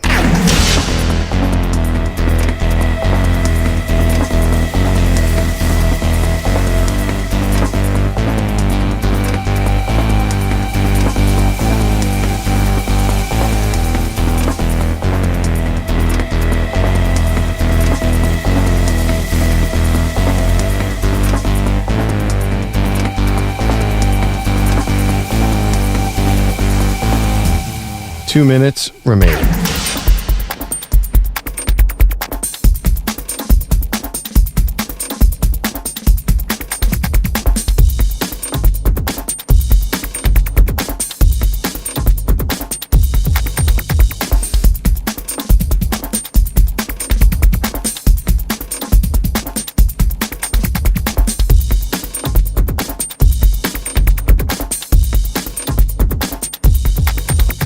One minute, 30 seconds remaining.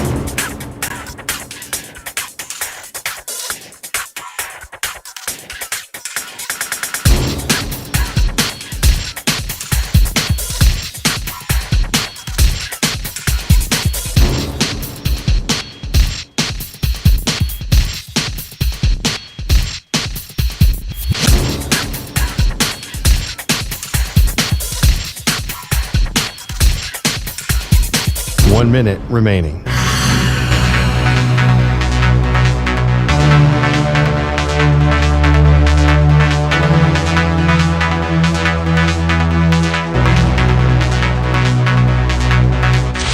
45 seconds remaining.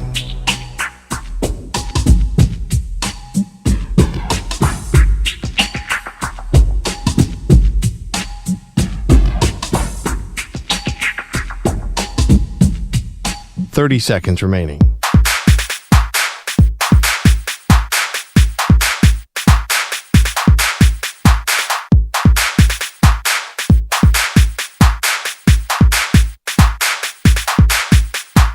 Seconds.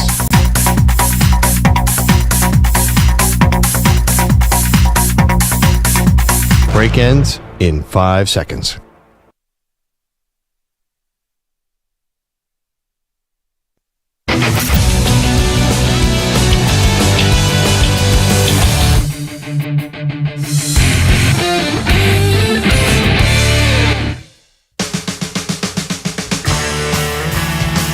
This is Hick at Night. Here's Ryan Hickey. Welcome back into the show. Ryan Hickey with you right here on the Infinity Sports Network. Okay, so we only got a few more minutes here on the show to go to the top of the hour. Jody Mack comes your way next. But how I always love to end shows here, and we'll get back to your thoughts on a lot of what we're talking about here, but I always love to end the show on a positive note.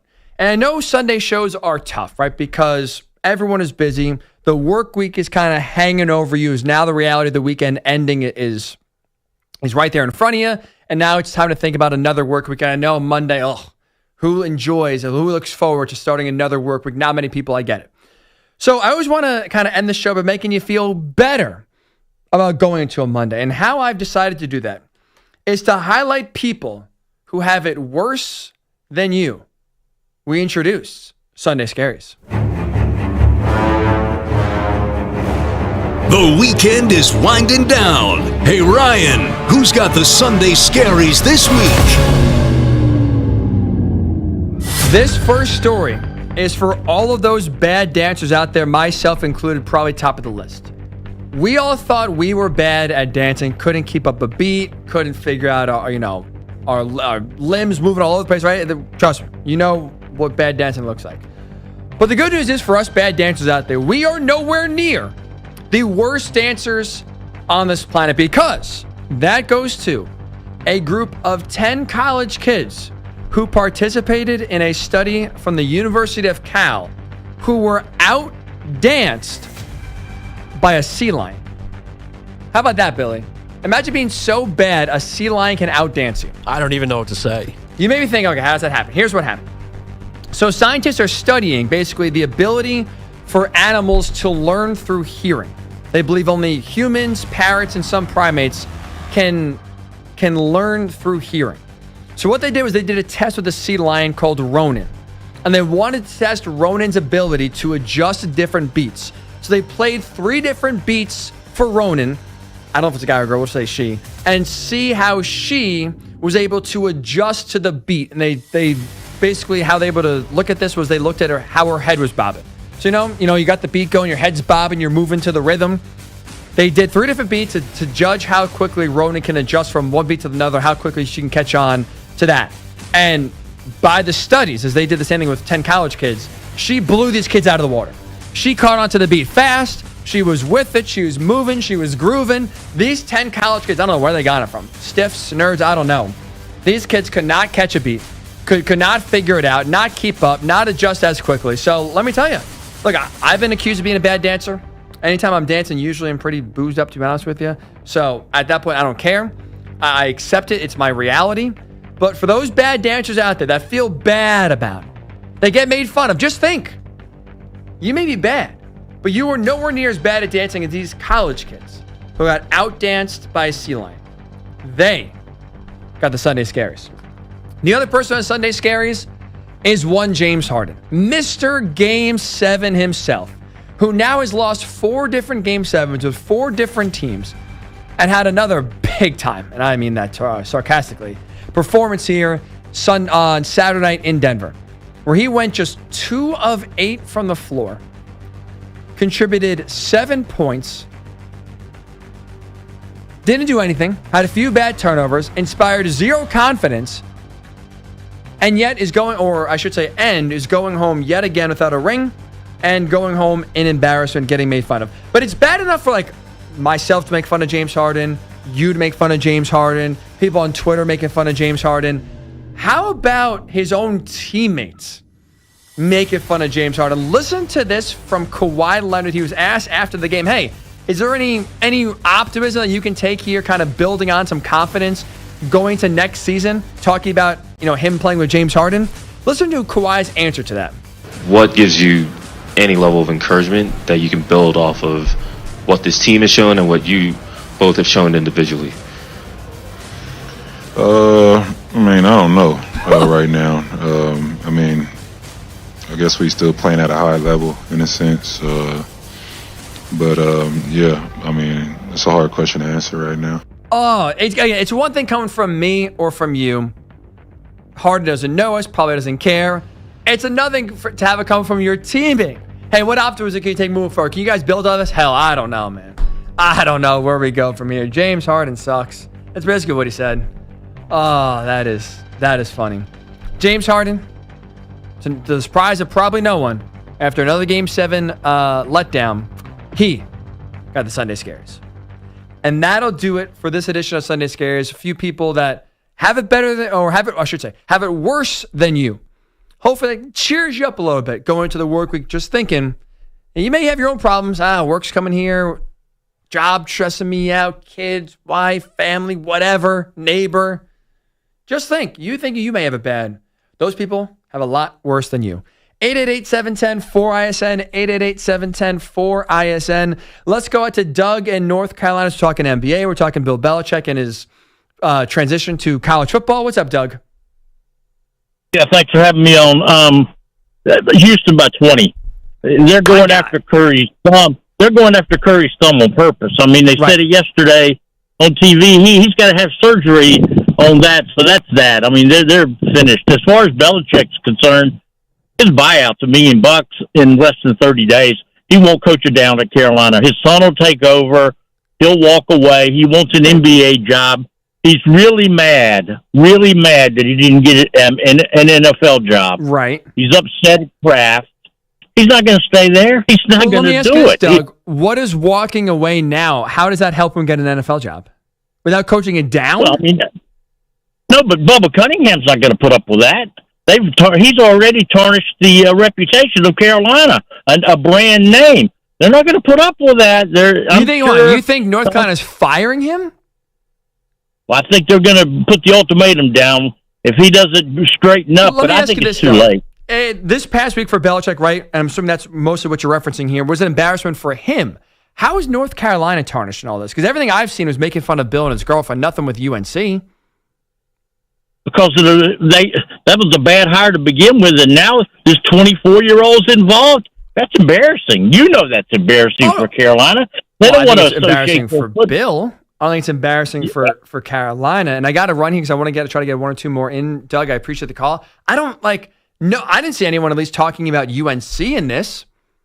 I think it's embarrassing for them if this hire goes to crap and all of a sudden UNC wins 2 games next year.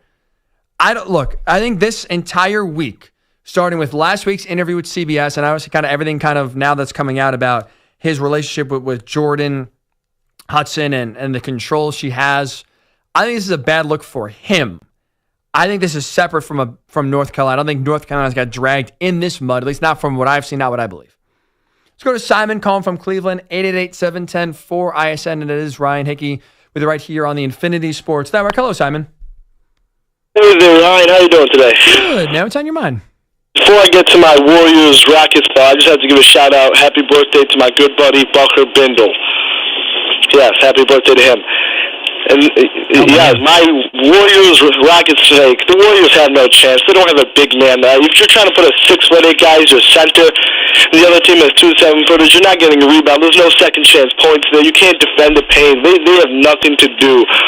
They're going to get blown out the doors. Wow. There's confidence. Simon in Cleveland. Blown out. I'm not saying blow up, by the way.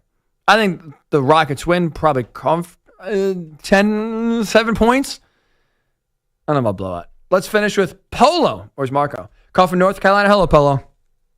Hey, how you doing tonight? Good, man. What's on your mind? Man, I think the NBA is rigged because rigged. Game 5 or Game 6 with whatever his name is, dunked the ball in off a Joker miss. That shouldn't have counted. And that could have defined this. Do you see the replay? Yes, I see the replay. Even the Wayne Wade said it shouldn't count it. Why not? He got the ball out of his hands in time. You're talking about the Nuggets buzzer beater over the Clippers. Why? How is it rigged? Yeah, because his hands were still on that ball while it was inside the damn net. I don't think so.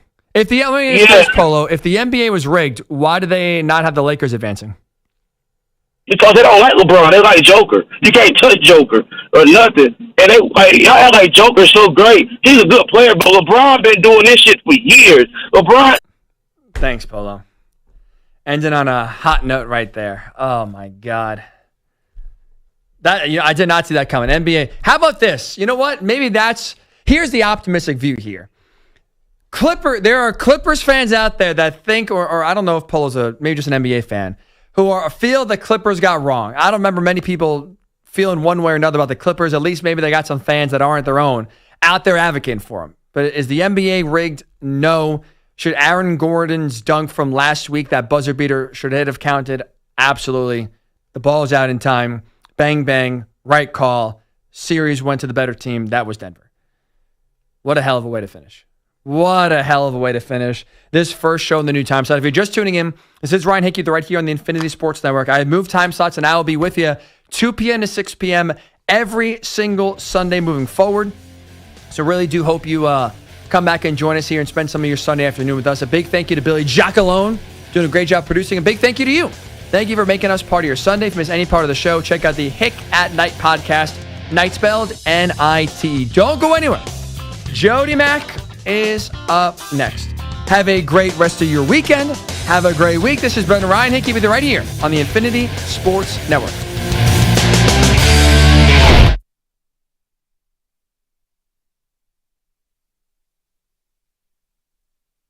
You're in a 5-minute break.